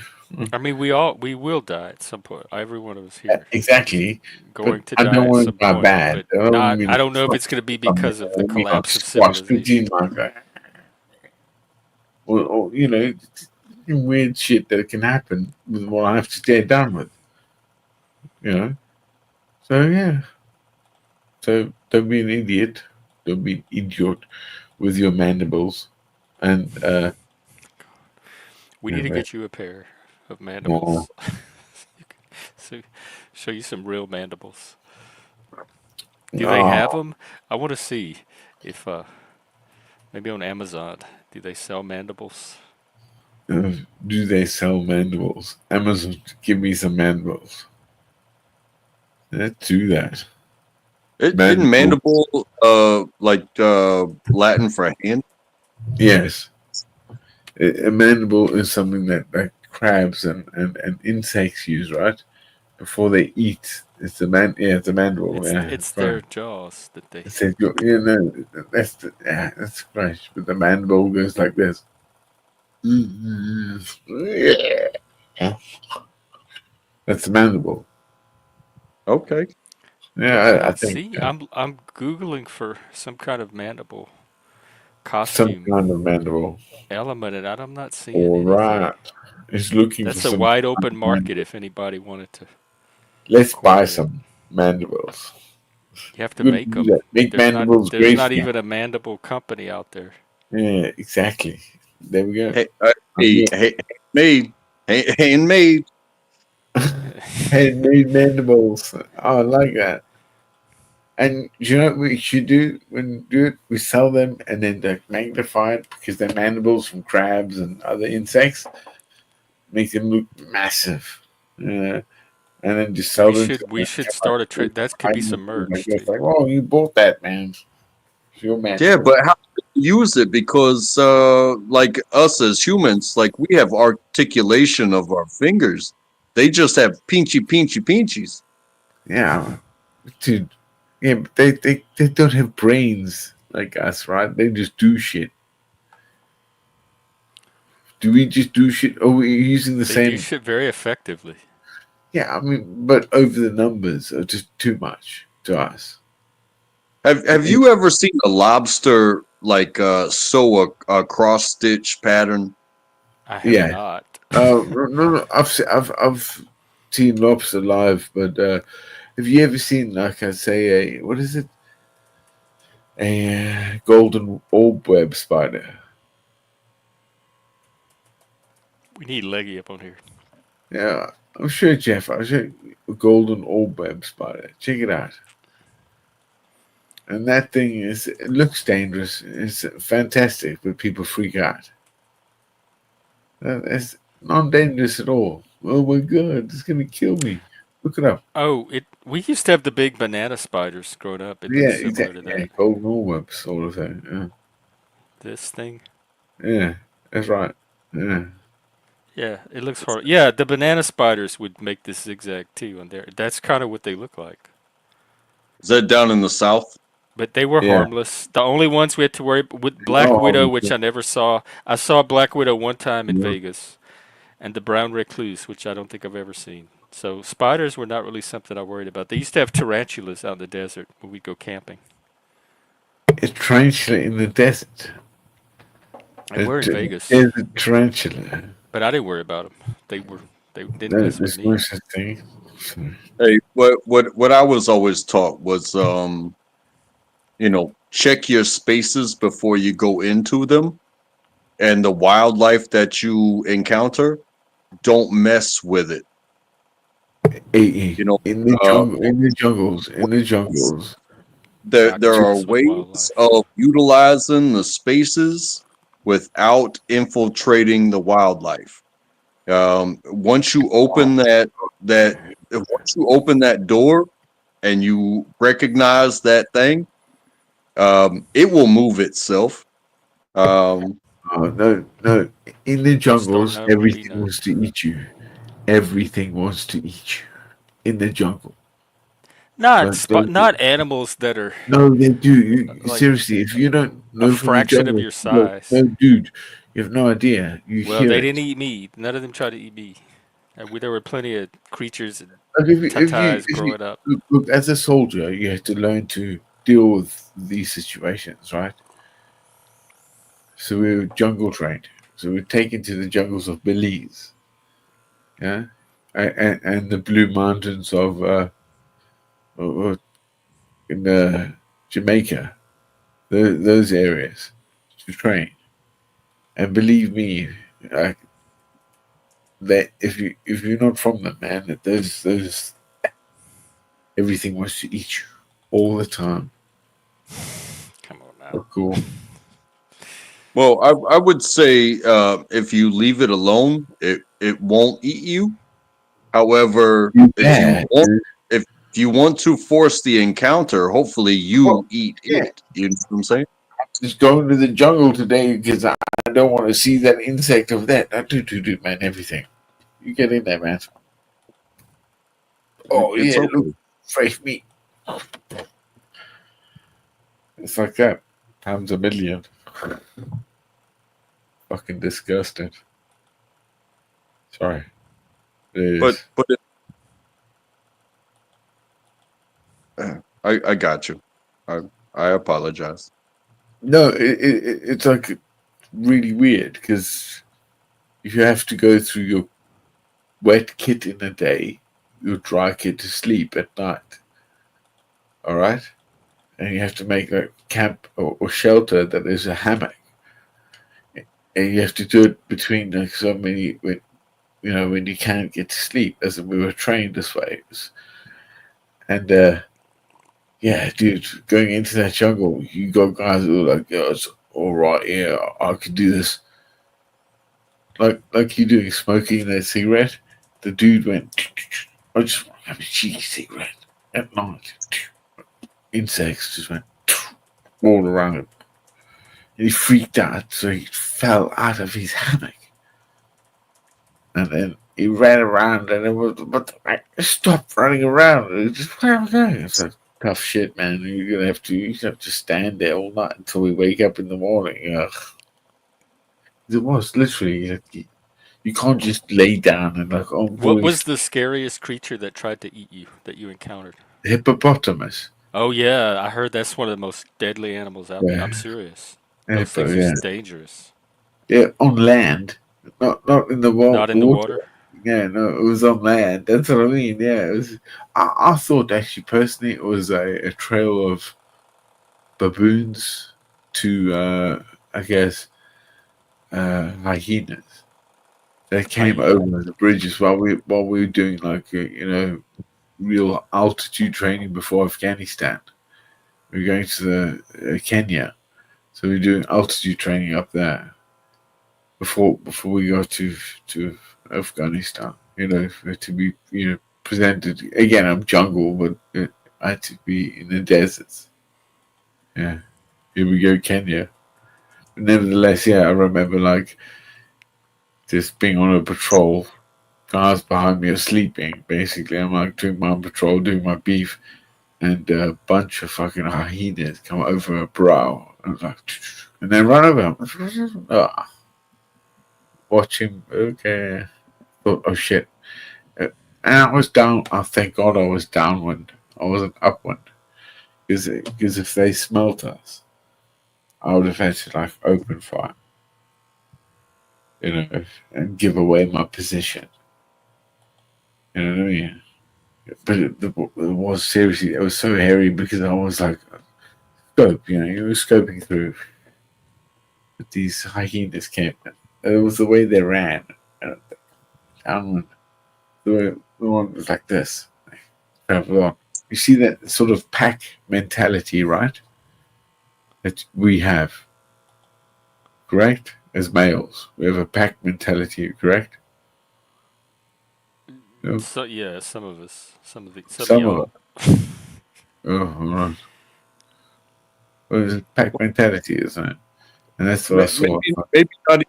Maybe not even as males, and maybe not even as humans, but most definitely as soldiers. If something possesses a threat, Got to be uh, prepared. Be prepared for you thought. know, Don't.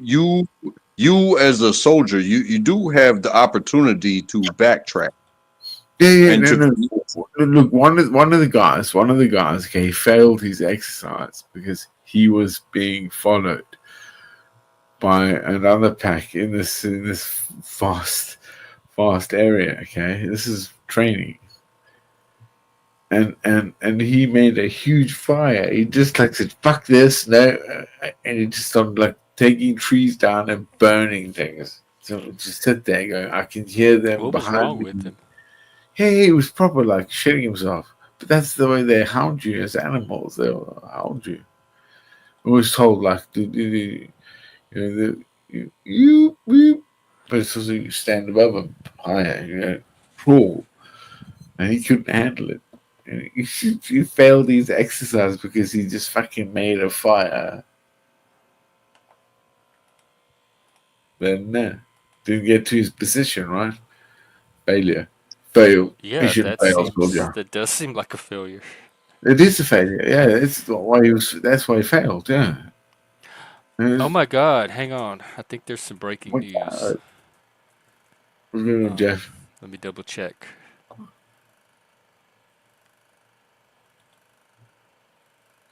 Oh, never mind.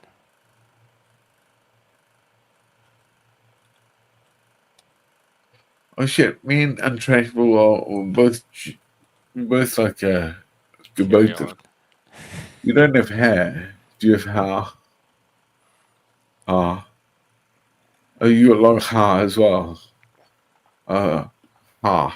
Oh, cool. Yeah, I got ha.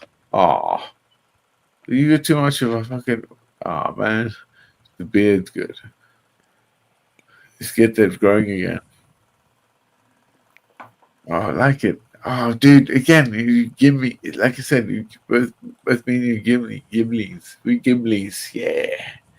Ghibli's Soldiers, Gimlies. from Like Tolkien. you were saying, like I truly believe it's the same thing of it's the Good Samaritan, right? The Samaritan. You don't neglect The Good people. Samaritan.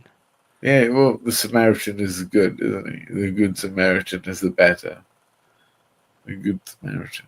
Because they're all bad now. Bad Samaritan.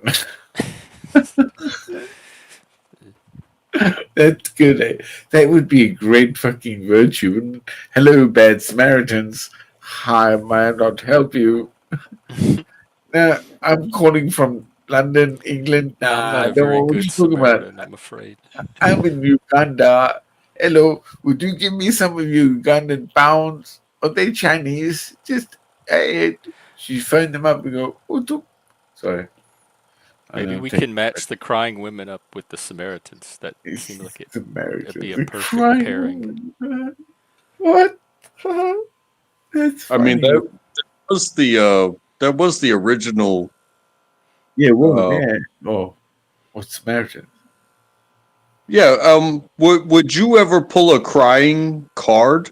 Like I'm not talking about tears from your eyes. Would you cry to get somebody on your side? No, because If I I, wouldn't if I, think it was no, would no, work. First of all, I, so sorry. I was platoon close observation. I was close observation platoon. Yeah. So yes, you I, would. I, w- I would be able to actually turn a tear to make sure my mission Well, was now we know. complete. Yeah. Yeah. Yeah. Like I, Seriously. I tried it as a kid. And it didn't work as a kid. But I you don't have a can't do good it, my track man. record with it, Oh, so I think I gave I'm it up testing very it, early. bro. Yeah, dude, you gotta do it, man. So yes, yes. I'm Bro. not good at fake crying. Hey, dude, you know what I didn't like about Iraq? Is why do you guys have Guantanamo Bay? What the fuck's wrong with you guys? What Eh, about it? That's not in Iraq, What do is you it? mean? What about it? If you didn't have Guantanamo Bay, we wouldn't have had the problem ever. We should have said, "Hey, what you doing here in Afghanistan? Good night, sleep tight." Not taking them over to fucking Guantanamo. What You do you know what want I us to mean? do with them? In the ground where they were found. You know what I mean? Like, oh, you got some information. I want some information. It's not like you're Well, there to give me information. Hey, but you Dude, still love honestly, us. honestly, I don't like torture. Torture is a bad thing. regardless of the situation, I think the widespread knowledge of a place like Guantanamo Bay is when the U.S. goes to war with anybody. No, if you're lucky enough to survive, you will go into a non what is it? Oh God, an inconsequential um non timeline uh, No, consequence of no, come on. of How of, can you of say that? Americans are and, Wait, let him and finish. and they will use their tactics to it doesn't have to be torture. It just has to be detainment until you would say anything that it's kind of a torture in of itself, is from what I've seen, is that you would say anything.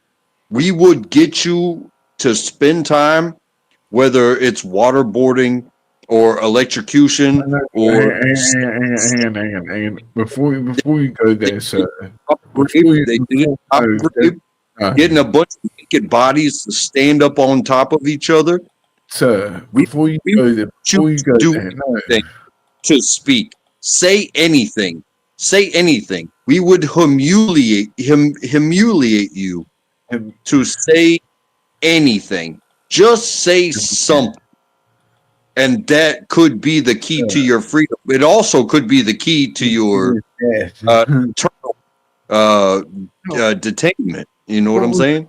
the hyperbaric bombs, wasn't it? That America created. Hyperbaric, the hyperbarics as well as the what was it? Hellfire. But the hyperbaric ones. You guys remember them? No? You ever see them? No, but I can't say I paid that much attention. Well, These were warfare. illegal enemy combatants. I don't have that much. They're not high They're on my interesting. priority of. They're an interesting part of warfare. Hyperbaric. You know, you should know because you're American. Honestly. Are we Just, doing anything that other countries are not doing with their prisoners? hey, Well, just being American doesn't mean we know hang on. everything people do. How big's America? To how many It's people in America? Yeah, it's huge. Population wise? But population, what you guys at? 600? 600? Let me see. it's like is it like 340 billion. No, No, million. America, what, 40 billion Americans. 340. 340 Yeah. million. That's it. million. Yeah, Million. Yeah, million. 340 million to China and India and all that. What are they? What are they saying? Hello, Africa. Hello, Americans. Oh, what's Americans? Oh, George Floyd. Remember him? That dude. I can't breathe. Right, man. Black and white. That's the problem here. All this time, it's becoming these stupid things that people like. Oh yeah, I know better than other people. Yeah, I wish. I thought we were on Guantanamo. How did we get to George Floyd? Well, because of Guantanamo.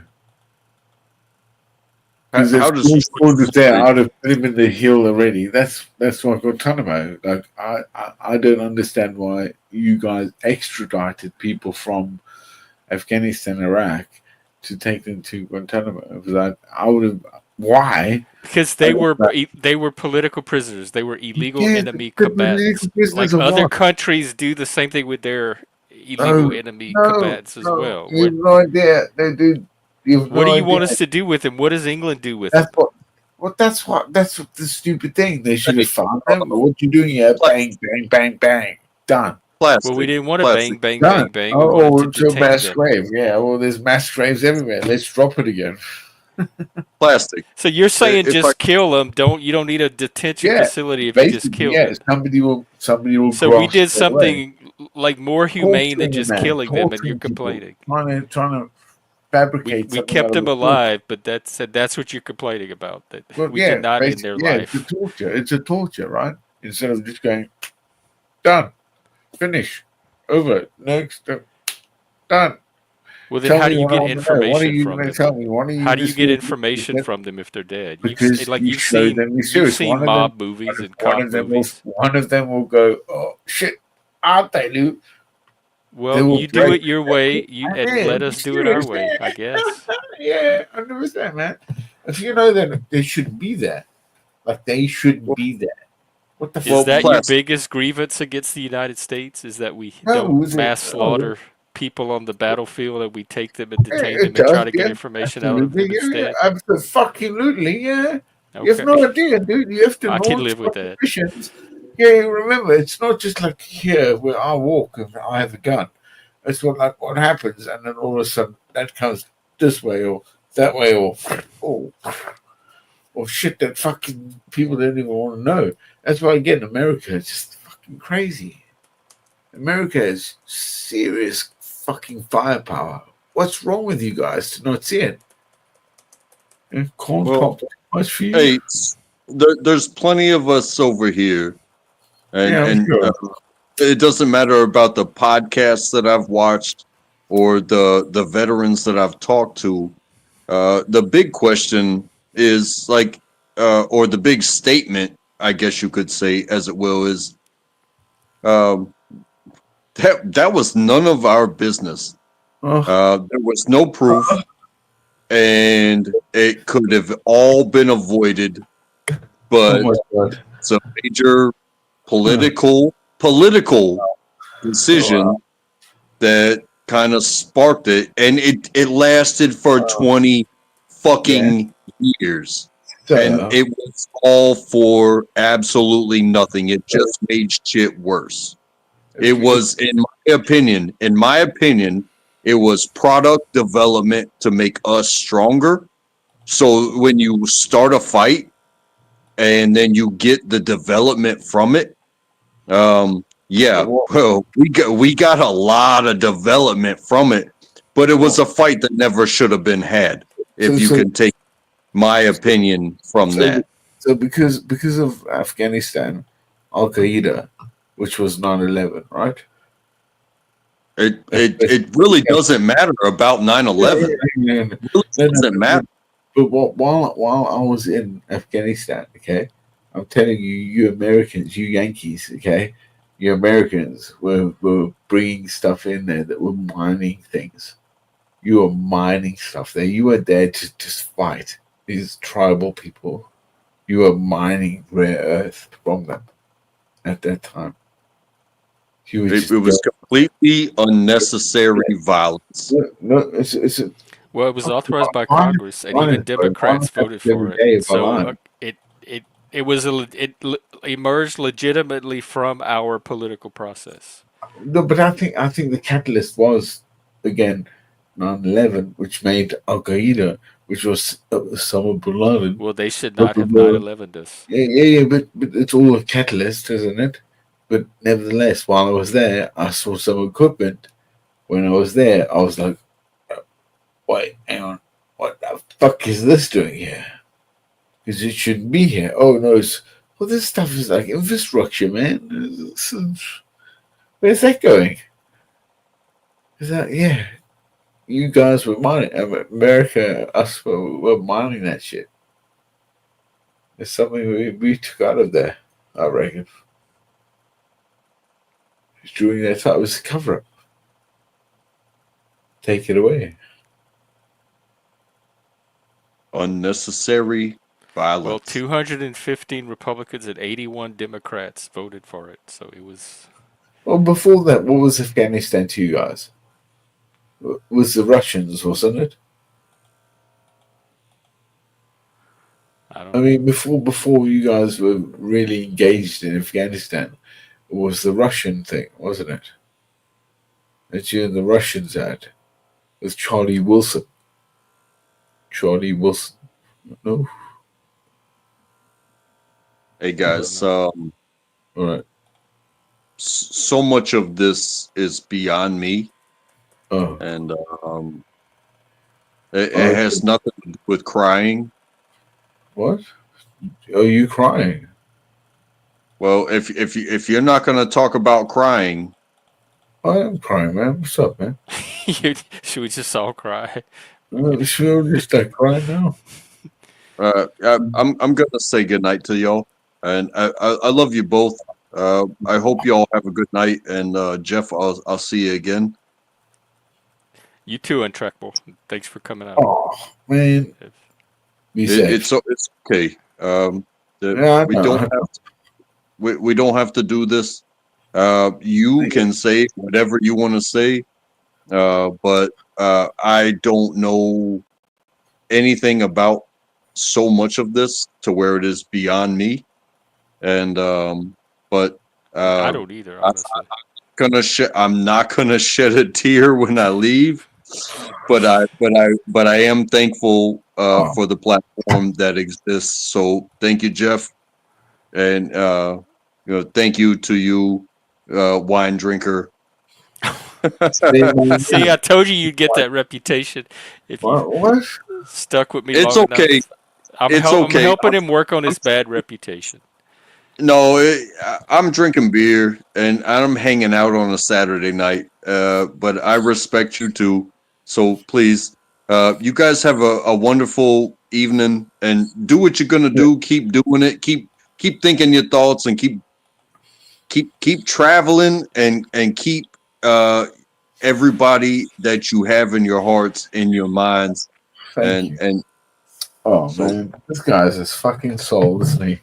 Thank you, I'm sir. taking. Well, it's Untracked. It's Amen. mutual. Thank you as well, and respect Bang to you. bang. Take care.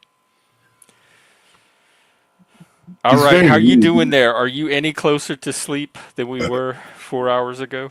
Okay, I'm going to sleep now. Yes. Okay. Just I hope you get some. No, I'm not. I'm going somewhere else. Be safe. You too, African. We'll see you later.